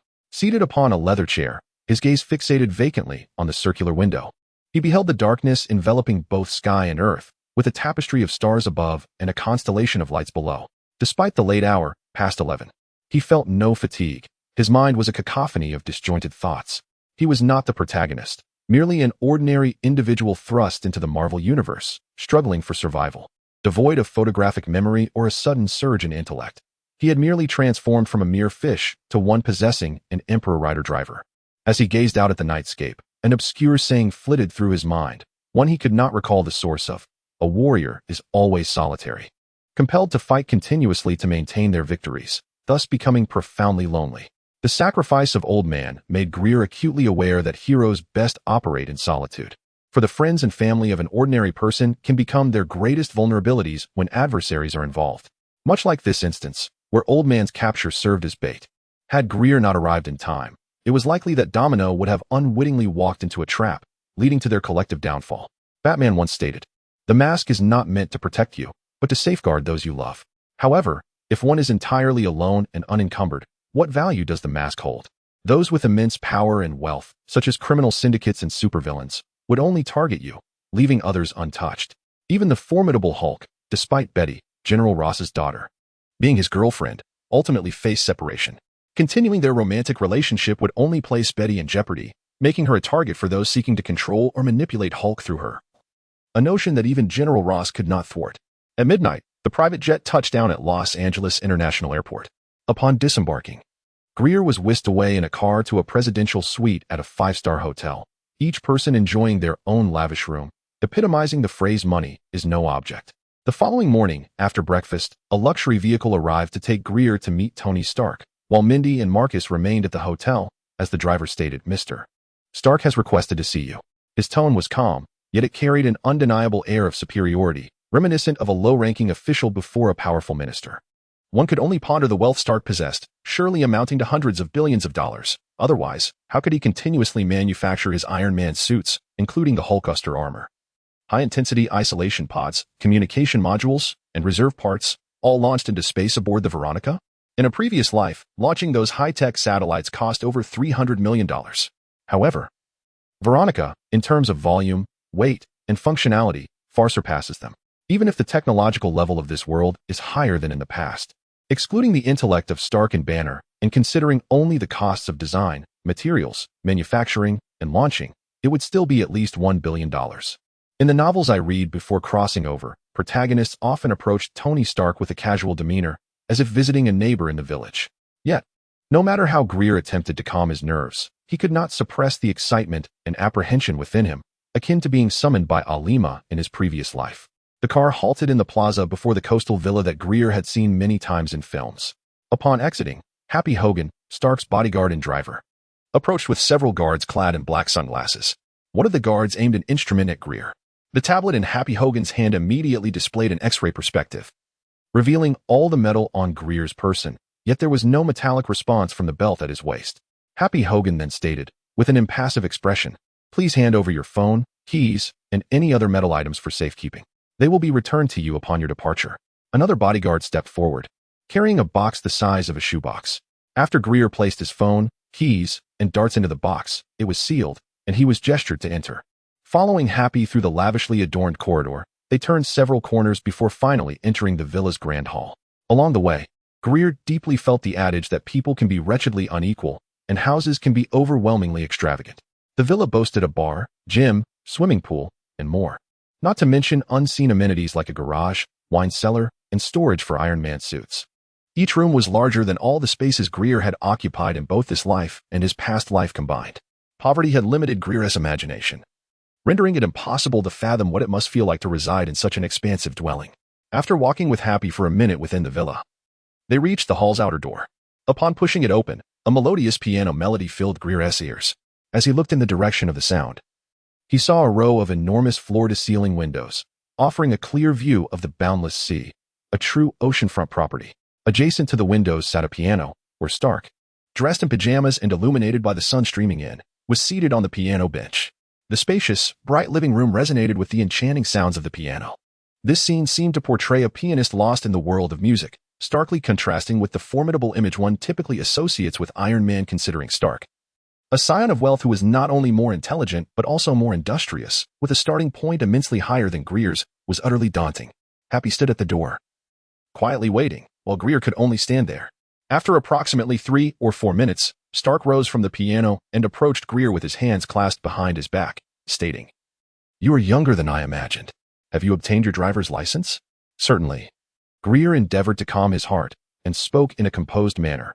"Let us discuss matters of significance. Assist me in ensuring their safety in Los Angeles, and I shall provide you with a CD beast, which I believe will pique your interest."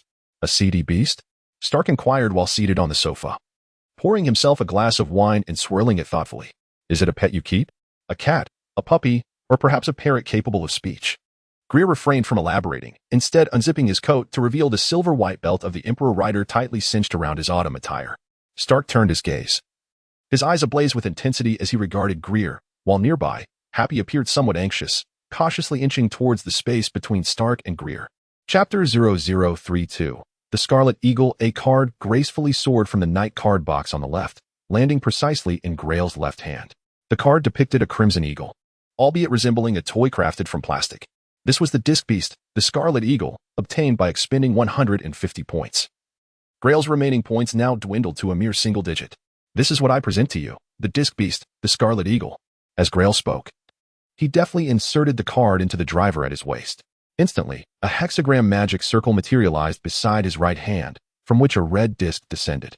"Wow, what an impressive close-up magic trick. Are you about to?" Stark's words trailed off, as the red disc in Grail's hand swiftly transformed into a three-dimensional eagle, accompanied by a sharp whoosh as it soared forth at a speed exceeding 60 meters per second.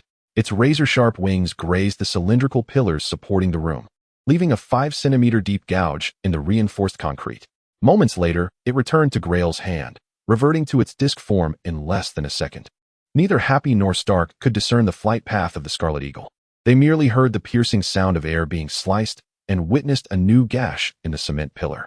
This revelation left Happy feeling quite anxious.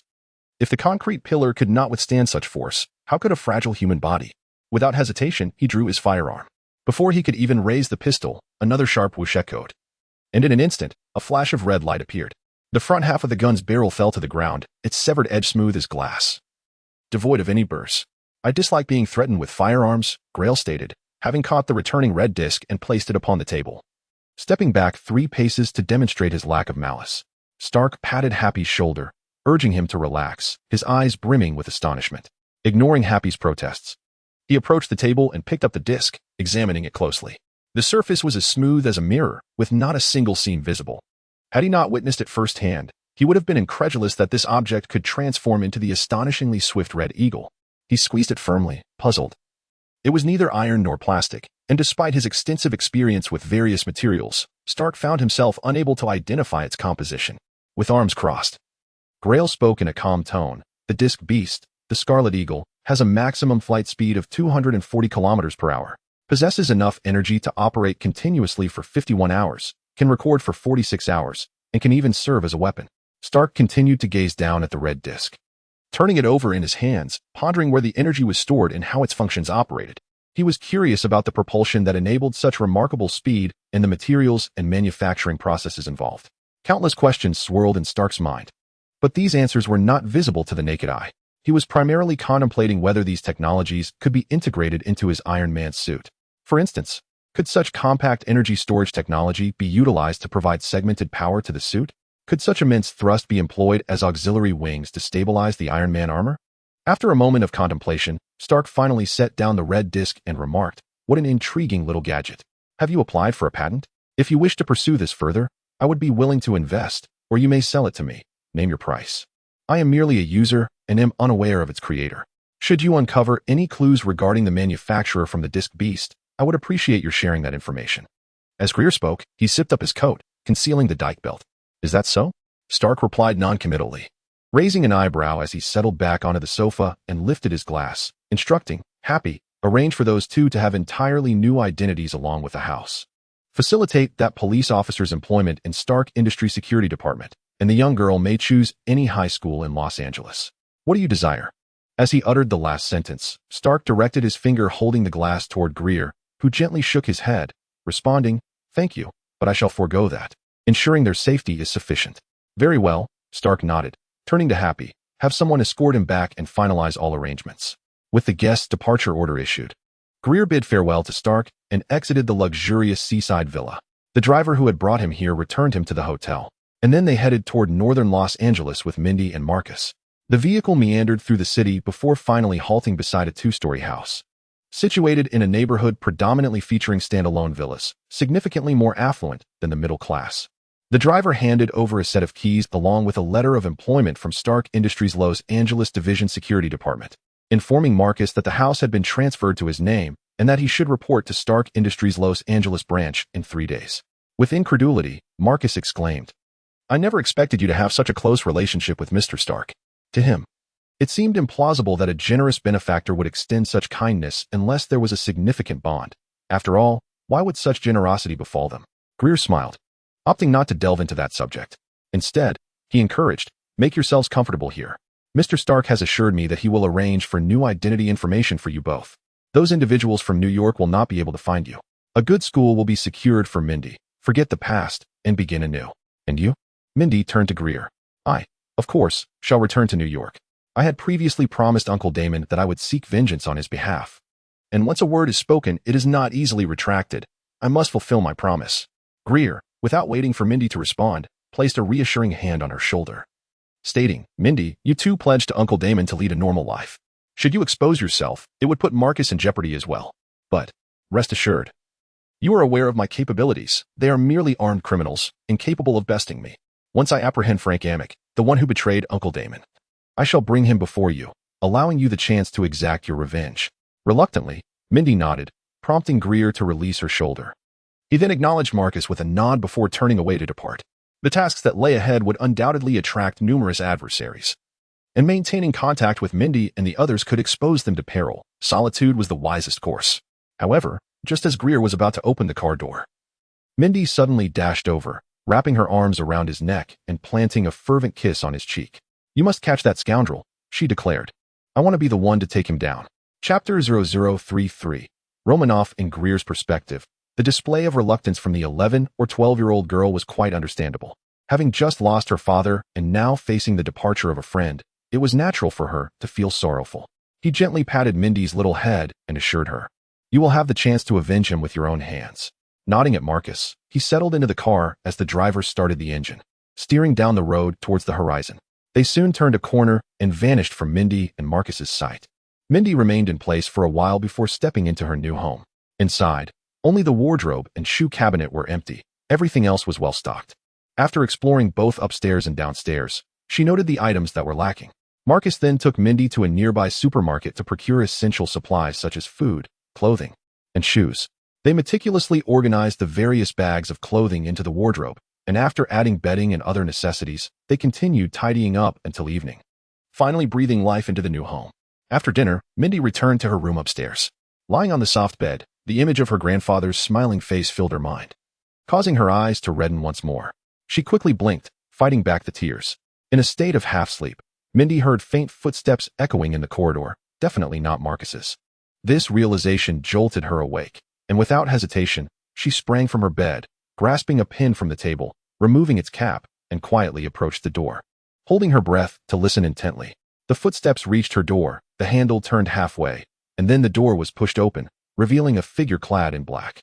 The moment the intruder stepped inside, Mindy sprang from her hiding place, thrusting the pointed end of the pin towards the carotid artery of the intruder's neck.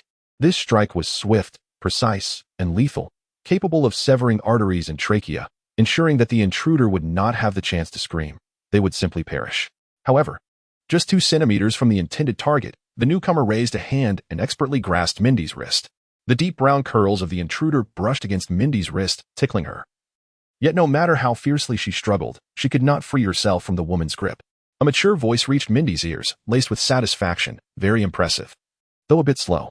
Next time, remember to incorporate feints. It will make it much harder for your opponent to evade or defend. Mindy remained silent, her other hand launching towards the gaps between the intruder's ribs. Yet, her arm barely advanced halfway before it was seized again, and with a forceful motion, she was flung back onto her soft bed. Instead of pursuing, the intruder merely stood at the doorway, addressing Mindy. You possess great talent, but your training methods are flawed. Do you wish to grow stronger? Aware of her own limitations against this formidable presence, Mindy, though uncertain of the intruder's intentions, felt a stirring in her heart at the prospect of becoming stronger. However, she remained cautious and inquired, "Who are you? How strong can you make me? Why do you wish to help?" "The only information I can share with you is my surname, Romanov. Once my training is complete, defeating your little boyfriend will pose no challenge, for while he possesses great strength, his technique is severely lacking. Consider this seriously, should you come to a decision. Proceed to the school, for I shall be waiting there." Upon finishing his words, he tossed a business card that spiraled gracefully to land before Mindy, then turned on his heel and departed without hesitation. Mindy was taken aback. Was his sole purpose in visiting merely to convey this message? Yet, when she rushed out after him, she found no trace of him. The corridor was eerily silent, every door and window firmly shut, leaving her perplexed as to how he had vanished. On the road in front of Mindy's house, a black car quietly departed, merging into the night. At the wheel, a woman of striking figure clad in a black leather jacket drove with one hand while the other held a phone to her ear. Engaged in conversation, the evaluation is complete. She is an exceptionally gifted girl. It would be a shame to subject her to conventional training at the academy. After all, I shall remain at the Los Angeles headquarters for 2 to 3 months before heading to the New York branch. During this time, I will personally train her. Understood, Commander. It will not interfere with the mission. The vehicle gradually receded, eventually disappearing into the enclave bearing the Stark Industries insignia. Later that afternoon, Greer departed from Mindy's new residence, driving from the residential area to a logistics park where he parked beside a shipping container. After disembarking, the driver input a code, causing the container door to swing open and a sliding track to extend, gently bringing forth a black heavy-duty motorcycle secured within. The metal windscreen was painted red, and 2 auxiliary fuel tanks flanked the seat. The trunk also crafted from metal and fitted with a combination lock.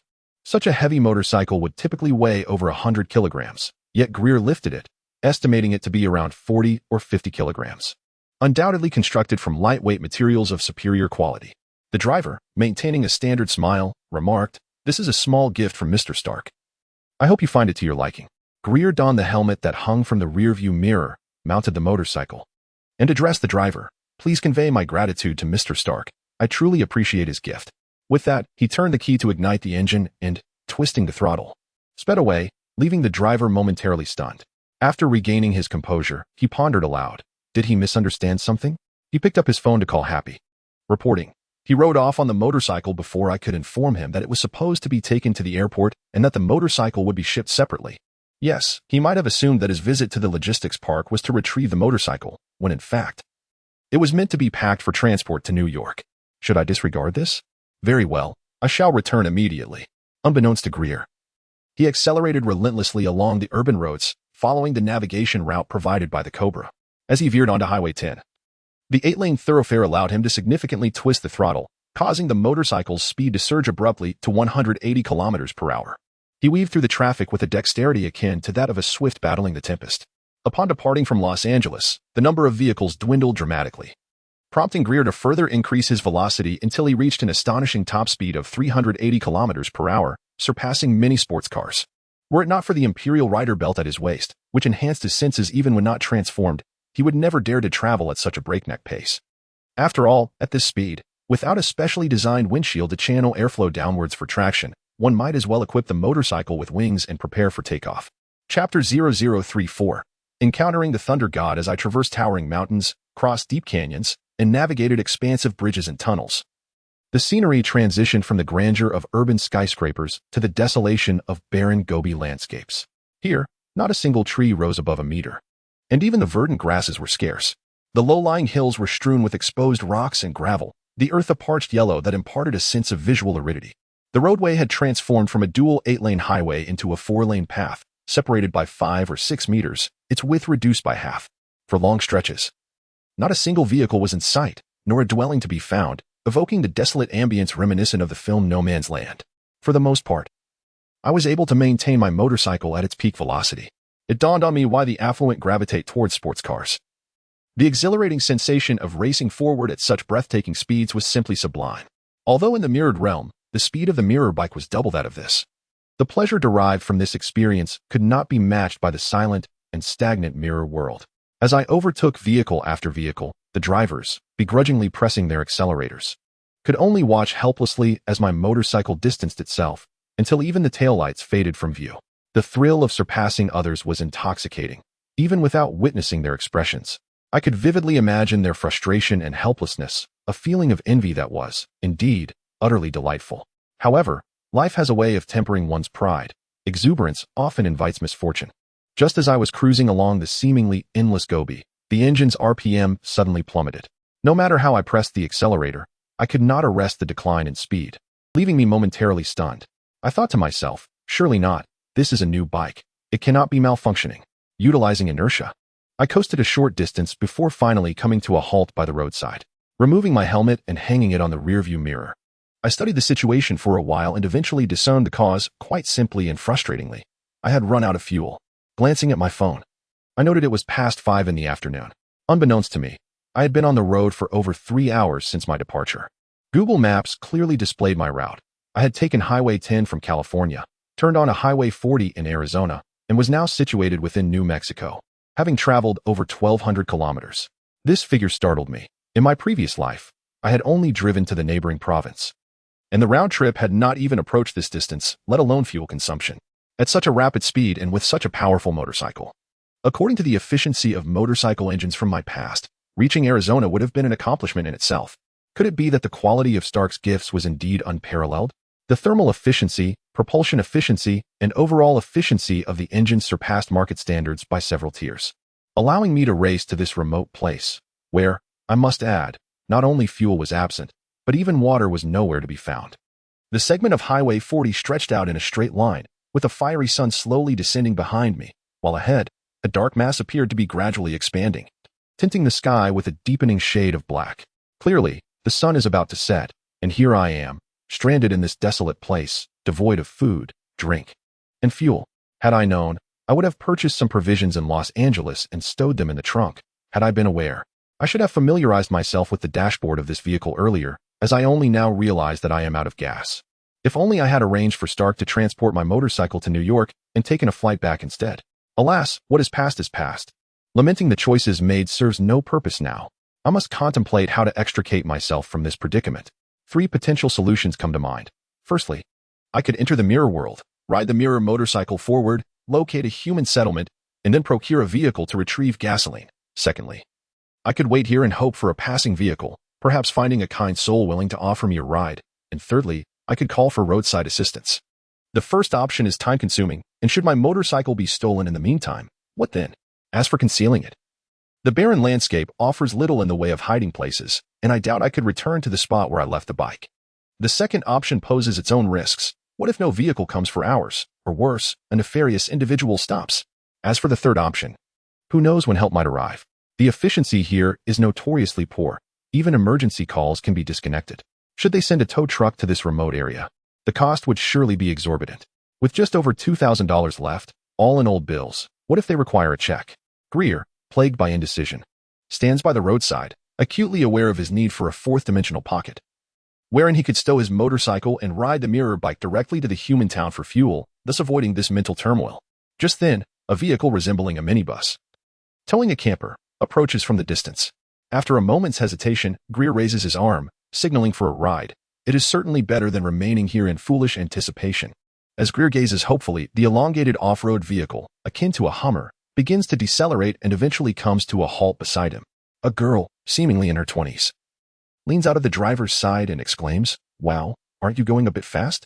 Why did you stop? You're so young to be driving like that. Have you got your license?" Gregor, momentarily taken aback, quickly realizes that this vehicle too belongs to the batch of cars whose taillights he had failed to see. Responding to her inquiry, he shrugs and replies, "Of course I have a license. Otherwise, how could I drive so fast? My motorcycle is out of gas. Could you take me and my bike to the nearby town? I can pay you." The girl burst into laughter, saying, "So caught up in the thrill of speed that you forgot to check your fuel, you're still just a kid. All right, Daisy, enough laughing. Interjects an older woman seated in the passenger seat. Donald, help this young man secure his bike to the roof. It's getting dark, and we must reach the town quickly. No need to trouble yourselves. I can manage on my own, Greer insists. Greer, with a swift motion, lifted the motorcycle and, rising onto his toes, placed it atop the vehicle's roof. Then, with a graceful leap, he effortlessly ascended, securing the motorcycle horizontally with the net and ropes affixed to the roof. Observing this spectacle, a girl named Daisy, seated in the driver's seat, expressed her astonishment, exclaiming, "Wow, such strength and agility. He must be quite the athlete. If he were a bit older, I'd undoubtedly pursue him." "Stop joking around," her companion retorted. "I'm being serious." Amidst the playful banter of the two girls, Greer leapt down from the roof, opened the car door, and took a seat in the back. Addressing the occupants within, he began to say, "Thank you." Yet, before he could complete the final sound, he froze. The man seated beside him, with shoulder-length golden hair, bore an uncanny resemblance to someone he recognized. If he was not mistaken, it must be Thor. Chapter 35. Odin's concerned the vehicle had already set off, yet Greer was tempted to leap from it. This was certainly not a carriage bound for the human settlement. There was a possibility that they could be intercepted by the Destroyer or Loki along the way, leading to a dramatic confrontation filled with love and hate, while the onlookers would be reduced to mere ashes.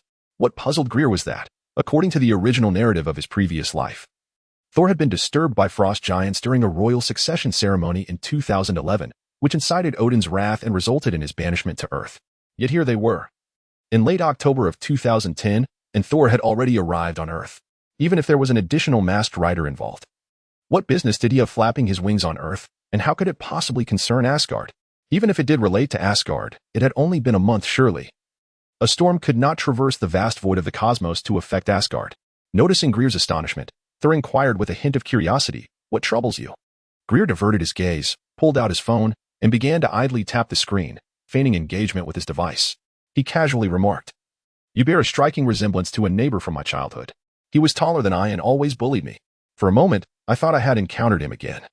Thor, somewhat wistfully, replied, "I am quite the opposite. My brother is significantly smaller than I, yet it is he who constantly torments me." Daisy, who was driving, interjected, "If it weren't for our equipment and materials being taken from us, we would have no place to store your motorcycle.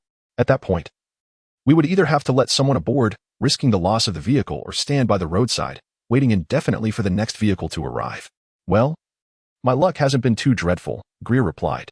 A cough from the girl in the passenger seat prompted Daisy to realize something. She refrained from discussing equipment and materials further and shifted the conversation to other matters. Greer responded intermittently while his mind raced, recalling that in the film, after Jane's equipment and materials were confiscated by SHIELD agents, Thor infiltrated the camp where Mjolnir was located, only for the Destroyer to attack the following day. Thor vanquished the Destroyer and returned to Asgard, concluding his 3-day exile on Earth. Throughout the entire narrative, the action transpired in the town and around the crater where Mjolnir lay, devoid of any leisurely scenes of traveling down the highway with an RV. Realizing this, Greer searched on his phone for Unmovable Hammer, New Mexico, but found no useful information. It seemed SHIELD had suppressed these details. After a moment of hesitation, Greer casually remarked, "By the way, have you heard? A hammer fell from the sky nearby and cannot be moved even by a car. Why can't I find that video? I could have sworn I saved it." As soon as Greer uttered these words, a flicker of melancholy crossed Thor's eyes, and his demeanor visibly sank. Daisy, puzzled, asked, "Did you drive all this way just to see that?" "Indeed," Greer affirmed. Daisy clicked her tongue, reflecting wistfully, "Oh, how I longed to return to high school, when there was ample time to play freely. Unlike now, with endless papers to write and experiments to conduct. I scarcely have time for romance." Jian Weiwei sighed softly and spoke, "That area has been cordoned off. It is said to be debris from a crashed satellite, and no one is allowed to approach." Greer, visibly disappointed, replied, "Oh, I see. I thought it might be something more intriguing." Daisy, with a dismissive glance, remarked, "It matters not what it is. If they claim it's satellite debris, then it must be just that." "Daisy," Jian elongated her tone, prompting Daisy to roll her eyes and shift the topic, focusing intently on driving. Greer, opting for silence, continued to fiddle with his phone, unwilling to become entangled in the power struggles of Asgard. The ancient contest for a throne had claimed countless lives. How much more perilous was it to vie for the throne that ruled over the 9 realms? He merely wished to return to New York and seek vengeance for his father, leaving the grand ambitions of conquest to those with such aspirations. Each person was lost in their own thoughts, and a heavy silence enveloped the vehicle, broken only by the hum of the engine as it sped along the dusky road. Meanwhile, in the distant realm of Asgard, Heimdall, the guardian of the celestial palace, stood resolutely with his sword upon the rainbow bridge, his gaze penetrating the vastness of space. Locking onto the swiftly moving car, Odin, riding his eight-legged steed, quietly approached the Bifrost, dismounting to cast his eyes upon the expansive cosmos, murmuring, "Thor, how fares he?" Heimdall promptly reported, after failing to lift Mjolnir, he departed with several friends he made on Earth. Odin expressed a hopeful sentiment. "I wish for him to learn humility in the realm of humanity, to understand that a king cannot rely solely on brute force to govern the 9 realms. A balance of might and benevolence is essential for stability. Humanity excels in this regard, knowing when to fight and when to negotiate." Despite his hopeful words, there was a hint of waning vigor in his voice. Heimdall, with a note of concern, cautioned, "My liege, should our enemies learn of Thor's loss of power on Earth, they will undoubtedly seize this opportunity." "I am aware, but time is of the essence," Odin replied, his brow furrowed with worry, his tone softening. "I had intended to grant Thor more time to mature, to pass the throne to him before I succumb to slumber, but is it due to the events of last time?" Heimdall speculated. A little over a month prior, Odin had come here in a state of great anxiety, compelling Heimdall to expend considerable divine energy to thoroughly investigate the 9 realms and subsequently journey to a desolate place devoid of life, returning with the intention of bequeathing the throne to Thor. Odin nodded, his single eye fixated on the vastness ahead, softly stating, "My father once led the armies of Asgard to vanquish the Dark Elves, defeating them and reclaiming the ether particles, which granted Asgard half of the Infinity Stones. However, one day, upon his return, my father destroyed the gloves, placed the Time Stone in Midgard, left the Tesseract in the vault, and sealed the ether in the Lost Realm. Accompanied by a solemn warning, never place 2 Infinity Stones in one location." Heimdall immediately surmised that something must have gone awry with the ether in the Lost Realm, which could explain Odin's urgency in passing the throne to Thor. Odin, gripping Gungnir tightly, took a deep breath and, with a sense of resignation, uttered, "Since the conclusion of that war, the Dark Elves have been relentlessly seeking the ether. Now that it has vanished, they may strike again at any moment. My strength is entirely devoted to suppressing the realm of hell, and should the Dark Elves return, we shall have to rely on Thor. Thus, he must mature swiftly." Chapter 0036. Loki in action. Heimdall declared solemnly, "I understand, Father of the Gods. I shall keep a vigilant watch over Thor." Odin nodded. A hint of weariness etched upon his aged visage. He turned and leapt onto his 8-legged steed, glancing back at Heimdall as he spoke. "Be mindful of the Frost Giant's movements. Thor's inheritance ceremony was interrupted by them, and he has caused quite a commotion in Jotunheim, slaying many Frost Giants. Laufey will not let this matter rest." "I will, Father of the Gods," Heimdall responded. Odin whispered, "I hope it is not too late." Before tugging the reins and urging his steed to gallop across the transparent bridge towards the palace, swiftly vanishing from sight, Heimdall stood motionless, like a statue, gazing into the unchanging expanse of the starry sky.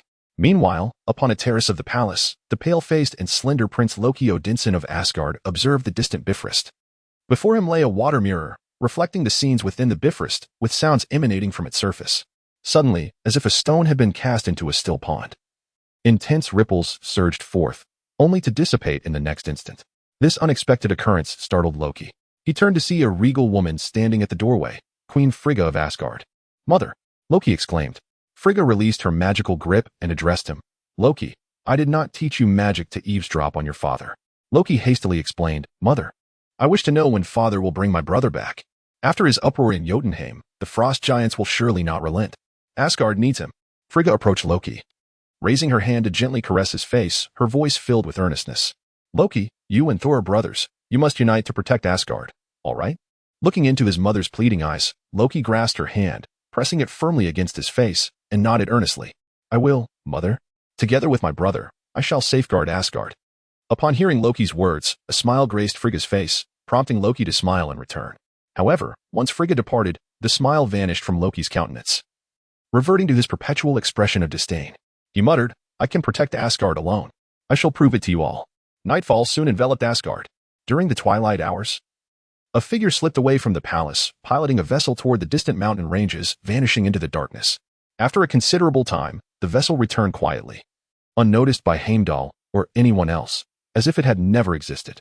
In the frost-bitten realm of Jotunheim, perpetually shrouded in ice and snow, where relentless glaciers and icebergs abound, the frost giant King Laufey encountered the intelligence dealer with whom he had previously collaborated. The last time, He had acquired crucial information from this source, which had enabled several ice giants to surreptitiously breach the defenses of Asgard and reach Odin's treasury, albeit ultimately reduced to rubble by the destroyer guarding it. Nevertheless, they had managed to infiltrate. This time, the enigmatic informant revealed that Thor, the god of thunder, had incurred Odin's wrath and been stripped of his powers, banished to Midgard. This news filled Laufey with elation. If Thor were to be found in the heavily fortified Asgard, he would have no choice but to endure the slight. However, if the thunder god truly languished in the weakened Midgard, bereft of his powers, it would be a veritable windfall. After offering a substantial amount of the rare cold iron unique to Jotunheim, Laufey obtained Thor's approximate location and the means to evade Heimdall's watchful gaze while reaching Midgard. Once the cloaked figure departed, a sardonic smile crept across Laufey's face as he muttered to himself, "Odin, your Asgard is not as impregnable as you believe. There are those who wish for your son's demise." His eyes burned with hatred, his countenance twisted in rage, and the surface frost on his clenched fists crackled ominously. He bellowed into the vast, icy palace, "Send a small team to Midgard at once to ascertain whether Thor has indeed been stripped of his powers. Additionally, let us test whether this traitor from Asgard has provided us with information that can truly elude Heimdall's sight.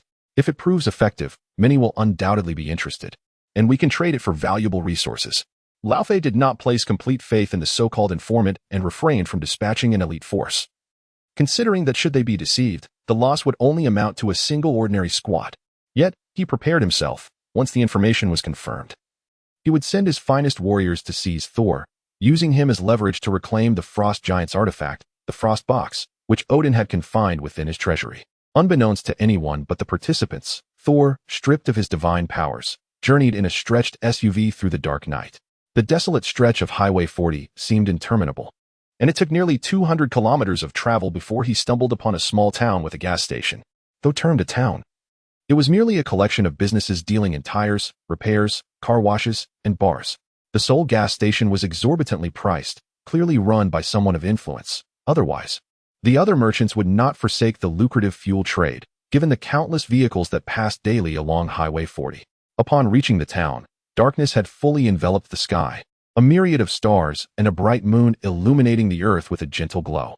Outside the vehicle, all was shrouded in inky blackness, with no light to be found save for the beams of the headlights. The camper van was parked on an open piece of land, while the off-road vehicle, carrying a motorcycle, arrived at the gas station on the northern side of the town, where both vehicles were filled with fuel. Greer paid for the gas, considering it a token of gratitude for their journey to this place.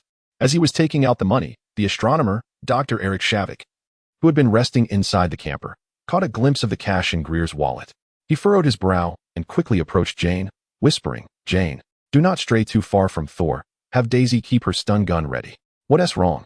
Jane inquired, somewhat puzzled, sensing that something was amiss in this town. Eric glanced at Greer, who was selecting snacks, and lowered his voice further, saying, "The bills this child possesses are all old $100 notes, which are difficult to trace. Not a single one is new." Jane turned her head to scrutinize Greer, who was stepping out with 2 bags of food, handing one to Daisy.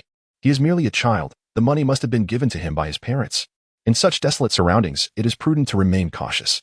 Eric's warning was interrupted when Thor suddenly turned around, casting a fierce gaze towards the dark expanse beyond the town, his eyes resembling a predator in search of its prey. Chapter 0037. Night Raid on the town. Thor's muscles tensed as he slowly turned his neck, surveying his surroundings. This demeanor prompted Jane, unable to ignore the chattering Ariel, to quickly approach Thor from behind and ask with concern, "Thor, what's wrong?" Thor scanned the darkened terrain, his gaze unwavering as he replied, "I don't know. But I sense something drawing near, something familiar." Following Thor's gaze, Jane looked ahead, where the gas station's lights barely pierced the night, illuminating only 7 or 8 meters before succumbing to an enveloping darkness. Coupled with Thor's words, an unsettling chill crept over Jane, sending shivers down her spine, and instinctively, she took a step back, exclaiming, "Stop it, that's too frightening." Eric lifted his flashlight, directing it towards the area Thor was observing. The limited beam revealed only stones, withered grass, and frost. Frost? Eric paused, quickly shifting the light back. Indeed, there lay a patch of frost, strikingly visible on the desolate ground. Upon seeing the frost illuminated by Eric's flashlight, Thor dashed towards it with a speed surpassing that of Bolt, leaving Jane momentarily stunned before she hurried after him. "Wait, Jane.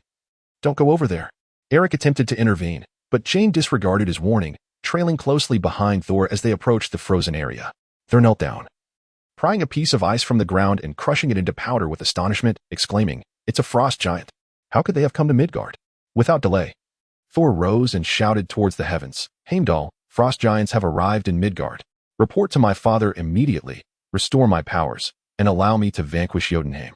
Thor's voice resonated loudly in the stillness of the night, drawing the bewildered gazes of those at the gas station, who regarded him as if he were mad. Gregor, having just handed a bag of bread and drinks to Daisy, turned to glance at the shouting Thor, incredulous at the claim of frost giants arriving on Earth. Surely, that wasn't he in the movies. With no time to bid farewell to Daisy, Gregor hastily approached his motorcycle, eager to depart and avoid becoming embroiled in the struggle for the Asgardian throne. It was all too clear that the arrival of frost giants on Earth was undoubtedly linked to Loki. Why should he, as an outsider, involve himself in the quarrels of the brothers, especially with Odin watching over? In his previous life, he had witnessed countless misbehaving children receive reprimands from their parents, who typically charged in without a second thought. If everyone were to selflessly allow strangers to discipline misbehaving children, the world would not be plagued by so many unruly youths. Thus, why should he undertake such a thankless task? Was he merely seeking trouble? Far away in the realm of Asgard, Heimdall heard Thor's voice and immediately focused his gaze around Thor, yet he could not see any frost giants, only the patch of frost beneath Thor's feet. Without hesitation, Heimdall reported the matter to Odin, inquiring whether to summon Thor back or send someone to investigate. However, Odin's response was merely, "You need only to observe," instructing Heimdall to seek out the secret passage between Midgard and Jotunheim, and to begin assembling forces to investigate whether Asgard possessed a similar hidden route, exhibiting no intention whatsoever to assist Thor. Consequently, Thor's cries echoed through the night, unanswered by Asgard. Yet, mere meters away in the darkness, two crimson points suddenly illuminated the night, prompting Eric to hastily direct his flashlight toward them. The feeble beam faintly revealed an enigmatic blue creature, its body encrusted with frost, resembling a large blue sprite that had been pulled from a freezer. With a thunderous roar, this frosty giant bared its razor-sharp teeth, its resonant voice reverberating through the night sky, reaching even this rather small town. "A frost giant?" Thor exclaimed as the creature charged toward him, its rapidly swinging arms conjuring two spiked ice blades, clearly indicating it was not merely passing by. "Get out of here," Thor shouted to Jane, then surged forward to confront the frost giant. In an instant, they collided, the ice blade of the giant's right arm thrust powerfully toward Thor. Without hesitation, Thor performed a forward roll, evading the attack from the giant's left side, and swiftly delivered a kick to the creature's waist. In the past, such a kick would have created a gaping hole in the frost giant's body, yet now it merely caused the already charging giant to stumble slightly. Thor felt the chilling cold radiating from beneath his feet, akin to stepping barefoot onto ice. The frost giant turned its head, grinning at Thor with mocking glee, proclaiming, "So it is true, the god of thunder has lost his power. Who informed you of this?" Thor, taken aback, wondered how the frost giant had learned of his banishment to Earth merely days prior and managed to pinpoint his location with such precision. Upon the giant's emergence, Eric stood in shock, his eyes wide in disbelief as he beheld the extraordinary being, whose every step left a trail of frost and whose arms could extend into deadly ice blades, a scene straight out of a science fiction tale. Daisy, standing beside the fuel pump, was nearly paralyzed with fear, stammering, What is that?" before her words could fully escape her lips. A thunderous crash erupted from within the gas station as a 2-meter-tall frost giant smashed through the back wall, sending bricks and debris flying, impacting the shelves and toppling them in disarray. The giant's outstretched hands swirled with cold, rapidly forming 2 half-meter-long ice blades, one of which pierced the chest of a gas station attendant, lifting the 100-plus-pound individual off the ground and pinning him against the wall, blood gushing forth and staining the wall a deep crimson. The other blade hurtled toward Gregor, who was about to mount a motorcycle, emanating a fierce chill that significantly lowered the air temperature in its wake. Why do such events continually transpire? Gregor, with a swift motion of his right hand, yanked open the zipper, while his left hand rose to release a card from the knight's box, which gracefully floated into his grasp and was instantaneously inserted into the Decade driver. Kamen Rider Decade. 9 phantoms materialized around Gregor, 2 of which had transformed from a ghostly white into vivid forms, Ryuki and Fuis, while the remaining 7 remained shrouded in a spectral gray. As the frost-laden dagger grazed the phantom that stood as a barrier between Gregor and the towering ice giant, all 9 phantoms surged toward the center in unison, merging seamlessly into Gregor's being and manifesting as the Decade armor. Chapter 0038. Frost giant within a house situated over 100 meters from the gas station where Gregor and his companions were located. A cadre of agents clad in black either lay upon the roof or stood beside the windows, wielding long-range audio capture amplifiers directed towards Greer and his group. The windows of the room were shrouded in dark fabric, preventing any light from escaping. Several tables within the room were adorned with an array of advanced listening and surveillance equipment, among which was the device that Greer had previously encountered, known as Coulson. Upon hearing the term Frost Giant, Coulson immediately discarded his headphones and seized a nearby walkie-talkie, commanding, Position 3, utilize the thermal imaging device to scan for low-temperature areas. On a small hillside directly across from the gas station along Route 40, 3 agents cloaked in camouflage activated their thermal imaging apparatus, commencing a sweep of the gas station's surroundings. The results were transmitted to the computers in Coulson's room, where technicians processed the data into thermographic images. It revealed 6 blue areas indicative of low temperatures surrounding the gas station, as if 6 high-powered condensation devices had been placed there. Astonishingly, these devices appeared humanoid in form. Connecting this to Thor's mention of the Frost Giant, Coulson comprehended the origin of these low-temperature zones. Before he could issue further instructions, the Frost Giant ahead of Thor charged forth, engaging in battle. With a resounding roar, the low-temperature areas surrounding the gas station began to move, all converging towards the gas station, prompting agents at multiple observation points to urgently request further directives via their walkie-talkies. Among them, a man dressed in a short-sleeved, form-fitting leather outfit, starkly contrasting with the agents, rose from his chair. He opened a suitcase from the left side table, revealing a weapon resembling a short baton. Turning his gaze, sharp as an eagle's, he addressed Coulson. Sir, shall I proceed? No, Clint, remain on standby, Coulson replied, shaking his head as he glanced at the motorcycle within the gas station displayed on the computer screen. He then picked up the walkie-talkie and instructed, Units 1 and 5. Withdraw.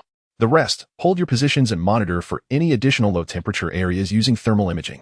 After placing the walkie-talkie down, Coulson took out his phone, moved to a corner, and dialed a number, speaking swiftly. Sir, we have a Level 3 incident here. A frost giant from another realm has invaded Earth, requesting assistance. While Coulson spoke, the low-temperature entity behind the gas station had already surged inside, dispatching an individual with an icy blade, eliciting a scream of terror from Daisy, who watched in horror. Ariel instinctively hurled a flashlight at the frost giant as it charged from the store, attempting to impede its advance, shouting at Daisy, Run.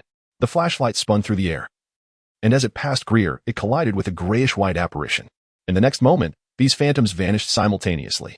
Under the gaze of Daisy and Eric, Greer, now ensconced in the specters, was suddenly adorned with a set of black and white armor. The rough, spiked ice blade struck against the divine armor, producing a resounding ping. With a sharp crack, the ice blade shattered into several pieces, the resulting shockwave forcing Grail to stagger back a few steps. As he retreated, his left arm lifted slightly, and the knight's card case opened once more, ejecting a card that Grail deftly caught and promptly inserted into the driver. Ride Booker firearm. As the mechanical synthesized voice resonated in Grail's ears, a black and white firearm materialized in his right hand. Before the frost giant in the store could hurl another ice blade, he squeezed the trigger, unleashing a beam of light that struck the frost giant's left chest with explosive force. With a thunderous crash, the frost giant's left shoulder and a significant portion of its chest were obliterated, shards of ice scattering about, the frigid air causing the temperature in the room to plummet. A large segment of its arm was propelled by the explosion, landing atop a pile of beverages, instantly freezing the cola beneath it. Seizing the opportunity, Grail swiftly pivoted to aim at the frost giant facing Thor, promptly pulling the trigger. However, having learned from his companion's earlier misstep, this frost giant leaped to evade the incoming beam. In the brief span of 5 seconds, the events that unfolded surpassed anything Eric and Daisy had witnessed previously, leaving them utterly astonished. I must be dreaming, Daisy exclaimed, staring at Grail, clad in the drive armor, her disbelief palpable, akin to encountering a specter. Eric's expression mirrored her astonishment. His worldview, constructed over decades, had crumbled within mere days. First the appearance of Thor from Norse mythology, then the colossal blue creature, and now a child who had transformed into a Superman after 2 hours of companionship. Was there truly no normalcy left in this world, surrounded solely by the extraordinary? Noticing Eric and Daisy still frozen in shock, Grail shouted, Hurry. Responding to Grail's urgent call, Eric snapped out of his stupor, yanking Daisy along as they sprinted toward the off-road vehicle, calling out to Jane, over here. Quickly. Within the store, the frost giant, now with a significant portion of its chest obliterated, exuded a chilling aura that rapidly lowered the temperature, causing the ground, shelves, and various goods around it to frost over. If it were a human suffering such an injury, death would be imminent, yet the frost giant appeared unfazed. It merely recoiled slightly before charging forward again. Raising its remaining right arm, where a conical ice spike emerged, replete with sharp protrusions resembling a spiked club, as Grail turned to attack the frost giant opposite Thor. This frost giant continued its advance, smashing through the glass door and swinging its spiked club down towards Grail, who stood not far from the entrance. With his enhanced hearing, Greer keenly detected the sound of the frozen mace slicing through the air. He swiftly withdrew his right leg and pivoted his body in a half-circle. The frozen mace narrowly grazed Greer's shoulder before crashing onto the concrete floor with a thunderous bang, creating a crater filled with cracks in the surface, causing the tip of the mace to embed itself within. Chapter 0039. Ice and Fire. As Greer sidestepped, he swung his right arm forward, transforming the firearm in his grasp into a sword. With a decisive downward stroke, he cleaved through the frozen spiked club with a resounding crack, the blade, forged from a unique material, effortlessly splitting the weapon in two. Once the frost giant's weapon was rendered useless, it retaliated by lifting its leg to deliver a kick towards Greer. In response, Greer swiftly raised his foot to counter, and as the frost giant's kick connected with him, his own foot struck the creature's abdomen. The combined force of the opponent's strength and the reaction from Greer's attack propelled both combatants backward. Remarkably, the frost giant's power was nearly equal to Greer's. Indeed, it was no wonder that this race had once dared to confront Asgard. Even a mere ordinary squad displayed such formidable strength, not to mention the elite forces tasked with guarding Laufey. The frost giant was sent crashing into the brick wall behind it, creating a substantial dent, while the icy armor on its abdomen shattered, revealing a web of cracks. Greer, on the other hand, collided with the fuel tanker, crumpling it like a crushed can, and a torrent of gasoline erupted, drenching him in the foul-smelling liquid that quickly permeated the air. As the noxious scent of gasoline filled his senses, Greer's mind raced. Instead of pursuing the frost giant, he began to cautiously retreat, gradually stepping back. The sword in his right hand drooped, its blade vanishing as it reverted to its firearm form. The frost giant, using its powerful arm, pried itself free from the bricks that had trapped it, the sound of falling debris echoing around them. With sturdy legs, it charged towards Greer once more, its right arm rapidly morphing into a jagged ice blade, covering the distance of a dozen meters in just 2 strides. At the moment the frost giant's massive foot descended after its second step, Greer, already prepared, propelled himself off the ground, leaping high into the air. Simultaneously, he aimed his firearm at the cascading gasoline below and pulled the trigger. While Greer engaged in a fierce battle with the frost giant, Thor found himself ensnared in peril. Though his combat instincts remained sharp, his divine powers had waned. Both strength and speed had diminished significantly, and his stamina had dwindled considerably. He could only rely on years of battlefield experience to evade the frost giant's onslaught, a situation fraught with danger, akin to navigating a treacherous mountain road, where the constant threat of plummeting off a cliff sent one's heart racing. As the frost giant wielded its ice blade, watching the once mighty Thor, who could once sweep away legions, now struggling to evade its strikes, a sense of perverse pleasure filled the creature's heart. This was the intoxicating thrill of conquering a once dominant foe. At that moment, the distant roar of a car engine grew increasingly closer. The lights illuminated the frost giant, casting an enchanting blue glow upon him. The sound compelled the frost giant to turn his head, revealing an off-road vehicle racing towards them with its headlights ablaze and the engine roaring thunderously. The dazzling lights prompted the frost giant, accustomed to the dim and frigid realm of Jotunheim, to raise a hand to shield his eyes. In the next instant, the vehicle, driven by Jane, collided directly with him, producing a resounding bang. The frost giant was sent flying, tumbling like a ball across the ground for several revolutions before finally coming to a halt against a massive stone. The off-road vehicle fared little better. Striking the frost giant was akin to colliding with a stone pillar. The bumper and front of the vehicle crumpled significantly, and despite being seatbelt in, Jane, Eric, and Daisy were thrust forward violently. Had it not been for the deploying airbags, they would have surely smashed into the windshield. Jane shook her head vigorously to dispel the dizziness and called out through the driver's window, "Thor, get in." "No, warriors of Asgard do not flee in battle." Thor resolutely declined, his body smeared with dirt and grass from his evasive maneuvers, leaving Eric and Daisy utterly astonished. They finally understood why Thor had bravely charged ahead. It was for the honor of a warrior. Before Jane could utter another word, a thunderous explosion erupted to the left, causing the car's windows to crack ominously. If the blast had been any more powerful, the glass would have shattered completely. The subsequent shockwave rocked the entire vehicle. Jane, Thor, and the others instinctively turned their heads, feeling the heat rush towards them, tousling their hair. They beheld a gas station about 30 meters away engulfed in flames.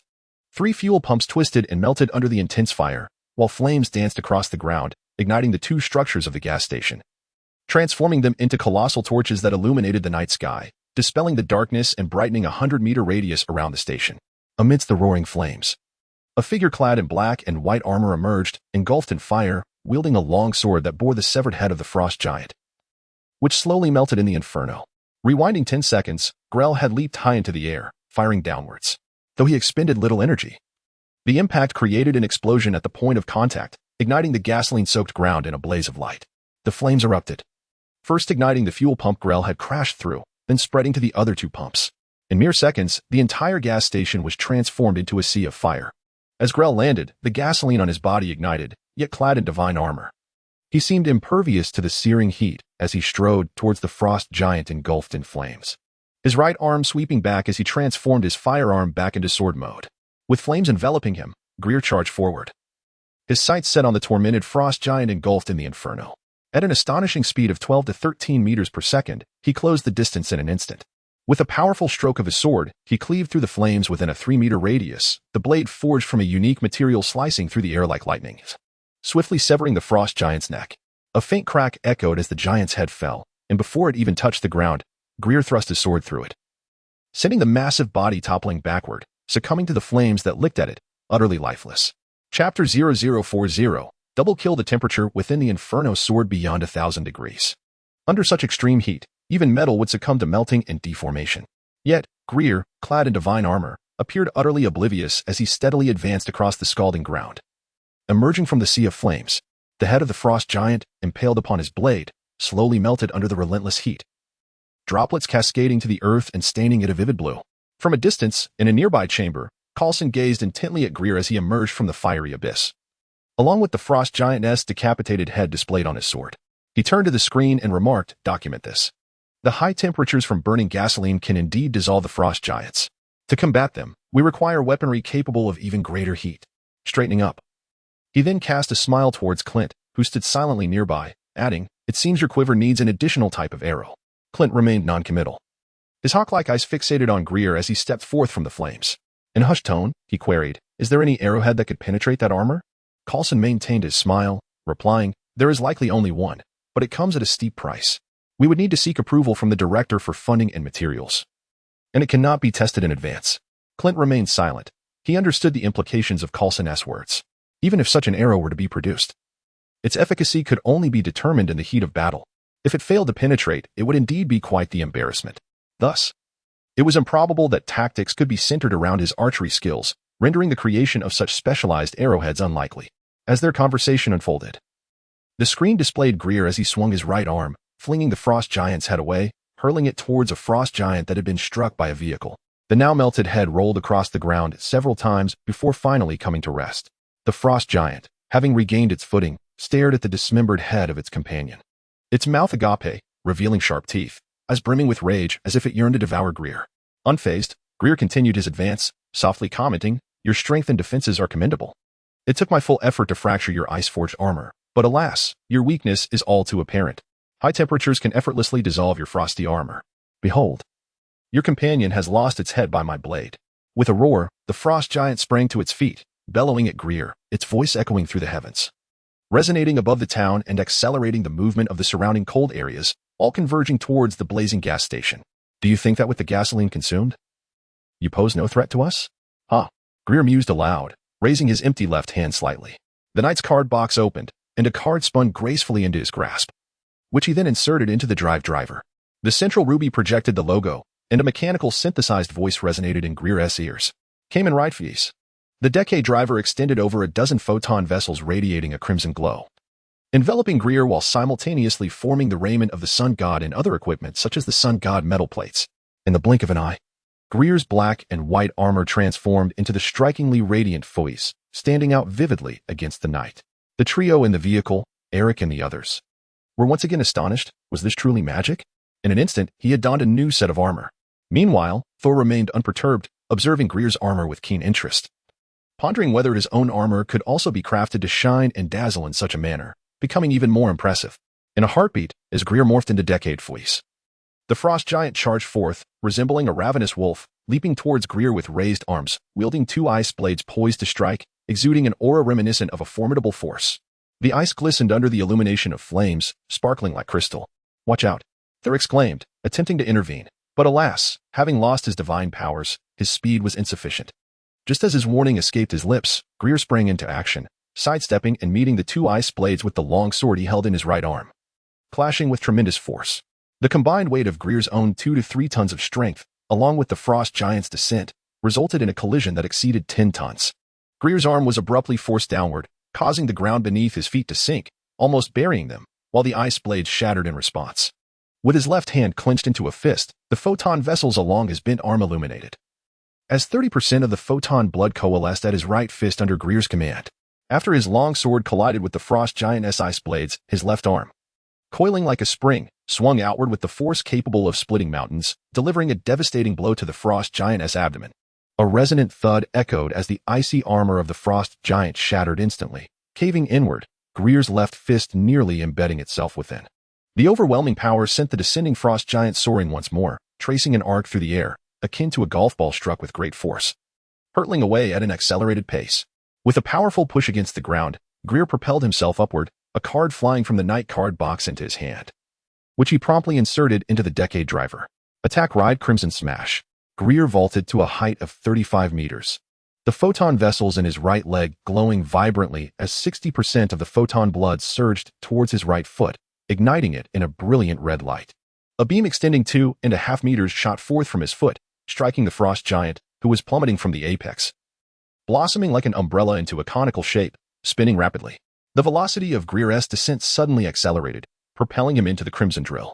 The energy, drawn from the photon blood pooling beneath his feet, erupted forth with astonishing force, effortlessly creating a nearly 1 meter wide breach in the chest of the frost giant, nearly bisecting it. Greer, having penetrated the frost giant's form, was the first to land on the ground, his right leg slightly bent to absorb the impact. Behind him, the frost giant's massive body crashed heavily to the ground, bouncing half a meter into the air before descending once more, utterly motionless. Meanwhile, Greer's score surged from 404 to 821. Standing upright, Greer watched as the photon blood vessels adorning his body rapidly dissipated, while the logo projected from the ruby at the center of the drive device also vanished. This signified the depletion of Freeze's photon blood vessel energy. Even utilizing the Dragon Knight card within the mirror world would consume energy. Once exhausted, the energy on the card would revert to Decade, with the card automatically returning to the Klein bottle connected to the Knight card box to restore its energy. Chapter 41. Hide and Seek. Slaying a frost giant yields approximately 400 points, which greatly astonished Gregor. One frost giant is worth a dozen or so criminals. Such a high experience value ignited Gregor's imagination, even leading him to contemplate venturing into Jotunheim for monster hunting. However, this notion was swiftly quelled. To tackle high-level dungeons, one must first assemble a full set of epic gear, wield a 12 weapon, and don an outfit enhanced with various attributes. Given his current attire resembling blue skies and white clouds, he ought to prudently engage in battling lower-level creatures, lest he become prey himself. While glancing at his points, Gregor was startled by the sound of heavy footsteps emanating from the town, accompanied by the cracking of ice, eerily reminiscent of the sounds made by the two frost giants. Alarmed, he pondered, could there be more than just these two frost giants? How could Asgard allow so many frost giants to descend upon Earth? Is it possible that Odin, as depicted in ancient tales, has fallen into a deep slumber, allowing Loki to seize power and wreak havoc, thus plunging Asgard into chaos? Unfortunately, no matter how much he speculated, he could not influence the distant realm of Asgard and had to focus on the immediate concerns. He immediately shouted to Thor, who was covered in grass clippings and dirt, looking more like a vagabond than a deity. We must leave. There are more frost giants here. What? Thor gasped, his expression sharpening with alarm as he surveyed the surroundings. Though he favored resolving issues through brute force, he was not a fool. 1 or 2 frost giants could be deemed a mere coincidence, but if there were 3, 4, or more, then something was amiss. The fact that they had accurately located his position prompted unsettling suspicions within him. Jane shouted once more, Thor, we need to go. Our presence here is a hindrance. Upon hearing this, Thor clenched his fists, his face a mask of frustration and rage. The mighty Thor, reduced to being a liability. Yet, no amount of resentment or anger could alter the reality that he, bereft of his divine powers, could not even contend with a single frost giant. Had it not been for this child, he and Jane would likely have already fallen victim to the frost giants. Moreover, Jane spoke the truth. Their presence indeed impeded the child's efforts. It reminded Thor of his past battles, when he relished charging into enemy ranks alone, unleashing his devastating lightning storms. Having teammates nearby often restrained him from employing such indiscriminate attacks. With this thought in mind, Thor leapt into the vehicle, ready for Jane to drive them away. To avoid obstructing the child and vanquishing the frost giants, After all, while frost giants posed little threat to Asgard, they were formidable adversaries to frail humans. And they needed to be eliminated entirely. Gregor swiftly approached the vehicle, pulling out the bag he had previously given to Daisy from the window. Under the curious, astonished, and fearful gazes of Eric and Daisy in the back seat, he hurled the bag into the air. Then, with a powerful swing of his sword, he cleaved all the water bottles within the bag in two, kicking and striking the remnants further away.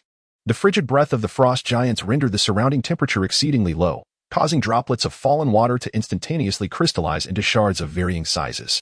Amidst the roar of automobile engines, Grell raised his gaze to survey the area. The formidable vision granted by his armored suit allowed him to discern pairs of frost giants traversing the streets and leaping from rooftops, with no fewer than 6 emerging from the desolate wilderness. Given that a single night card could vanquish a frost giant of comparable strength to the basic form of Decade, Grell found himself in need of 6 cards. Regrettably, he possessed only 1 night card remaining.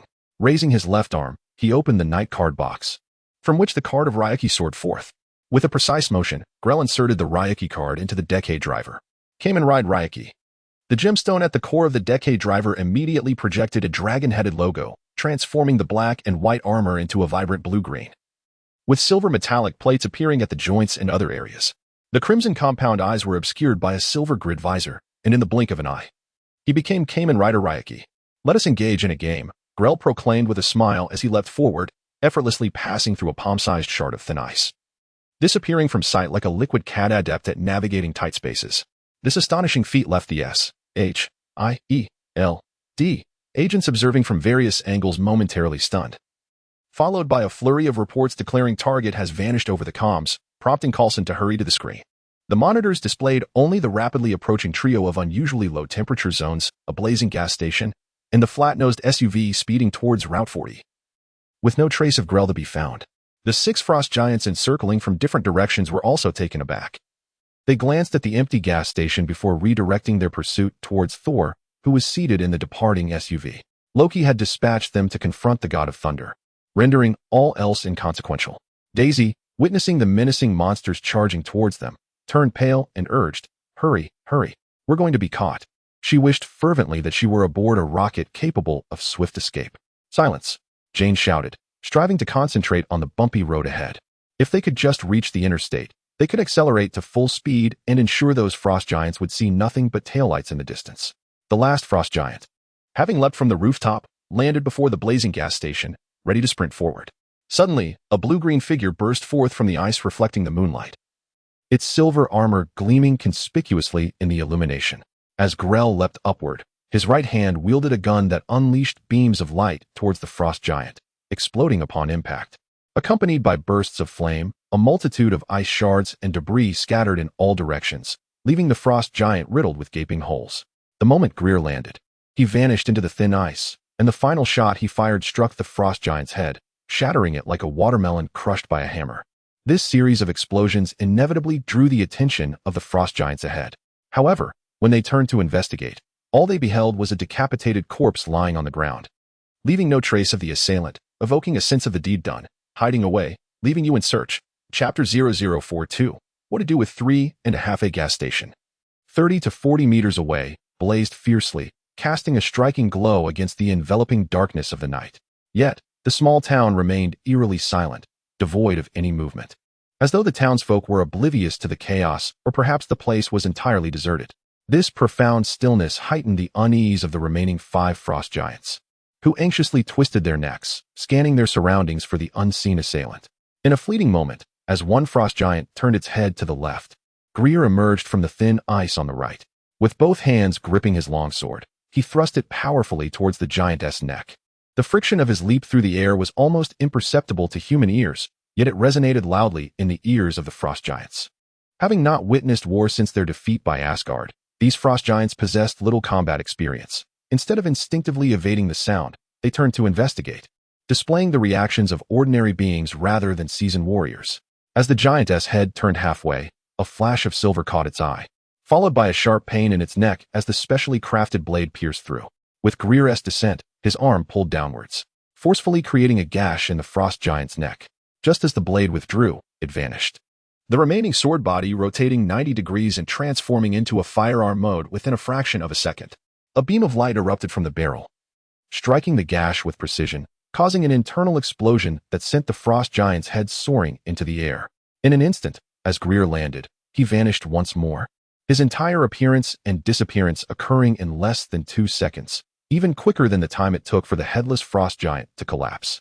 However, 2 other frost giants had witnessed Greer's entire sequence of actions and immediately erupted in loud cries, communicating in an unintelligible tongue rather than the universally understood English of Marvel films. Despite their heightened vigilance, the reflective ice surrounding them was overwhelming, and with only 8 eyes to monitor the area, they were at a disadvantage.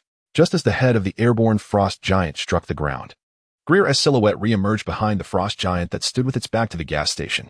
Surprise attacks are akin to a scare tactic. The first is highly effective. The second remains somewhat useful, but achieving even 30% of the first's efficacy on a third attempt is a stroke of luck. Thus, Greer leapt from the mirror world, only to be spotted by the already alert frost giants. One of them, without hesitation, hurled an ice dagger towards Greer, aiming to thwart his assault. Meanwhile, the frost giant that had been ambushed swiftly twisted its torso and turned, intending to strike Greer with the blade it held in its right hand. In this evasive maneuver, Greer's beam, which had been aimed at the neck, instead struck the frost giant's right shoulder, obliterating half of it. The force of the explosion propelled the giant backward, staggering it further away. Another ice giant hurled an icy blade that struck Grell's chest, impacting the 2 metallic plates resembling a heart shield. The force propelled Grell, who was leaping in midair, backward until he landed on the ground, sliding back 3 or 4 steps before finally regaining his balance. In the span of just a second, 3 ice giants brandished their heavy blades, charging toward Grell from different directions. The ice giant with a disabled right shoulder steadied himself and lifted his unscathed left arm to rush at Grell. The dragon emblem on the ruby at the center of the driver had dimmed to the point of near invisibility, and in the next instant, it completely vanished, along with Grell's dragon knight armor, which reverted to the black and white form of the rider armor. This exemplifies the limitations of rider cards. Whether KR cards or FR cards in other forms, they possess a fixed amount of energy. Once inserted into the driver for reading, the card begins to expend its energy, with the intensity of the activated attack determining the rate of consumption. For instance, a single kick from a rider consumed 60% of Frieza's photon blood energy in its typical form, and once the energy was depleted, the rider would revert to their original state. However, not all rider cards operate in this manner. For example, the Kamen Rider Wizard, known as the Magician of Rings, can control the 4 elements of water, fire, earth, and wind, harnessing external energies to unleash attacks without depleting his own energy, significantly extending his operational time. Yet, such cards that can gather and utilize external energy are quite costly. The basic form of wizard requires double the points of the Dragon Knight, and merely exchanging for it does not grant immediate access. Extensive time is required for mastery and practice to proficiently wield and utilize magic. It is akin to swordsmen, who can begin their training merely with a sword or even a stick. Magicians, however, must first attune to magical elements and learn to channel them mentally in a specific sequence to manifest them as skills, necessitating wands and other tools. Thus, the adage magicians are the poorest of the wealthy holds true, as their funds are often drained on various magical materials, resembling those financially burdened individuals living on instant noodles despite their substantial assets. Consequently, upon reviewing the exchange and usage conditions for the magician, Grell decisively opted out, realizing that merely swapping cards would provide just a facade. Mastering the various magical skills and the methods to manipulate and activate them would either require personal insight or further exchanges, leading to an endless cycle of expenditure. Comparatively, the time-traveling Kamen Rider Dino proved to be even more financially draining, as unlike the magician, Dino required substantial amounts of money to exchange for time machines, which were merely the base units, with various weaponry needing additional exchanges. Grell, constrained by his finances, thus opted for the versatile yet unremarkable fleas to maintain appearances. However, now faced with 3 menacing ice giants, Grell contemplated the necessity of acquiring a rider capable of absorbing external energy to mitigate his own energy loss and prolong his active duration. Thor arrived on Earth a year earlier than anticipated, accompanied by frost giants that were not depicted on the planet in the film. This suggests that the original storyline has spiraled into chaos. Whether the Chitauri will invade Earth 2 years hence remains uncertain. Should such a grand quest unfold, it is imperative to have a resilient hero capable of enduring beyond mere fleeting moments. Chapter 0043. It must be said that Greer possesses an astonishingly expansive mindset at times. Despite being besieged by 3 formidable half-frost giants, each rivaling the foundational form of a decade, he still finds himself contemplating his developmental trajectory. This subconscious distraction is a habit cultivated in the classroom, where he would often gaze blankly at the blackboard, allowing entire lessons to drift by. While his mind wanders to other matters, his hands remain deft, retreating while deftly pulling the trigger, unleashing beams of energy towards the swiftly advancing frost giants.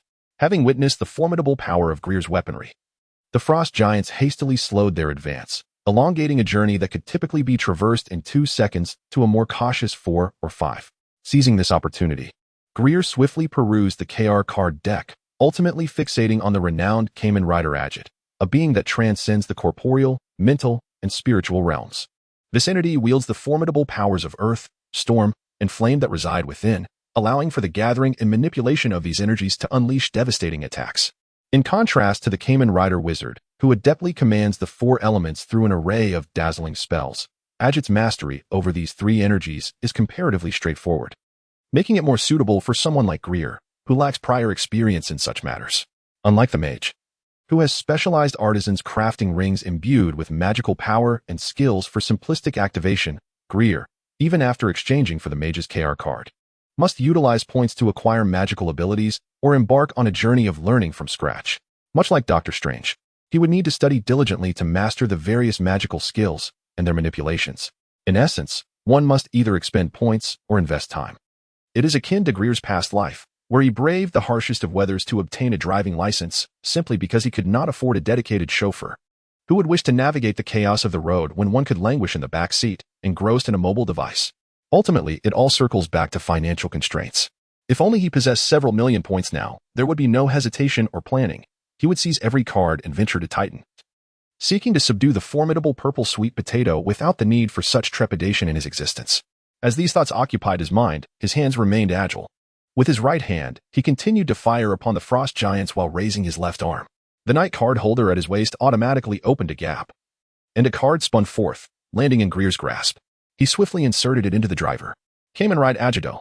The ruby at the center of the driver illuminated, resembling the emblem of Agido's head.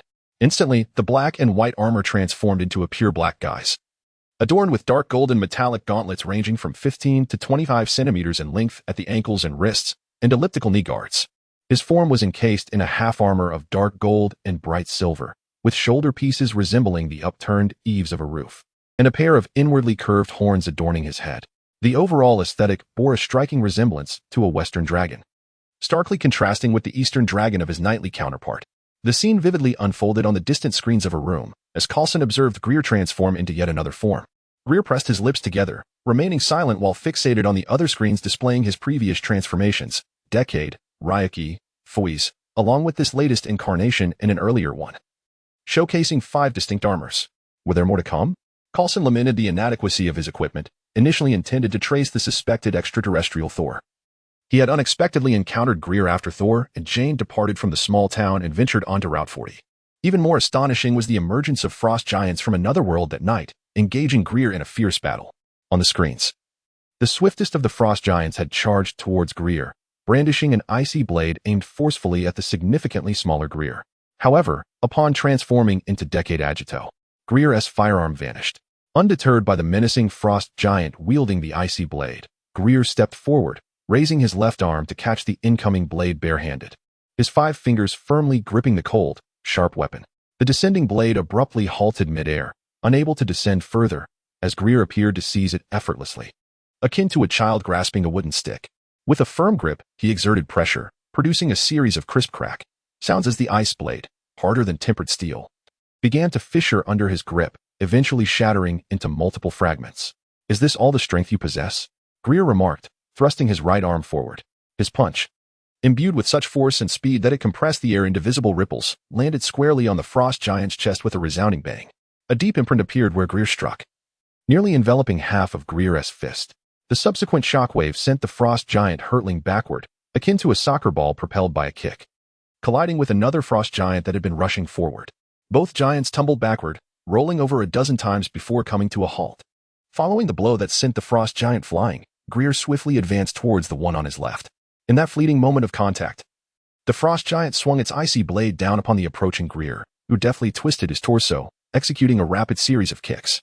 One kick sent the ice blade flying, while another struck the frost giant's midsection. With a muffled thud, the frost giant was sent sprawling sideways, crashing heavily onto the ground, continuing to slide across the gravel and dry grass for several meters before finally coming to rest, carving a deep trench into the earth beneath. At last, the only one remaining was the frost giant, whose right shoulder had been incapacitated by Gregor's gunshot. He had barely taken 2 steps forward when the situation underwent a dramatic reversal. His 3 companions were sent flying in a mere instant, leaving him to continue running forward, propelled by inertia. Before he could comprehend the unfolding chaos, Gregor, moving at a speed of 20 meters per second, appeared before him like a specter. With lightning speed, Gregor extended his right hand, grasping the frost giant's intact left arm, and with great force, he brought the raised arm down. His right palm, sharpened like a blade, struck with all his might at the elbow of the frost giant's left arm, accompanied by a resounding crack. The formidable force of 7 tons severed the frost giant's left arm in 2. The excruciating pain elicited a pained roar from the frost giant, reverberating through the still night sky and instilling a sense of dread in all who heard it.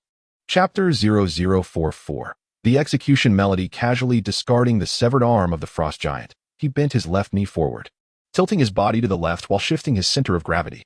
With a powerful shoulder charge, he collided with the chest of the frost giant, accompanied by the sound of cracking ice as a significant portion of its chest caved in, fissures spreading around it.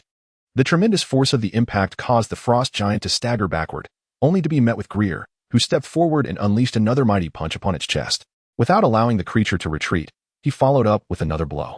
In a mere half-second, he delivered 3 consecutive punches to the frost giant. Each strike, while not reaching the full force of 7 tons, still carried an impressive weight of 5 to 6 tons.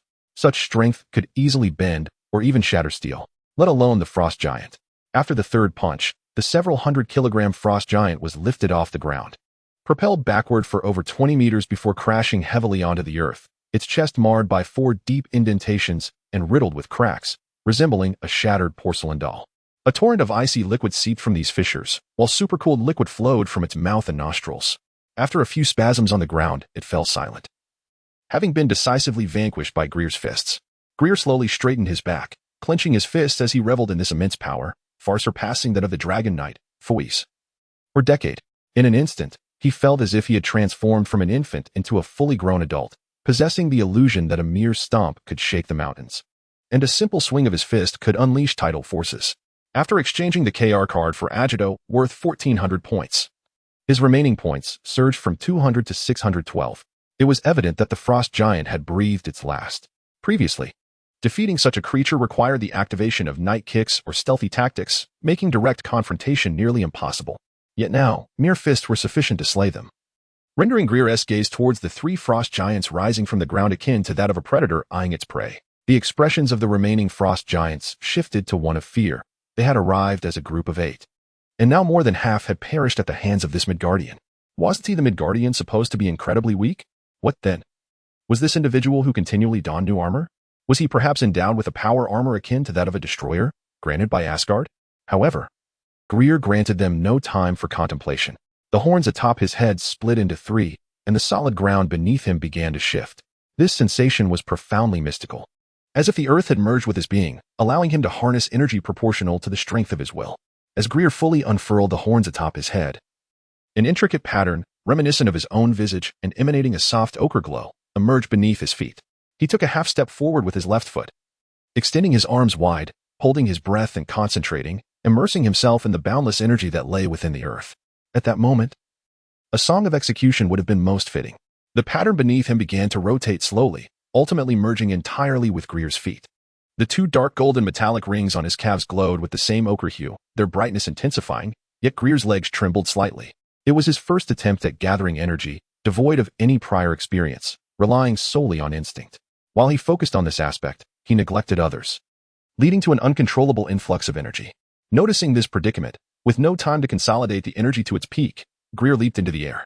Soaring 7 or 8 meters forward, he descended at an incredible speed, and in less than a second from takeoff to landing, his foot struck the chest of a frost giant that had only just risen. With a resounding thud, the accumulated force of the earth surged into the frost giant's body, causing it to topple backward, its back crashing heavily into the ground, creating a deep dent and sliding backward, much like a bulldozer, carving a trench approximately 40 to 50 centimeters deep and 7 to 8 meters long into the flat terrain. Gregor, utilizing the momentum, executed a backflip and landed gracefully on the ground, his horns now retracted.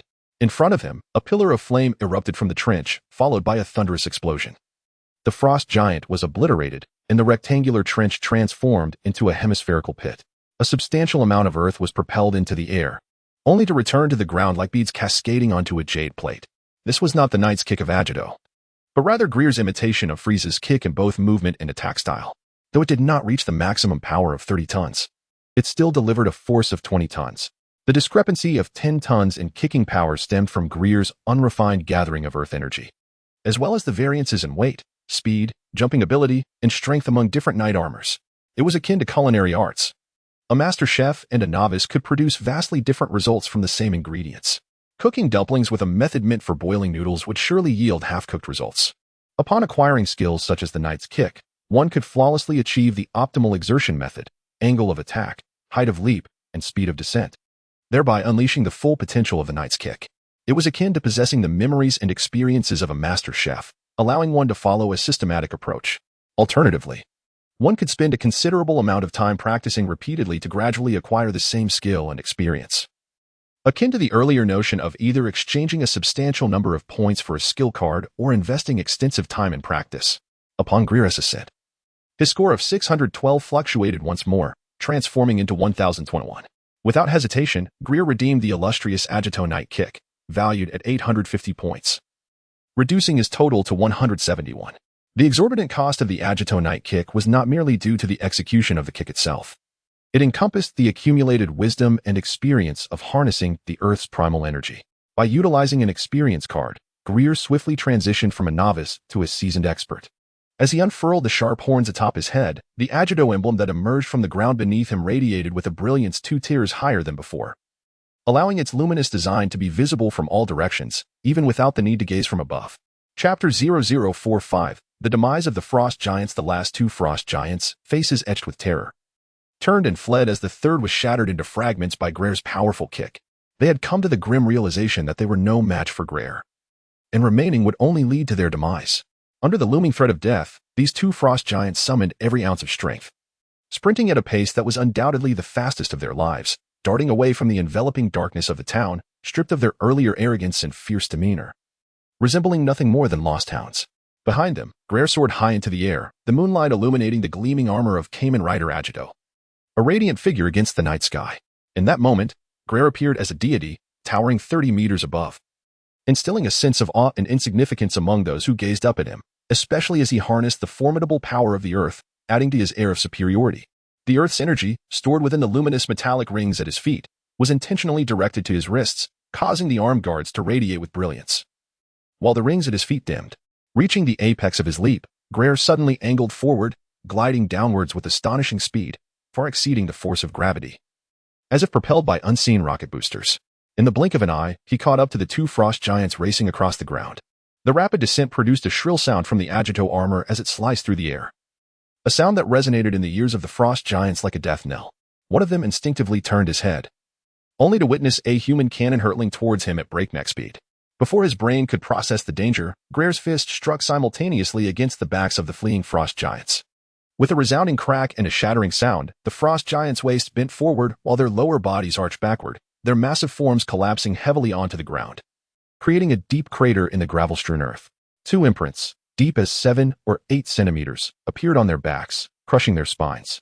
The concentrated earth power was released in an instant upon impact, surging violently within the frost giants like a runaway vehicle. Boom, boom. The thunderous explosions erupted almost simultaneously, engulfing Greer in towering columns of flame. Amidst the roaring inferno and the debris propelled skyward by the shockwave, Greer slowly straightened his body, remaining unyielding even against the force strong enough to displace stones, indifferent to the flames that licked at his Agito armor. His score flickered once more, reaching 985. As Greer stood tall amidst the flames, defiantly allowing the scorching tongues of fire to caress his armor, beneath his feet, the gravel began to melt. While the grass and trees, withering in the approach of autumn, were ignited, the flames gradually spreading and transforming the area into a sea of fire. Even from a distance, the night sky was illuminated a vivid crimson by the blaze. Greer stepped onto the scorched ground, hot enough to sear flesh, advancing with each deliberate step. His form flickered erratically, and in the next instant, he transitioned from Agito back to Decade. After unleashing his finishing move twice in succession, Agito's card energy had only depleted by a third, a testament to his inexperience, akin to a novice driver consuming more fuel than a seasoned pro. Had he been more adept, the consumption would have been merely a quarter. The gas station, ignited by Greel's gunfire, still burned fiercely. With a motorcycle parked beside the pump reduced to a mere skeletal frame, barely retaining its former shape, Greel found himself in a state of exasperation. Should not a Kamen Rider be more attuned to motorcycles? Why was it that his fate seemed to doom them? Both bikes had perished before they could even warm up. It was now late at night, around 8 or 9 o'clock, and finding a ride would be as challenging as discovering a pearl within a clam on the beach. Sighing heavily, he raised his left arm, and a card flew from the rider card box, his points dwindling to 275. I refuse to believe it can be destroyed again, Greel muttered indignantly, inserting the card into the Decade driver. Instantly, a 6-pointed star magic circle materialized on the ground, shining brighter than the moon in the sky. In this radiant light, in the next breath, a heavy motorcycle, measuring 2 meters 3 in length, 1 meter 1 in height, and 83 centimeters in width, materialized at the center of the magic circle. This machine was larger than the one bestowed by stock. Its exterior adorned in silver with barcode-like protrusions painted in magenta. Once the magic circle dissipated, Greel approached, swinging his leg over the motorcycle. Despite the 63 kilograms of armor he bore, the bike barely dipped a few millimeters under his weight. This was Decade's exclusive motorcycle, named Machine Decader, which cost 710 points to redeem, 60 points more than the mirror bike used for traversing dimensional worlds. The steep price was due to the fact that the fairing, engine, frame, and body of this motorcycle were crafted from divine ore, identical to that of the Decade armor. Not even explosives could hope to destroy this machine, let alone gasoline. Furthermore, this motorcycle acted like a bound equipment. Even from a considerable distance, Greel could summon it with a mere thought, allowing it to autonomously glide to his side. It could also transform into the personal mounts of other riders through attack ride, such as the Pegasus. The fuel tank beneath the seat was connected to an infinite Klein bottle, capable of holding all the oil from the Middle East without ever running dry. Its special engine could operate on gasoline for road travel, and when powered by dimensional energy, it became an invincible steed capable of traversing sea, land, air, and even the cosmos. As Greer mounted the motorcycle, the engine roared to life, illuminating both the front and rear dimension lights to their fullest intensity. Capable of casting light upon the ground up to 150 meters away, akin to a powerful searchlight, rendering any approaching vehicle utterly blind. In truth, Greer had no desire to traverse the roads at such a late hour. However, after engaging in a fierce battle with the frost giant, igniting a gas station, and creating several deep craters, the commotion had been far too significant to ignore. Staying any longer would only invite repercussions. With a twist of the throttle, the motorcycle surged forward. Despite the uneven terrain, the motorcycle's robust suspension and hydraulic system mitigated the jolts, transmitting only a subtle quiver to Greer. Within moments, he veered onto Route 40, rapidly distancing himself from the small town. Chapter 0046. The Watcher. The seemingly endless stretch of Highway 40 lay shrouded in darkness, devoid of any vehicles. In response, Greer turned his headlights to their maximum brightness, illuminating the road ahead up to 150 meters. He accelerated his motorcycle to an impressive top speed of 350 kilometers per hour, covering an astounding distance of nearly 100 meters every second. Truly a sight to behold. Having driven for only a short distance, Greer's enhanced vision, granted by his armored suit, detected an off-road vehicle parked by the roadside. A few individuals were engaged in animated discussion, among them a burly figure, Thor. Why had they not departed? Greer pondered, releasing the throttle and allowing his motorcycle to coast forward. The beam of light from his headlight strikingly visible in the night, prompting Thor and his companions to turn their heads in unison towards the illumination. In a mere 5 seconds, the motorcycle had reached the rear of the off-road vehicle. Greer applied the brakes, bringing the motorcycle to a steady halt behind the vehicle. The armor he wore disengaged upon stopping, leaving only the silver metal belt securely fastened around his waist. Switching from high beam to low beam, Greer called out to Thor and the others, "What are you still doing here?" Upon hearing Greer's voice, the faces of Thor and his companions lit up with surprise and disbelief. Without hesitation, Thor rushed over, while Jane and Eric hesitated momentarily before following. Daisy, however, approached cautiously, her steps tentative as if she were nearing a bomb. Thor reached Greer's side, his large hand clapping Greer's shoulder with a resonant voice. "I never imagined there were humans in Midgard who could rival the warriors of Asgard. You have aided me and possess such formidable strength. Join my retinue, and I shall grant you command of a small squad." In Thor's eyes, being invited to his retinue was a tremendous honor, whether in Asgard or other realms. To be part of the royal guard was a mark of esteem, a testament to a warrior's valor. It was akin to being asked by Li Shimin at the Xuanwu Gate during the Tang Dynasty if you wished to become his confidant. Or being approached by Alibaba before the launch of Alipay, inquiring if you desired to manage this new software. Before Greer could respond, Jane interjected, stepping forward to smooth over the situation. He was previously struck by a car driven by Daisy at his head, and has since claimed to be Thor from Norse mythology. So to Jane, the S word seemed almost delusional, who would casually propose to a stranger the role of their captain as if in a job interview. In a place that was certainly not a corporate office? Moreover, the individual in question possessed extraordinary power and had just rescued them from a group of unknown assailants. Did the gods of Asgard truly lack social awareness? Jane felt a sense of disillusionment, realizing that the enchanting tales of yore were just that, tales. After all, the myths had never depicted Thor behaving like a bumbling fool. Had Greer not traversed here from another world, and known Thor was not merely human, but rather a prince of Asgard, he too would have deemed this encounter as madness. Even so, upon hearing Thor's words, Greer couldn't help but twitch his cheeks. This fellow's mind was still entrenched in the identity of the Prince of Asgard, completely oblivious to his fall from grace. With such a tone and mindset, if he were to find himself in New York, being beaten thrice in a single day would scarcely be an exaggeration.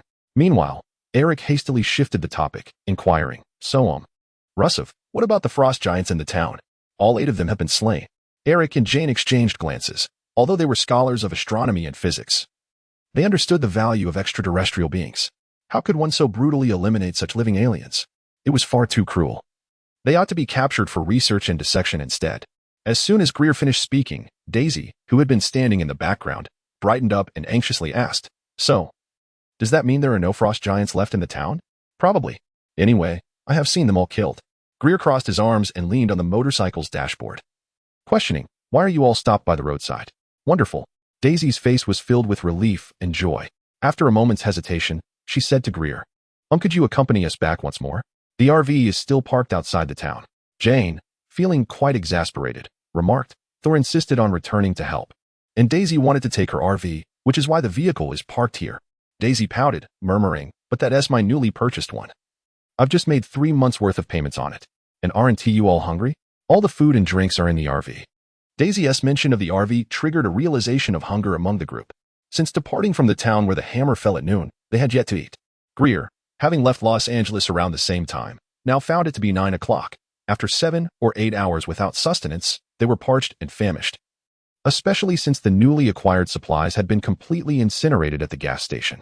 Observing the expressions of the group, Daisy shrugged and proposed, So, we can either return to fetch the RV or drive 100 or 200 kilometers forward to the next town, where perhaps there's a convenience store open 24 hours. If not, we'll have to endure hunger and continue onward. Which do you prefer? 5 seconds later, the motorcycle and the SUV turned around, cautiously making their way back to the town. The fire at the gas station continued to blaze fiercely, and many houses in the town illuminated as indistinct sounds of commotion began to rise, clearly indicating that the residents had been stirred to come out and extinguish the flames. Eric and Thor promptly disembarked, with Eric directing the SUV to reverse closer to the RV, facilitating the connection of the 2 vehicles. Greer remained on the motorcycle, surveying the surroundings, vigilant against any lingering frost giants. In just over 10 seconds, the RV was hitched up. Eric waved to Greer, then hurriedly got back into the vehicle with Thor. Seeing this, Greer also started his motorcycle, preparing to leave, and, as if sensing something, glanced towards the northern side of the town, where darkness concealed all visibility. The off-road vehicle roared to life, heading towards Highway 40. Greer shook his head, dismissing the inexplicable unease that lingered in his mind. With a twist of the throttle, he followed suit, and soon the 2 vehicles vanished into the night, their headlights swallowed by the looming mountains. In the direction Greer had been observing, a figure clad in a tawny robe hovered effortlessly over 10 meters above the ground. From beneath the hood, piercing eyes scanned the distance of several kilometers, fixated on Greer, who rode away on his motorcycle, and Thor, who sat in the off-road vehicle. The figure's right arm, raised behind him, swept in front, conjuring a swirling ring of fire that materialized before him. This fiery portal began to move backward, allowing the figure to pass through and vanish entirely. In the next heartbeat, the fire ring dissolved without a trace. Chapter 0047. The Legend of Asgard. After the motorcycles and off-road vehicles vanished completely, dozens of agents emerged from their hiding places within the small town. A fierce blaze continued to rage near the gas station, yet more than a dozen agents fearlessly rushed forward to extinguish the flames. Many individuals clad in protective suits hurriedly carried boxes and coolers to the gas station, where they commenced the meticulous search for fragments of the frost giants, carefully sealing them within the containers for preservation. Once the firefighting and debris collection were accomplished, they proceeded with the disinfection process. Despite the large number of personnel, they executed their various tasks in an orderly manner, swiftly transforming the scene into a narrative of a gas station fire, before finally vacating the area. Meanwhile, in the distant realm of Asgard, Heimdall, the guardian of the Rainbow Bridge, gazed at Thor on Earth, his eyes shimmering with a gentle orange glow, transcending both distance and space. He had been observing for 10 minutes, yet still failed to uncover the hidden passage through which the frost giants infiltrated Midgard from Jotunheim. This failure weighed heavily on Heimdall, as it suggested that the frost giants might possess a method to elude his all-seeing eye, a disheartening revelation for Asgard. Historically, Asgard had managed to suppress the frost giants of Jotunheim largely due to the presence of the Rainbow Bridge and the all-seeing eye. The latter functioned as an open map, providing constant awareness of enemy troop movements, while the Rainbow Bridge enabled the instantaneous deployment of substantial forces, catching adversaries unprepared. Many factions that were on par with, or even superior to Asgard, had been vanquished in this manner. Now, with the all-seeing eye unable to discern the whereabouts of the frost giants, Heimdall felt a surge of vigilance, directing considerable attention towards Thor, fearful that he might fall victim to the frost giants or other lurking threats. Even more concerning to Heimdall was the presence of another individual alongside Thor, who remained hidden from his sight. This led Heimdall to speculate whether this person might be connected to the frost giants and whether their ability to evade the all-seeing eye was related. Lost in thought, Odin approached, leaning slightly on Gungnir, and took a brief breath before inquiring of Heimdall, "Have you yet discovered the reason the frost giants can evade your all-seeing gaze?" Heimdall shook his head, choosing to refrain from addressing that matter. Instead, he spoke of Thor. "There is someone with Thor, and I cannot perceive their presence. I wonder if it is connected to the frost giants and if we should dispatch someone to investigate." Odin slowly shook his head and replied, "There is no need. Midgard has its own guardian. I have informed her of the secret passage linking Midgard and Jotunheim, and she will handle it. I have also entrusted her with watching over Thor, so there is no need for excessive concern on that front. Our primary focus now must be to ascertain whether Asgard possesses a similar secret passage. We cannot allow the frost giants to breach our defenses before Thor returns." Odin spoke, his solitary eye unconsciously drifting towards the direction of Midgard. At that moment, Thor and his companions had already departed from Highway 40, arriving at an open expanse. To accommodate the speed of the off-road vehicle towing the caravan, Gregor reduced the motorcycle's velocity to a modest 110 kilometers per hour. After all, it was nighttime, and visibility was limited. Without transforming, he would not dare to reach peak speed. After leaving the small town, they drove for over an hour before reaching a quaint village. However, it was nearing 11 o'clock at night, and the majority of the houses had extinguished their lights. The few illuminated spaces were not shops, leaving them with no options to procure goods even if they had the means. Reluctantly, they parked the caravan in an open area outside the village. Daisy and Jane began preparing dinner inside the vehicle, while Eric, Gregor, and Thor brought out a few lounge chairs, reclining idly beneath the starry sky and engaging in casual conversation. Despite Eric's considerable age, his curiosity rivaled that of a cat, as he incessantly inquired about Gregor's attire and the intricacies of his armor.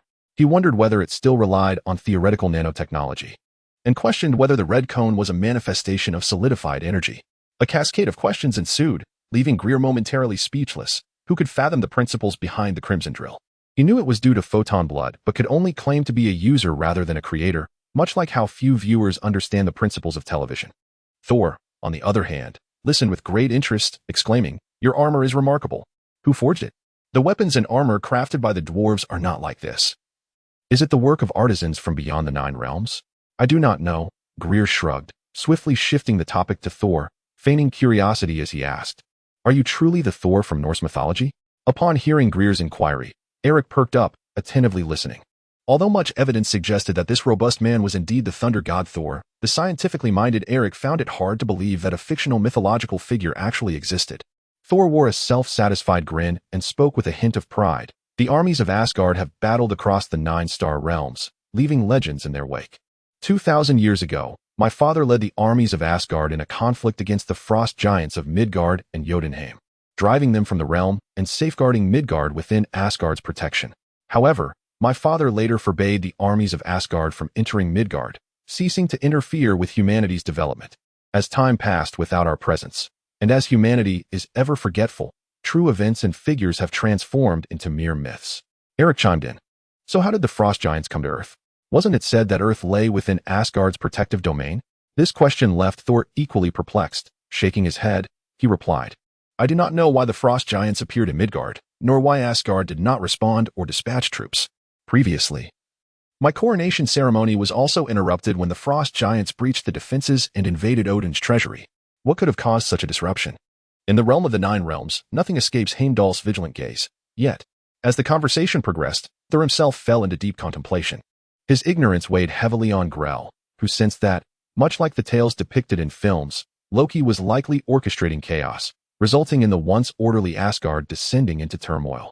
Neglecting even the frost giants' incursion into Midgard, it became evident that strengthening their power was imperative. Lost in thought, Grell found himself disinclined to inquire further. Instead, listening to the exchange between Eric and Thor, reclining in a chair and gazing thoughtfully at the myriad of stars scattered across the night sky.